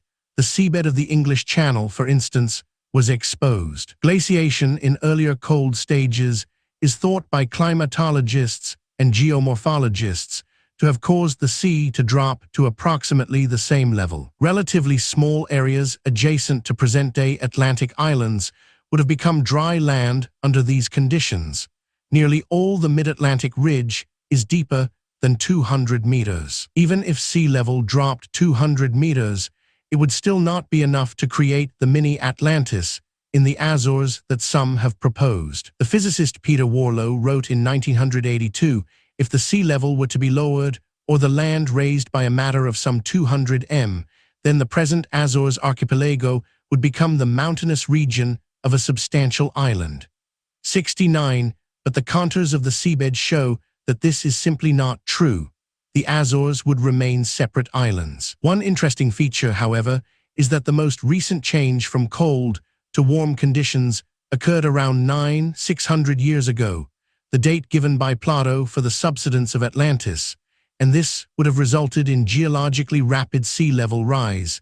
70, but still only at 1 or 2 centimeters per year, which could not cause a continent to vanish overnight. Henry Martin, a disbeliever in Atlantis, commented as early as 1841 that it would simply not be possible for a continent-sized island in the Atlantic to submerge suddenly, whatever the cause, and leave the geography of southern Europe unchanged.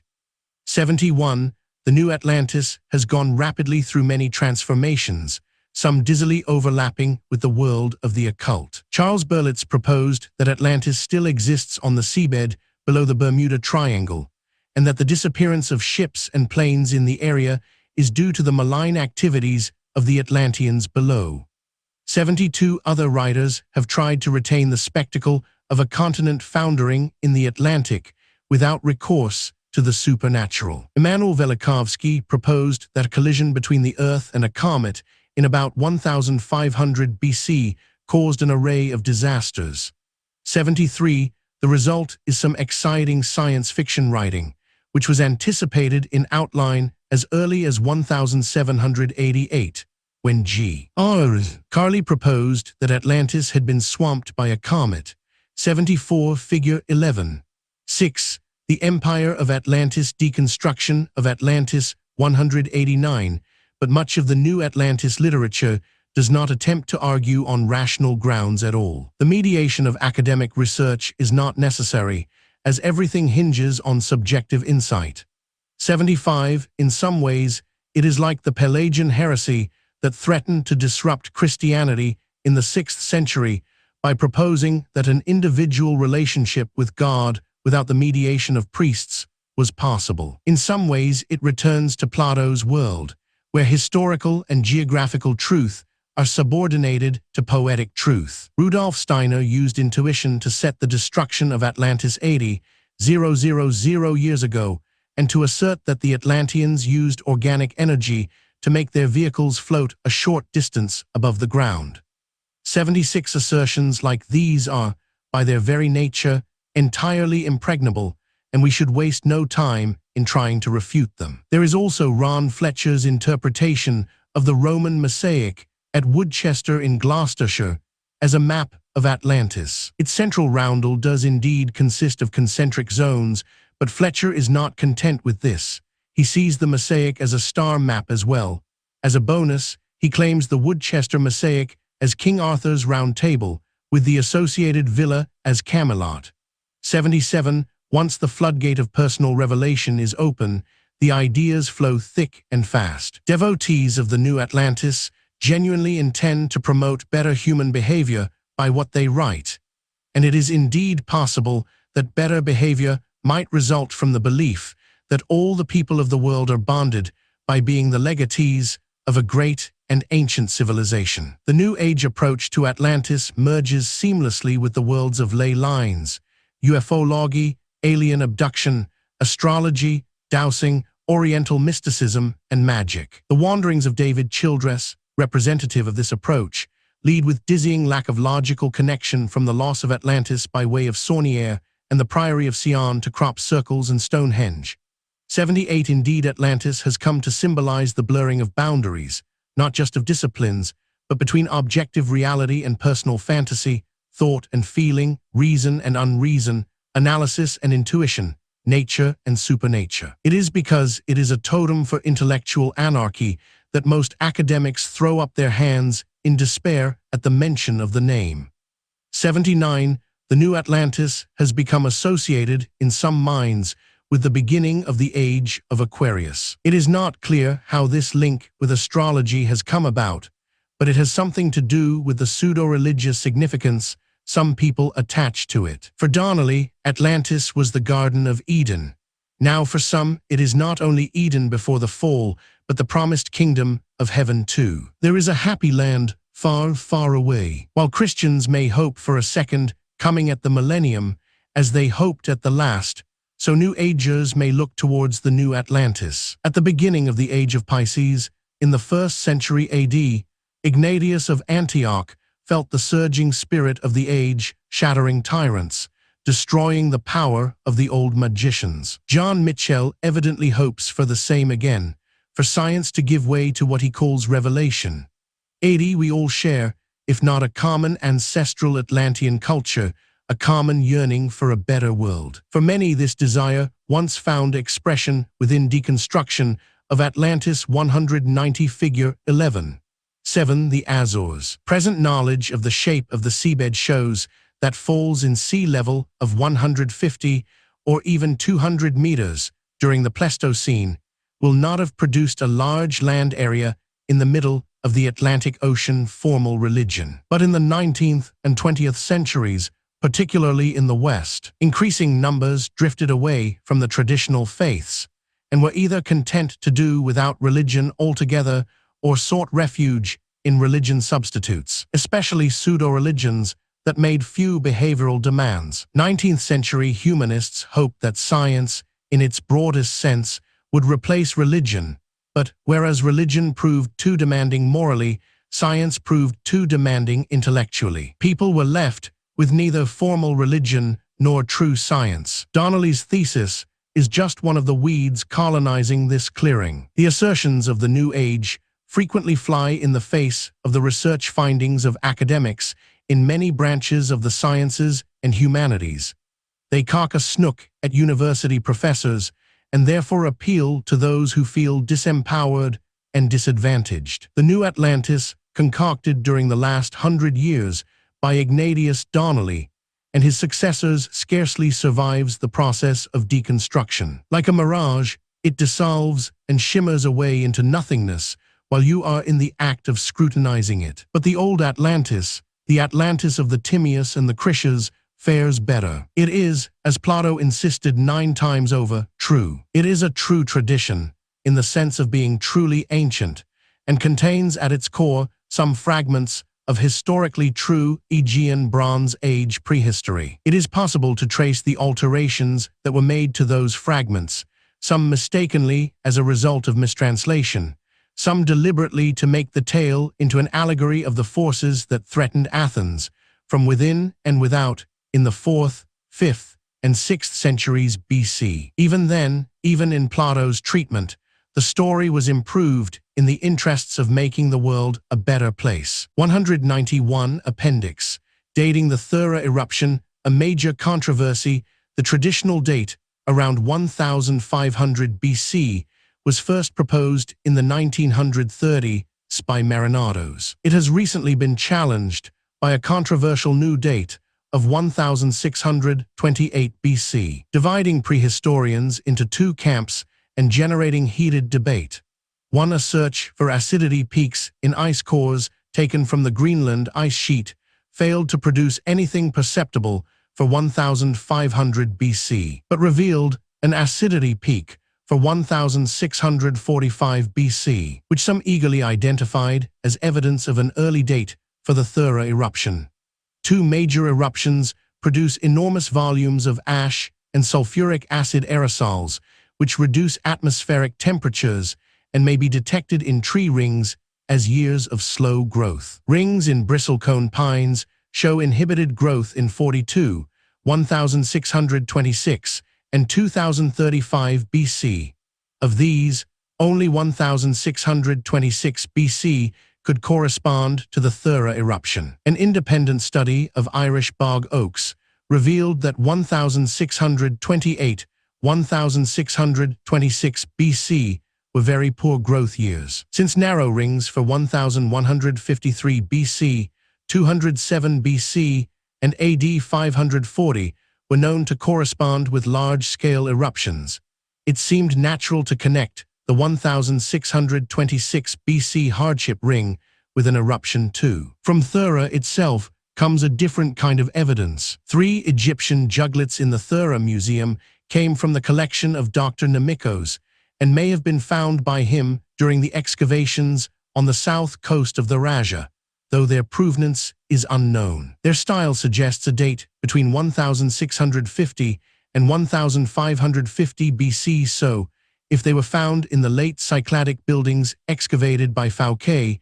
they support the earlier date for the eruption. 3 Some radiocarbon dates for the destruction level on Thera are too old for the traditional eruption date. Charcoal from a Minoan hearth, discovered in the Atheneos quarry in 1979, was dated to 1800 BC. Fava beans found in a jug in Building 4 produced a date of 1700 BC. It has been claimed that increasing numbers of radiocarbon dates favor the older date, but the claimed mean date of 1670 BC does not match either 1645 BC ice cores or 1628 BC tree rings. In fact, the average of over 20 radiocarbon dates from Akrotiri is 3200 BP, which calibrates to 1500 BC. In spite of the strenuous lobbying in favor of a 17th century BC date, the evidence in its favor is inconclusive. For, to begin with, eruptions are not the only cause of narrow tree rings. Weather patterns vary for a great many reasons. Nor was Thera the only volcano in the world to erupt in the Bronze Age.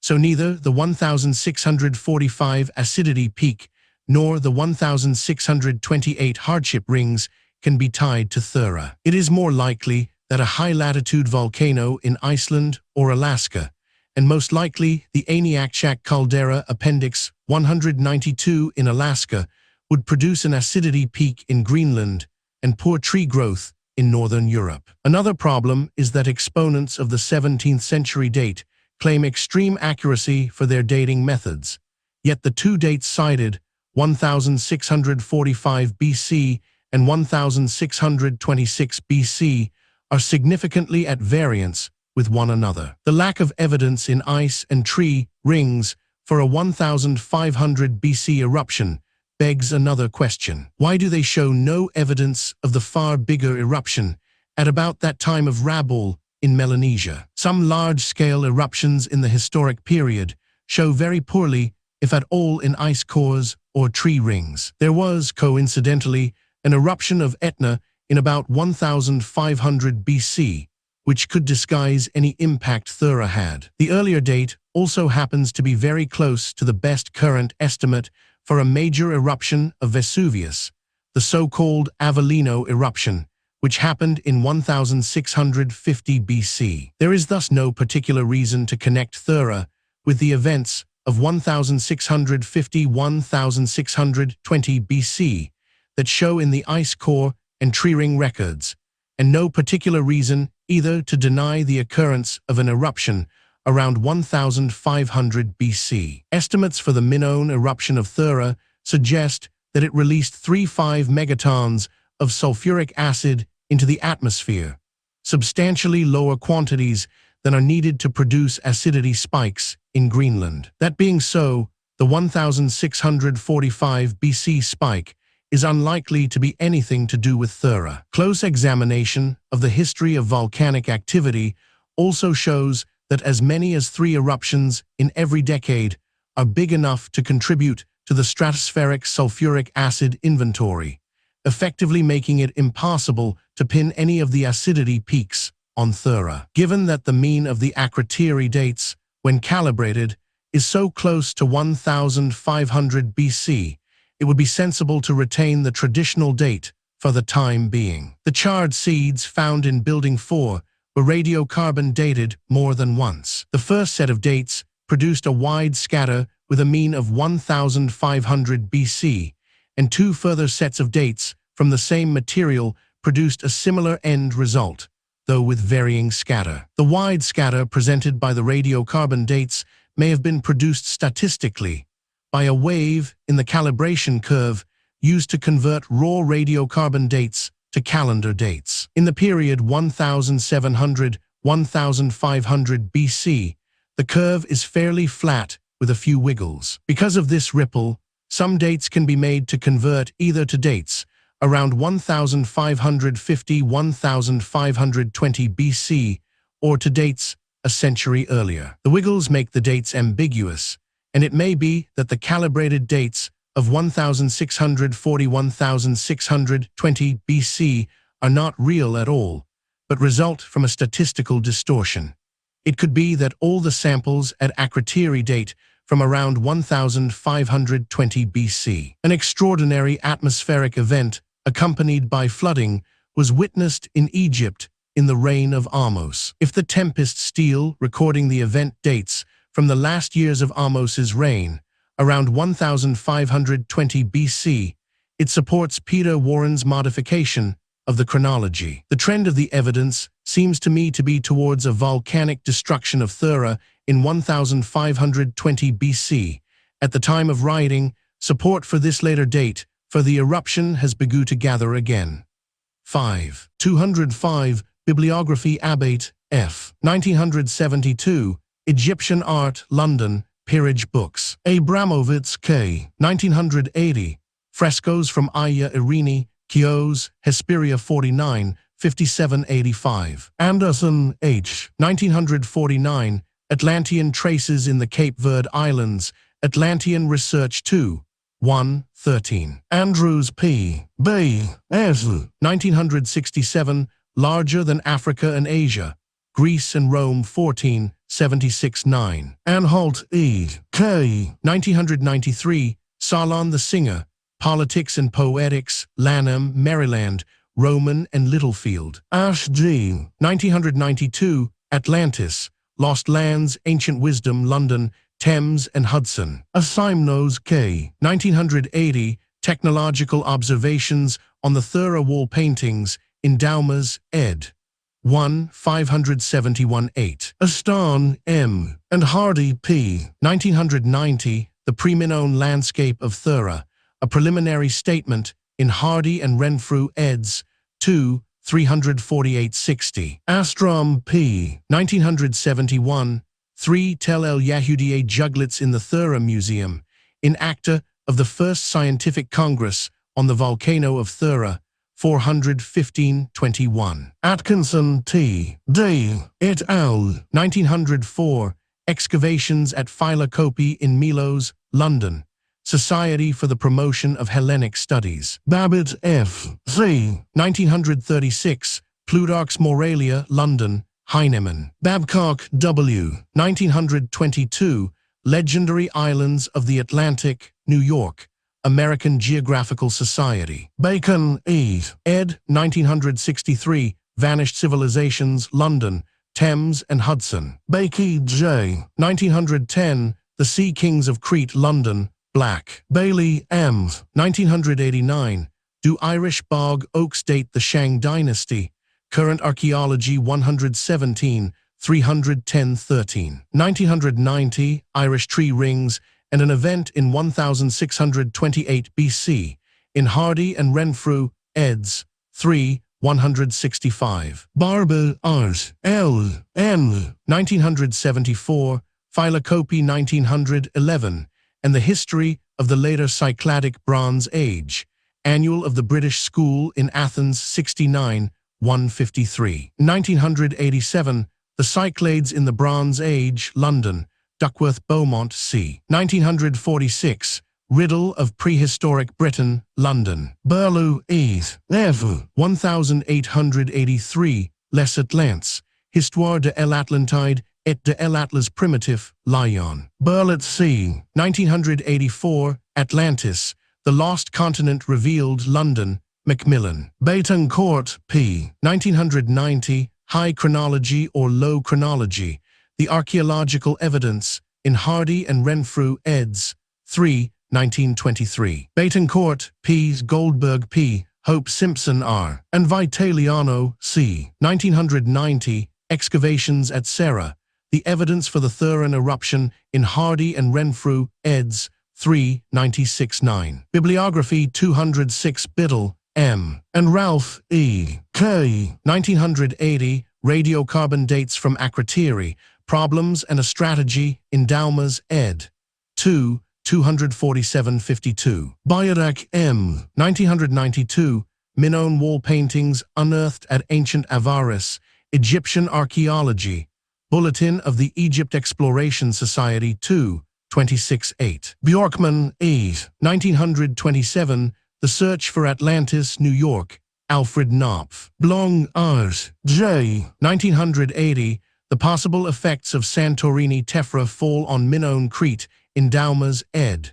2, 217-26. Boardman J. 1964. The Greeks Overseas, Harmonsworth. Penguin. Bonif N. 1949. An Asteroid as the Possible Cause of the Atlantis Submersion. Atlantean Research 2, 4, 52. 1950. The Theory of the Tides and the Problem of Atlantis. Atlantis, London 4, 36-7. 1959. The Problem of Atlantis. Atlantis, London 1263. Bolodes C. 1987. Nachmal zum Prozessionsfresco von Nassos. Palast Undarbringung von Prestigeobjekten, in Heg and Marinados, eds. 145-56. Bora C. M. 1969. Pindar, The Odes Harmonsworth, Penguin. Bragheim A. 1940. The Shadow of Atlantis, London, Dutton. Bragheim A. 1952. L'Enigme de l'Atlantide, Paris. Bramwell J. 1974. Lost Atlantis, California, Newcastle. Brannigan K. 1981. Minoan Colonialism. Annual of the British School in Athens 76, 2333. 1984. Minoan Community Colonies in the Aegean, in Heg and Marinados, eds. 4953. Bronier O. 1948. What Happened at Athens.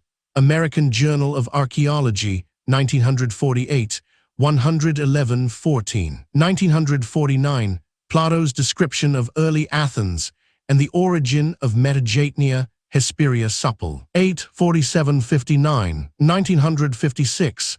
Athens in the Bronze Age. Antiquity 30, 918. Broodbank C. 1992. The Neolithic Labyrinth. Social Change at Knossos Before the Bronze Age, Journal of Mediterranean Archaeology, 5, 3975. Brown, L. M.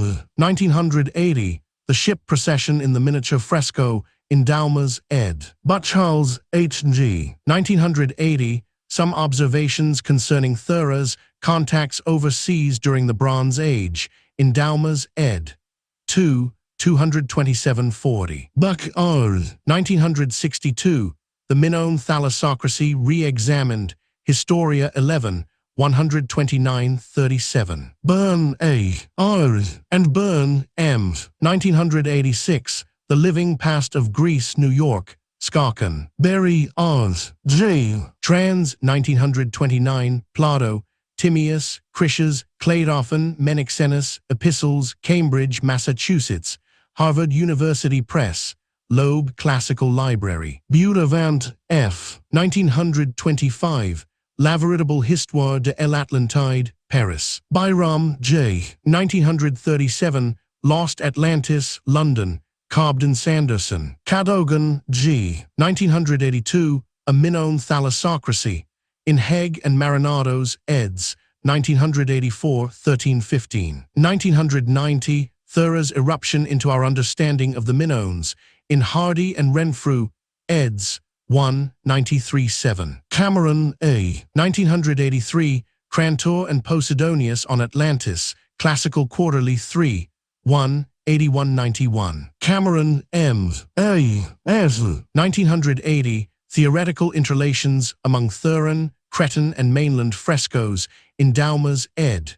1, 579-92. 1987, The Palatial Thematic System in the Knossos Murals, Last Notes on Knossos Frescoes, in Hegg and Marinados, eds. 328. Bibliography 207, Carly, G. R. 1788, Letter Américaine, Paris. Carpenter, R. 1966, Beyond the Pillars of Heracles, New York, Delacourt. Carey, M. 1949, The Geographic Background of Greek and Roman History, Oxford, Clarendon Press. Karski, J. L.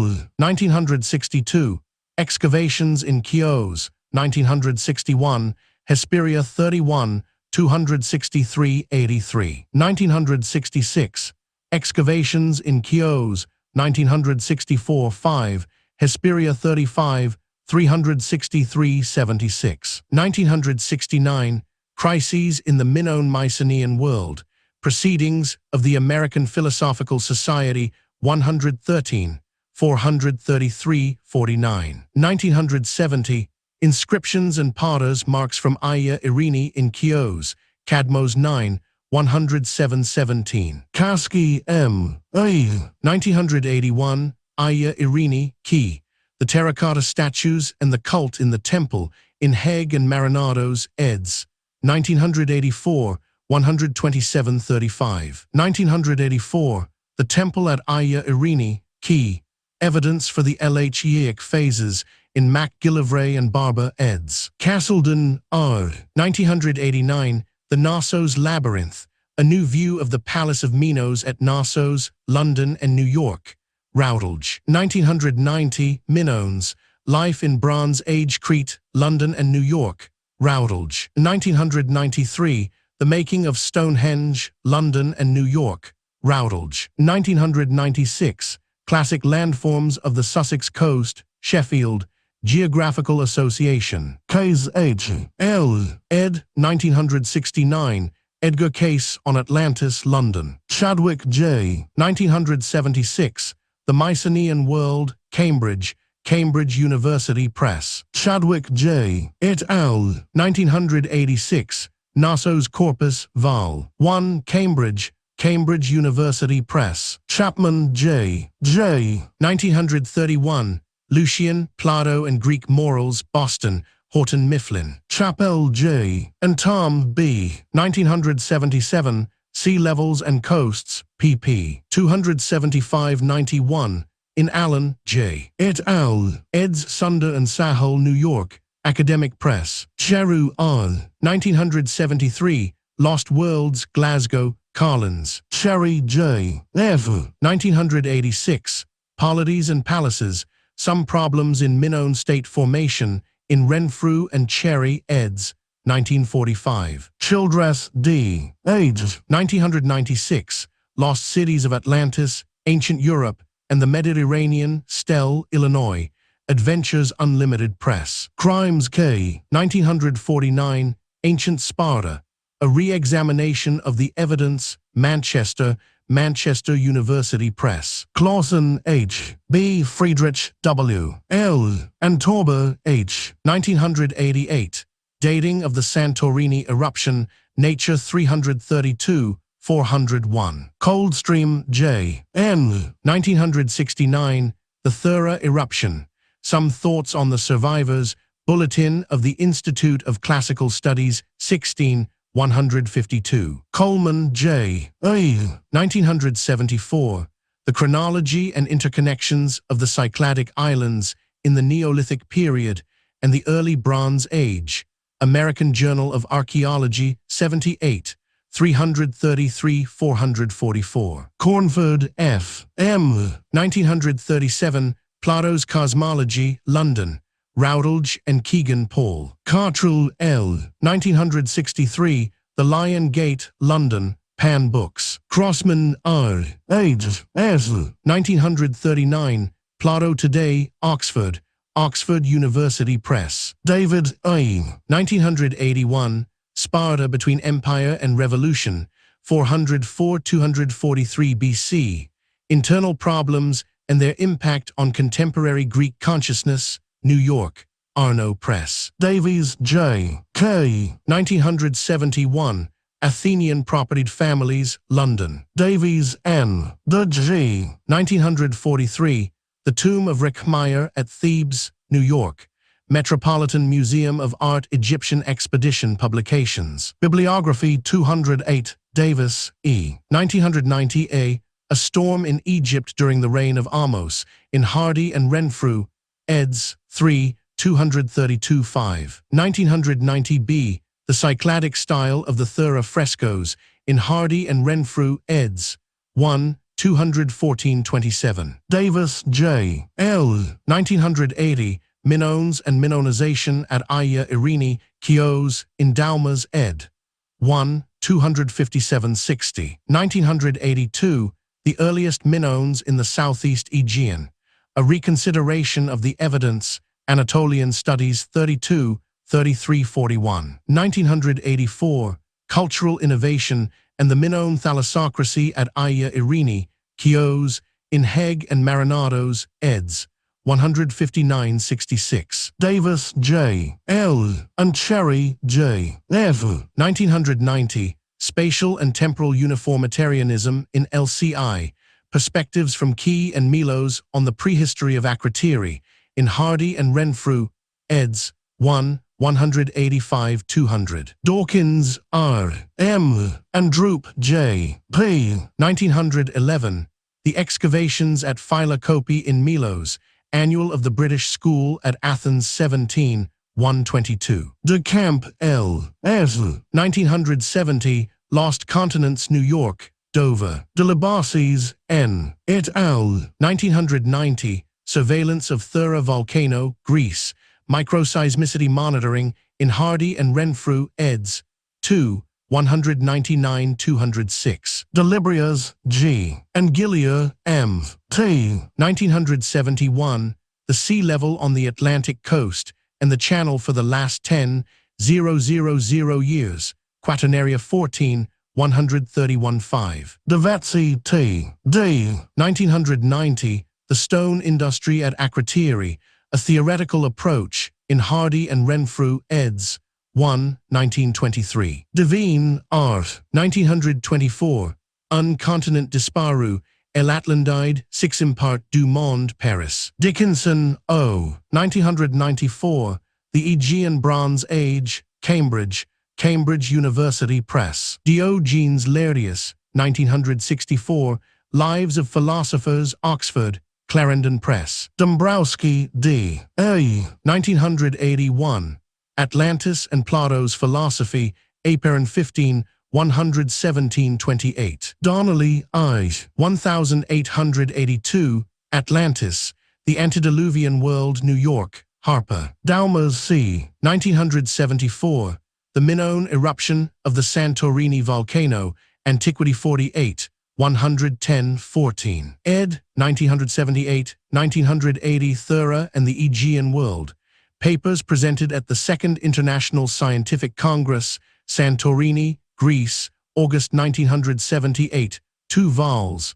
London, Thera Foundation. 1982, The Minoan Thalassocracy, Archaeologische Anzeige, 514. 1983, Thera, Pompeii of the Ancient Aegean, London, Thames and Hudson. 1990, Archaeological Observations at Akrotiri relating to the volcanic destruction, in Hardy and Renfrew, eds. 3, 48-9. Droot T. 1990, The Pyroclastic Stratigraphy and Volcanology of Santorini, in Hardy and Renfrew, eds.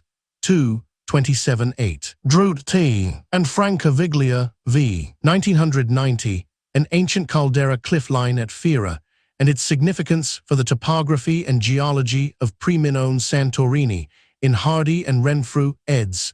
2, 362-9. Dunbarvin, P. 1992, The Atlantis Researches, Nottingham, 3rd Millennium Publishing. Durand, J.M. 1987, L'Organisation de l'espace dans le Palais de Marie, Levy, ed. 39-110. Eben, M. 1977, Atlantis, The New Evidence, New York, New American Library. Eisner, R. 1972, The Temple at Aya Irene, Mythology and Archaeology, Greek, Roman and Byzantine Studies 13, 123-33. Emiliani, C. 1975, Paleoclimatological Analysis of Late Quaternary Cores from the Northeastern Gulf of Mexico, Science 189, 1083-8. Bibliography 209, Erickson, E., Friedrich W., Butchert B., Torber H., and Thompson, M. 1990, The Strong Isle Crater, Geological, Paleontological, and Stable Isotope Evidence from C14 Dated Stromatolites from Santorini, in Hardy and Renfrew, eds. 2, 139-50. Evans, A. 1921-36, The Palace of Minos at Knossos, 4 vols. London, Macmillan. Evans, R. K. and Renfrew, C. 1984, The Earlier Bronze Age at Philocopi, in MacGillivray and Barber, eds. 63-9. Evely, D. Hughesbrock, H. and Mamigliano, N.s. eds. 1994, Knossos, A Labyrinth of History, Oxford, British School at Athens and Oxbow Books. Fairbanks, R. J. 1989, A 17,000-year-old glaciostatic sea level record, Nature 342, 637-42 Fora, p. 1973, La vie quotidienne en Crito Temps de Minos, Paris, Hachette. Fears, J. R. 1978, Atlantis and the Minoan Thalassocracy, A Study in Modern Mythopoeism, in Ramage, ed. 103-34. Ferguson, J. 1975, Utopias of the Classical World, London, Thames and Hudson. Farrow, R.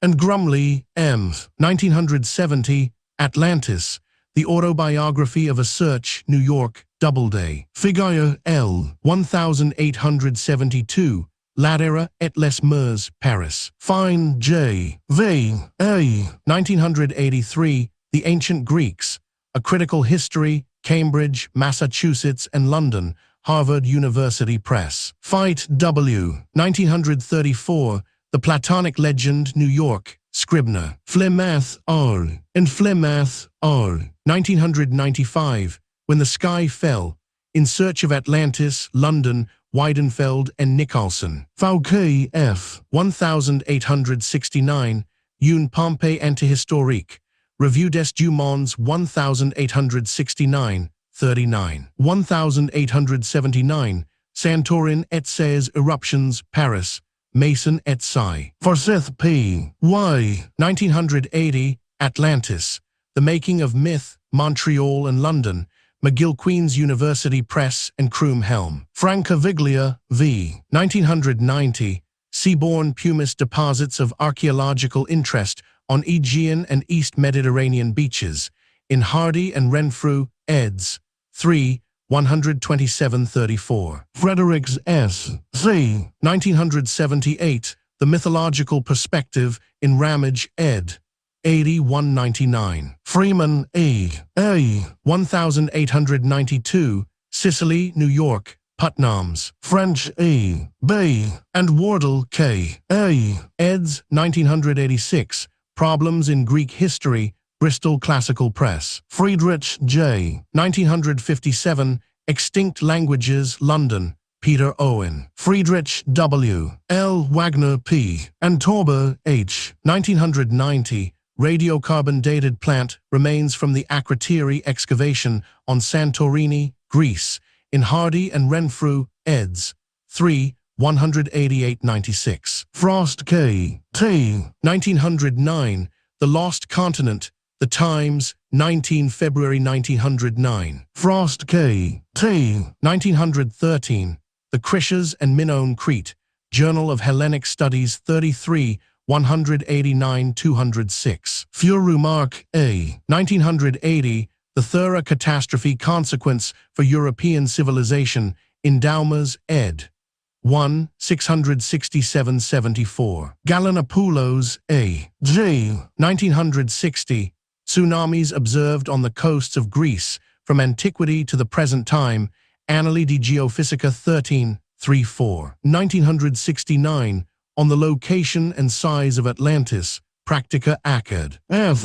35, 400-118. Galanopoulos A. G. and Bacon E. 1969, Atlantis, The Truth Behind the Legend, London, Nelson. Gamble C. 1980, The Bronze Age Animal Economy from Akrotiri, A Preliminary Analysis, Endowmas, ed.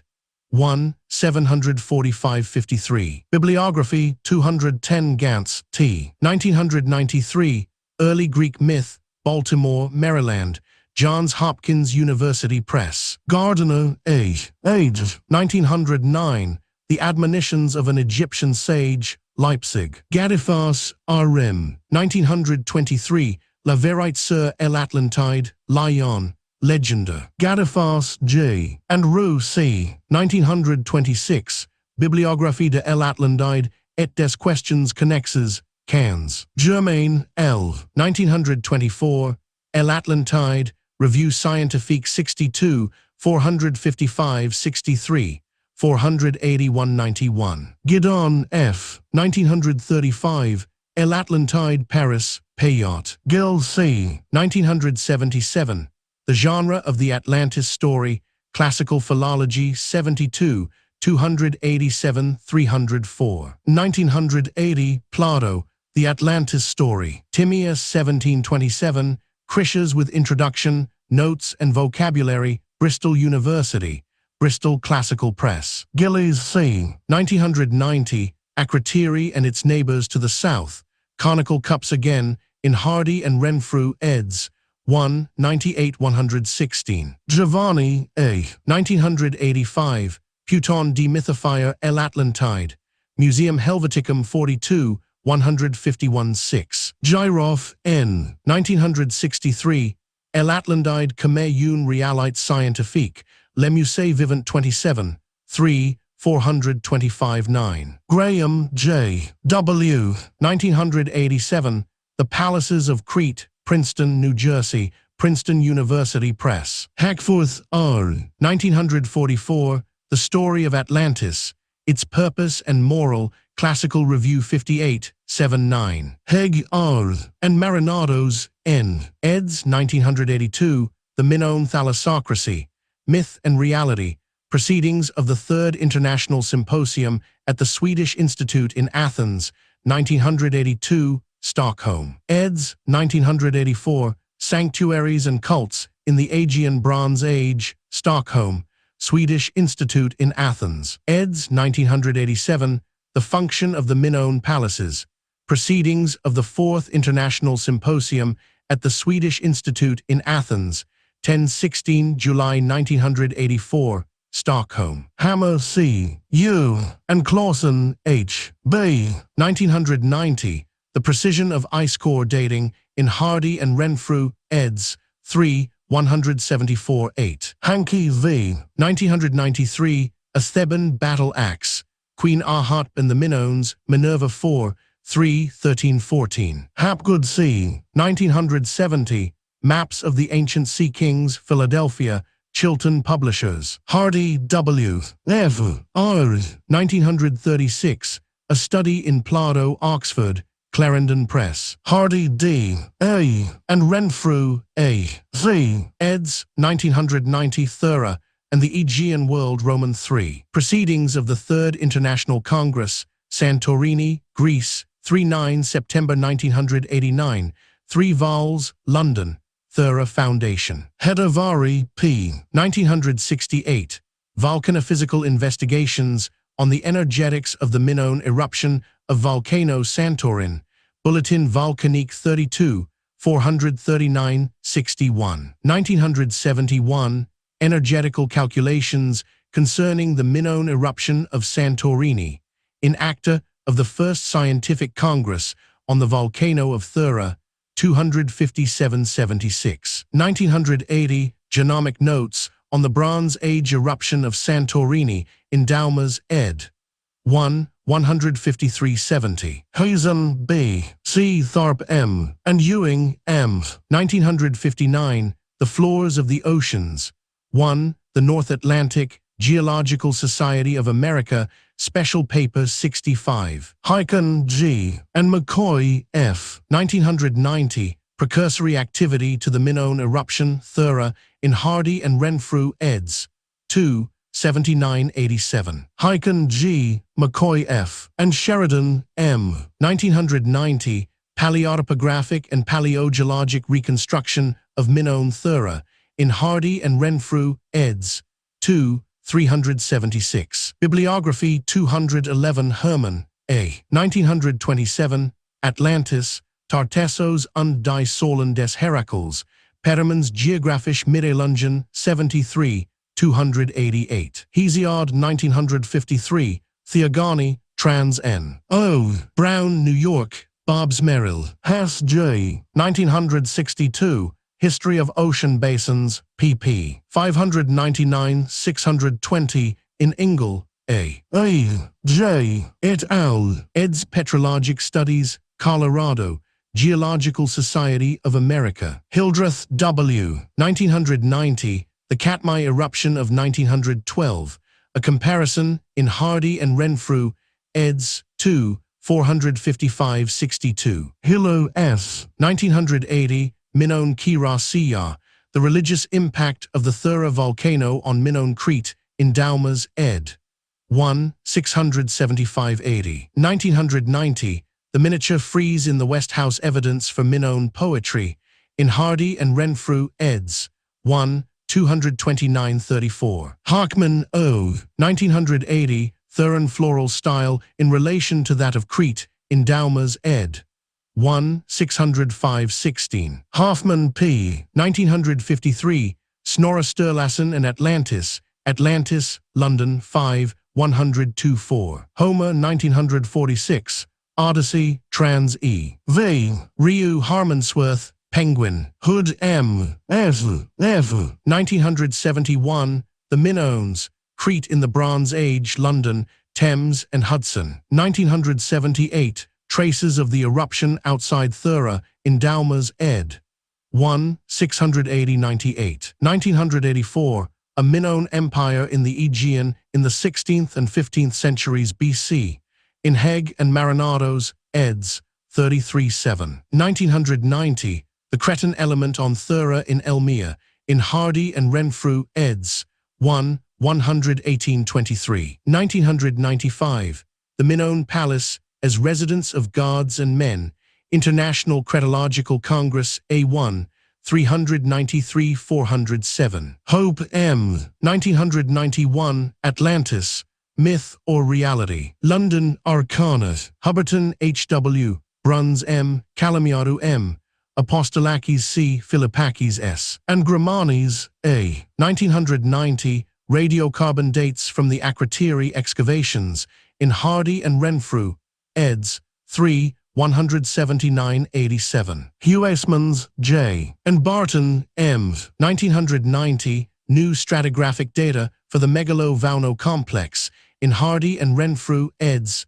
2, 422-3. Hutchinson R. W. 1962, Prehistoric Crete, Harmonsworth, Penguin. Iakovaides S. 1979, Thera and Mycenaean Greece, American Journal of Archaeology 83, 101-2. Imowar S. A. 1977, Mycenaeans at Thera, Some Reflections on the Paintings from the West House in Kinzel, K. ed. Greece and the Eastern Mediterranean in Ancient History and Prehistory, 173-91. Berlin, 1990, Swallows and Dolphins at Akrotiri, Some Thoughts on the Relationship of Vase Painting to Wall Painting in Hardy and Renfrew, eds.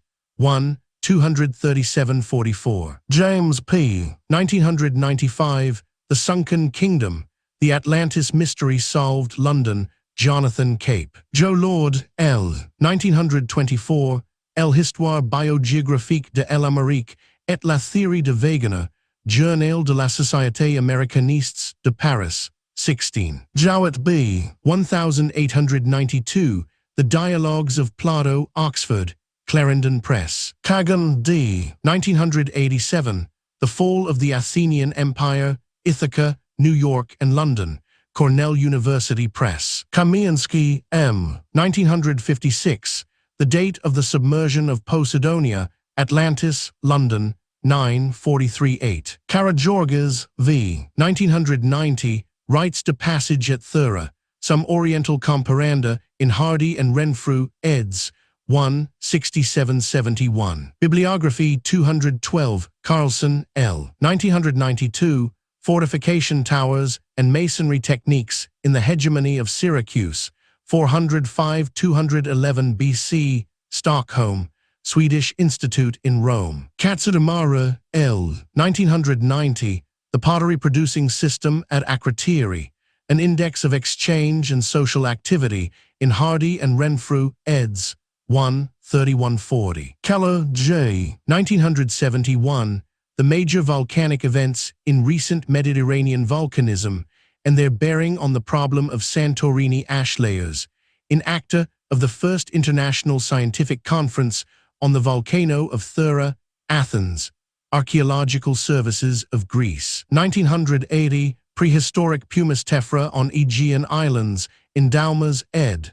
2, 4956. Keller J., Rohren T., and Stadelbora E. 1990, Explosive Volcanism in the Hellenic Arc, A Summary and Review in Hardy and Renfrew, eds. 2, 1326. Kilakoglu V. Daumas C. Papagiannopoulou A. Sayer E. V. Maniatis Y. and Gramanis A. P. 1990, A Study of Middle and Late Cycladic Pottery from Akrotiri in Hardy and Renfrew, eds. 1, 441-4. Cunningham P. 1990, Overview and Assessment of the Evidence for the Date of the Eruption of Thera in Hardy and Renfrew, eds. 3, 13-8. Lafayette Art. 1990, Composition and Perspective in Theran Wall Paintings in Hardy and Renfrew, eds. 1, 246-50. Lambrou Philipson C. 1990, Thera in the Mythology of the Classical Tradition in Hardy and Renfrew, eds. 1, 162-9. Lay H. D. P. Trans. 1971, Plato, Timaeus and Krish's Harmonsworth, Penguin. Levinson R. B. 1953, In Defense of Plato, Cambridge, Massachusetts, Harvard University Press. Levy A. ed. 1987, Lesistem Palatial en Orient, en Greece et à Rome. Actes du Colloque de Strasbourg 1922, June 1985, Strasbourg. Limbri S. 1990, Soil Studies at Akrotiri in Hardy and Renfrew, eds. 2, 377-90. Linforth I. 1919. Salon the Athenian, Berkeley and Los Angeles, University of California Press. Luce J. V. 1969. The End of Atlantis, London, Thames and Hudson. 1976. Thera and the Devastation of Minoan Crete, A New Interpretation of the Evidence, American Journal of Archaeology, 80, 916. 1978. The Sources and Literary Form of Plato's Atlantis Narrative in Ramage, ed. 1978, 4978. McCoy F. 1980. The Upper Thera Minoan Ash in Deep-Sea Sediment, Distribution and Comparison with Other Ash Layers, Endowmas, ed. 2, 5778. 1992. Sight Unseen. With ground-probing radar, archaeologists can find buried ruins without lifting a shovel. Earthwatch March/April 6-7. MacGillivray J. A. 1990. The Therans and Dicta in Hardy and Renfrew, eds. 1, 363-9. 1994. The Early History of the Palace at Knossos, in Evely et al. eds. 4555. MacGillivray J. A. and Barber Rs. L. N. eds. 1984. The Prehistoric Cyclades, Edinburgh, Edinburgh University Press. Mackenzie D. P. 1970. Plate Tectonics of the Mediterranean Region, Nature 226, 242. McCusick M. and Shin E. A. 1980. Bahamian Atlantis Reconsidered, Nature 287, 11-2. Mage S. 1981. Plato and the Catastrophist Tradition, Chronos VI, 2, 3346. Malaise R. 1949. The Possibility of the Egyptian and Atlantean Cultures Having Been Contemporary, Atlantean Research 2, 4, 5860. Mamet H. 1874. De Insula Thera, Lil, Ernest Thorin. Bibliography 213. Manning, S. 1988. The Bronze Age Eruption of Thera, Absolute Dating, Aegean Chronology and Mediterranean Cultural Interrelations, Journal of Mediterranean Archaeology, 1, 1782. Marinados, N. 1984, Art and Religion in Thera, Reconstructing a Bronze Age Society, Athens, Matthew Lackey's. 1990, Minoan Cycladic Syncretism, in Hardy and Renfrew, eds. 1, 376. Marinados, S. 1939. The Volcanic Destruction of Minoan Crete, Antiquity 13, 425-39. 1950. On the Atlantis Legend, Credica Chronica 4, 195-213. 1968. The Volcano of Thera and the States of the Aegean, Acta of the Second Cretological Congress, 1967, 1, 198-216. 1968-76. Excavations at Thera, I Roman 7, Athens. 1971. Some Words About the Legend of Atlantis, Athens. Archaeologican Deltion, 12. 1971b. On the Chronological Sequence of Thera's Catastrophes, in Acta of the First Scientific Congress on the Volcano of Thera, 400-36. Marinos, G. and Melodonus, N. 1971.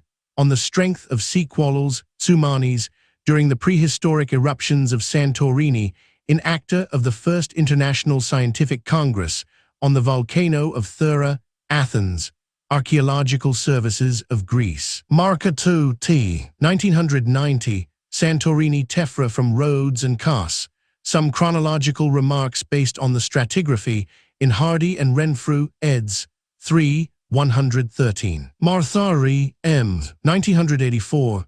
The Destruction of the Town at Akrotiri, Thera, at the Beginning of LCI Definition and Chronology, in MacGillivray and Barber, eds. 1984, 100-1933. 1990. The Chronology of the Last Phases of Occupation at Akrotiri in the Light of the Evidence from the West House Pottery Groups, in Hardy and Renfrew, eds. 3, 5770. Marthari, M. Markatu T. and Jones, R. A. 1990, LBI Ceramic Connections between Thera and Kars, in Hardy and Renfrew, eds.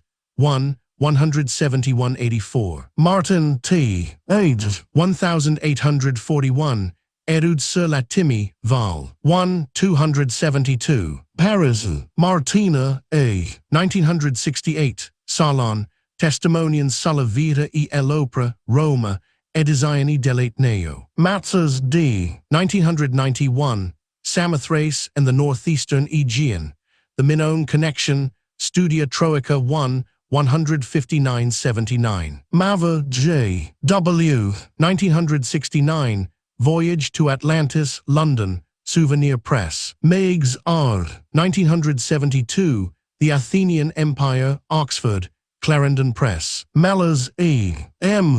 1988, Minoans Overseas, Alternative Models of Interpretation, Aegeum 2, 4770. Mertz H. 1976, Atlantis, Dwelling Place of the Gods, Chicago, Swallow Press. Mikhailadou A. 1990, The Lead Waits from Akrotiri, The Archaeological Record, in Hardy and Renfrew, eds.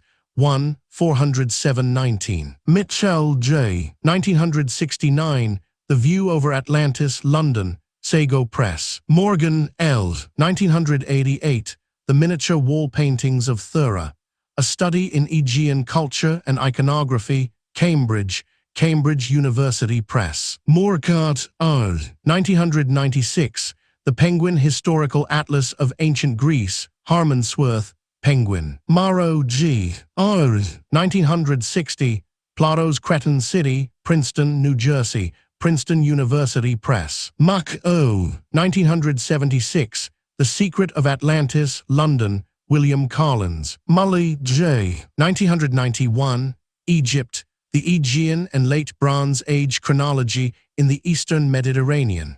A review article, Journal of Mediterranean Archaeology 4, 235-47. Murray G. 1898, A History of Ancient Greek Literature, London, Heinemann. Bibliography 214, Negbai, O. 1978, The Miniature Fresco from Thera and the Emergence of Mycenaean Art, in Daumas, ed.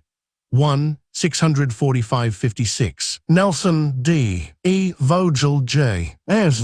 and Southorn J. R. 1990, Another Suite of Confusing Radiocarbon Dates for the Destruction of Akrotiri, in Hardy and Renfrew, eds.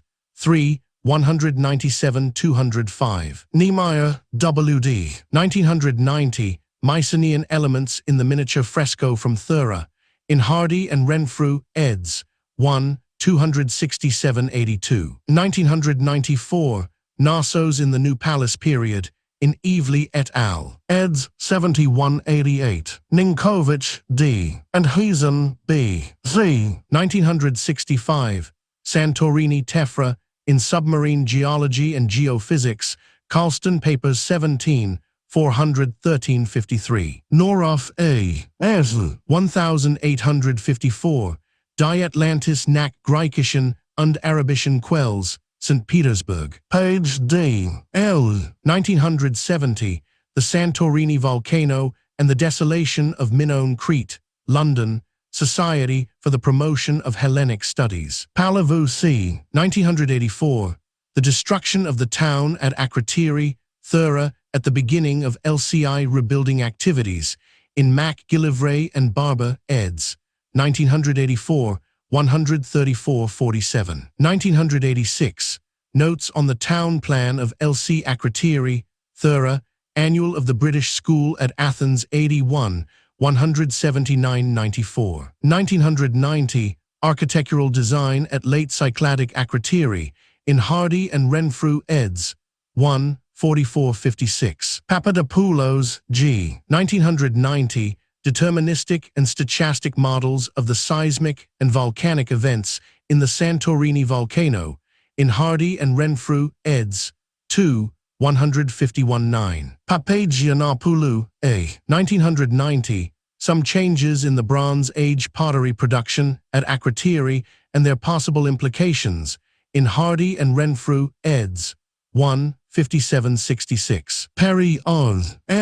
1997, exact date for the Ulu Buran Rec, Minerva 8, 1-4. Pashley R. 1835, Travels in Crete. Pegs Elab 1842, Histoire de Santorin ou Thera, Paris. Pellegrino C. 1991, Unearthing Atlantis, New York, Vintage. Pendlebury J. D. S. 1939, The Archaeology of Crete, London. Pennick N. 1987, Lost Lands and Sunken Cities, London, Fortean Tomes. Perisaurades C. 1990, Marine Geological Research on Santorini, Preliminary Results, in Hardy and Renfrew, eds.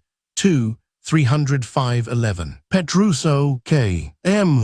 1980, Lead Weights from Akrotiri, Preliminary Observations, Endowmas, ed. 1, 547-54. Phelan W. P. 1903, Our Story of Atlantis, San Francisco, Hermetic Brotherhood. Phillips A. D. 1968, Historical Elements in the Myth of Atlantis, Euphrosyne 2, 338. Pitzlow H. and Friedrich W. L. 1980, Mechanism of the Minoan Eruption of Santorini, Endowmas, ed. 2, 1530. Pitzlow H. and Skiering W. 1977, The Thera Eruption and Late Minoan IB Destructions on Crete, Nature 267, 819-22. Platon N. 1968, Crete, Geneva, Nagel. 1971, Zachros, The Discovery of a Lost Palace of Ancient Crete, New York, Scribners. Podolsky A. J. 1984, The Early Greek Poets and Their Times, Vancouver, University of British Columbia Press. Poisson G. 1945, L'Atlantide devant la science, Paris. Pomerantz L. 1970, The Final Collapse of Thera, Studies in Mediterranean Archaeology, 26. Papo K. R. 1945, The Open Society and Its Enemies, London, Routledge. Porsat J.C. 1990, Craftsmen and Traders at Thera, A View from Crete, in Hardy and Renfrew, eds. 1, 124-7. Bibliography 215, Preziosi, D. 1983, Minoan Architectural Design, The Hague, Mountain. Putscheld H. 1980, Evolution of the Volcanic Rocks of Santorini, Endowmas, ed. 1, 131-46. Pyle D. M. 1990, New Estimates for the Volume of the Minoan Eruption, in Hardy and Renfrew, eds. 2, 113-21. Rackham O. 1980, The Flora and Vegetation of Thera and Crete Before and After the Great Eruption, Endowmas, ed. 1, 755-64. Ramage E. S. ed. 1978, Atlantis, Fact or Fiction, Bloomington and London, Indiana University Press. Rapp G. and Kraft J. Z. 1980, Aegean Sea Level Changes in the Bronze Age, Endowmas, ed. 1, 183-94. Rauschning H. 1939, Hitler Speaks, London. Reich H. A. T. 1981, The Language of Archaic Astronomy, A Clue to the Atlantis Myth, in Brecher K. and Ferdag M. eds. Astronomy of the Ancients, Cambridge, Massachusetts, MIT Press. Renfrew A. Z. 1978, A. The Mycenaean Sanctuary at Philokopi, Antiquity 52, 715. 1978 B. Philokopi and the Late Bronze I Period in the Cyclades, Endowmas, ed. 1, 403-21. 1980 Philokopi and the LBI Period in the Cyclades, Endowmas, ed. 1, 403-21. 1981, The Sanctuary at Philokopi, in Hegg and Marinados, eds. 1984, 6779. Renfrew A. Z. and Cherry J. F. eds. 1986. Power Polity Interaction, Cambridge, Cambridge University Press. Reshedov V. 1961. The Mythology of the Greeks in Relation to the Atlantis Legend, Atlantis, London 148390. Rixine J. 1975. Atlantis, Fact or Fantasy, Classical Bulletin 51, 4953. Ram J. S. 1992. The Edges of the Earth in Ancient Thought, Princeton, New Jersey, Princeton University Press. Rosenmeyer T. J. 1949. The Family of Krishas, American Journal of Philology 70, 400-410. 1956. Plato's Atlantis Myth, Timaeus or Krishas, Phoenix 10, 163-72. Rousseau-Leesons A. 1956. Les Carlons de Hercule et l'Atlantide, Brussels. Rudbeck O. Von 1675. Atlantica, Uppsala. Russell B. 1946. History of Western Philosophy, London, Allen and Unwin. Saflund G. 1987. The Agoge of the Minoan Youth, as reflected by palatial iconography, in Hegg and Marinados, eds. 1987, 227-33. Sakalarakis J. A. 1990. The Fashioning of Ostracheg Rider in the Credo-Mycenaean Aegean, in Hardy and Renfrew, eds. 1, 285-308. Sakalariu A. 1980. The West House Miniature Frescoes in Daumas, ed. 2, 147-53. Saliaxioti T. 1990. The Lightwell of the House of the Ladies and its Structural Behavior in Hardy and Renfrew, eds. 1, 437-40. Sanders L. J. 1987. Dionysius I of Syracuse and Greek Tyranny, London, Croom-Helm. Sayer K. M. 1994. Plato's Analytic Method, Aldershot, Gregg Revivals. Scar C. 1988. A New Date for an Old Disaster, Current Archaeology 111, 134-6. Shashumayo F. 1978. Akrotiri First Maritime Republic, in Daumas, ed. 1, 423-8. Schofield E. 1982. The Western Cyclades and Crete, A Special Relationship, Oxford Journal of Archaeology 1, 925. 1984. Destruction Deposits of the Earlier Late Bronze Age from Aya Irini, Key, in MacGillivray and Barber, eds. 179-83. Bibliography 216. Schalten, A. 1927. Tartessos und Atlantis, Perriman's Geographische Mitteilungen 73, 284. Scott Elliott W. 1962. The Story of Atlantis and the Lost Lemuria, London, Theosophical Publishing House. Seward D. and Wagner G. A. 1980. Fission Track Ages of Santorini Volcanoes in Daumas, ed. 101-8. Shaw J. W. 1977. Excavations at Kamos, Crete, during 1976. Hesperia 46, 199-240. 1980. Akrotiri as a Minoan Settlement, in Daumas, ed.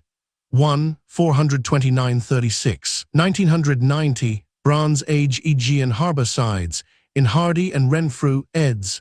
1, 420-36. Sigurdsson H. Kerry S. and Devine J. D. 1990. Assessment of Mass, Dynamics and Environmental Effects of the Minoan Eruption of Santorini Volcano, in Hardy and Renfrew, eds. 2, 112. Souls J. S. and Davaras C. 1990. Theran Ash in Minoan Crete, New Excavations on Marchloes, in Hardy and Renfrew, eds. 3, 89-95. Soda-Rakapulu C. 1990. The Earliest History of Akrotiri, The Late Neolithic and Early Bronze Age Phases, in Hardy and Renfrew, eds. 3, 41-7. Spanoth J. 1956. Atlantis, The Mystery Unraveled, London, Arco. In 1979, Atlantis of the North, London, Sidgwick and Jackson, Sparks R. and Wilson C. J. 1990, The Minoan Deposits, a review of their characteristics and interpretation in Hardy and Renfrew eds. 2, 8999. Spence L. 1924, The Problem of Atlantis, New York, Brentanos. 1995, History of Atlantis, London, Ryder & Co. Stacy Judd R. 1939, Atlantis, Mother of Empires, Santa Monica, Divorce & Co. Stahel H. R. 1982, Atlantis Illustrated, New York, Grosset and Dunlap. Steiger B. 1973, Atlantis Rising, New York, Dell. Steiner R. 1928, Unsere Atlantischen Vorfahren, Berlin, Trans K. Zimmer 1959, As Cosmic Memory, Atlantis and Lemuria, Blauvelt, New York, Multimedia Publishing. Stuart J. A. 1904, The Myths of Plato, London, Macmillan. Stowes Gale Z. A. and Gale N. Age. 1984, The Minoan Thalassocracy and the Aegean Metal Trade, in Hegg and Marinados, eds. 5964. 1990, The Role of Thera in the Bronze Age Trade in Metals, in Hardy and Renfrew, eds. 1, 7292. Sullivan D. G. 1990, Minoan Tephra in Lake Sediments in Western Turkey, in Hardy and Renfrew, eds. 3, 11418. Sullivan D. and Wilder J. Undated, Ancient and Sacred Sites of the Cotswolds, Cheltenham, Gem Publications. Sykes E.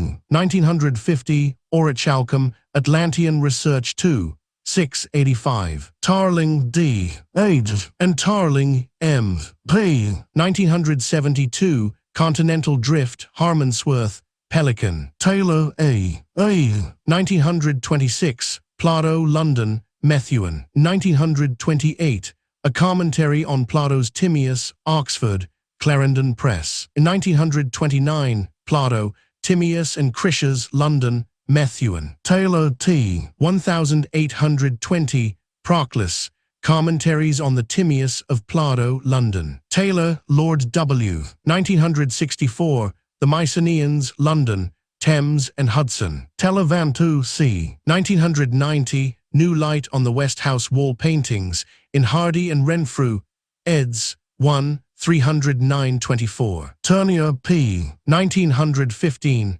Atlantis, Annual Report of the Smithsonian Institution, 21934. Therarinson S. 1971, Damage Caused by Tephra Fall in Some Big Icelandic Eruptions and Bibliography, 217, Its Relation to the Thickness of Tephra Layers, in Acta of the First International Scientific Congress on the Volcano of Thera, Athens, Archaeological Services of Greece, 213-36. Tournier I. 1950, The Orichalcum of the Atlanteans, Atlantean Research 2, 686-7. T. Zachary I. 1990, All Important Yet Elusive, Looking for Evidence of Clothmaking at Akrotiri, in Hardy and Renfrew, eds.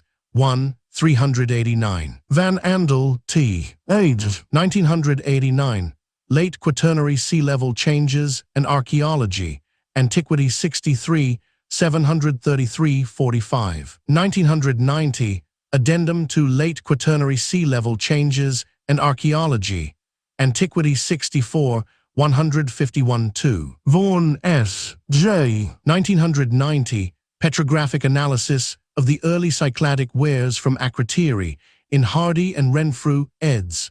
1, 470-87. Velikovsky I. 1950, Worlds in Collision, London, Garlanx. Vermeuil E. T. 1975, The Art of the Shaft Graves of Mycenae, Norman, University of Oklahoma Press. Vickery K. F. 1936, Food in Early Greece, Illinois Studies in the Social Sciences 23. Vidalnake P. 1964, Athens et l'Atlantide, Revue des Etudes Grecques 77, 400-2044. Vitaliano, D. 1971, Atlantis.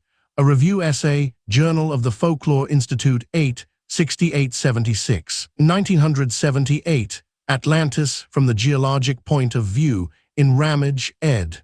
1978, 13760. 1980, Tephrochronological Evidence for the Time of the Bronze Age Eruption of Thera, in Daumas, ed. 1, 21720. Vlastos, G. 1975, Plato's Universe, University of Washington Press. Wagstaff, J. M. and Gamble, C. 1982, Island Resources and Their Limitations, in Renfrew, C. and Wagstaff, M. eds. An Island Polity, The Archaeology of Exploitation in Melos, Cambridge. Cambridge University Press, 95-105. Walcott, P. 1966, Hesiod and the Near East, Cardiff University Press. Warlow, P. 1982, The Reversing Earth, London, Dent. Warren, P. 1967, Minoan Stone Vases as Evidence for Minoan Foreign Connections in the Aegean Late Bronze Age. Proceedings of the Prehistoric Society, 33, 3755. 1979, The Miniature Fresco from the West House at Akrotiri, Thera, and its Aegean Setting, Journal of Hellenic Studies 99, 115-29. 1980, The Unfinished Red Marble Jar at Akrotiri, Thera, in Daumas, ed.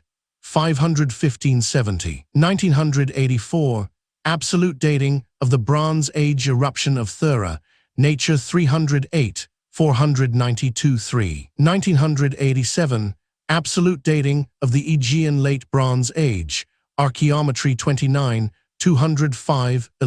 1988, Further Arguments Against an Early Date, Archaeometry 30, 176-9. Warren, P. M. and Hankey, V. 1989, Aegean Bronze Age Chronology, Bristol, Classical Press. Warren, P. M. and Putscheld, H. 1990, Stratified Pumice from Bronze Age Knossos, in Hardy and Renfrew, eds.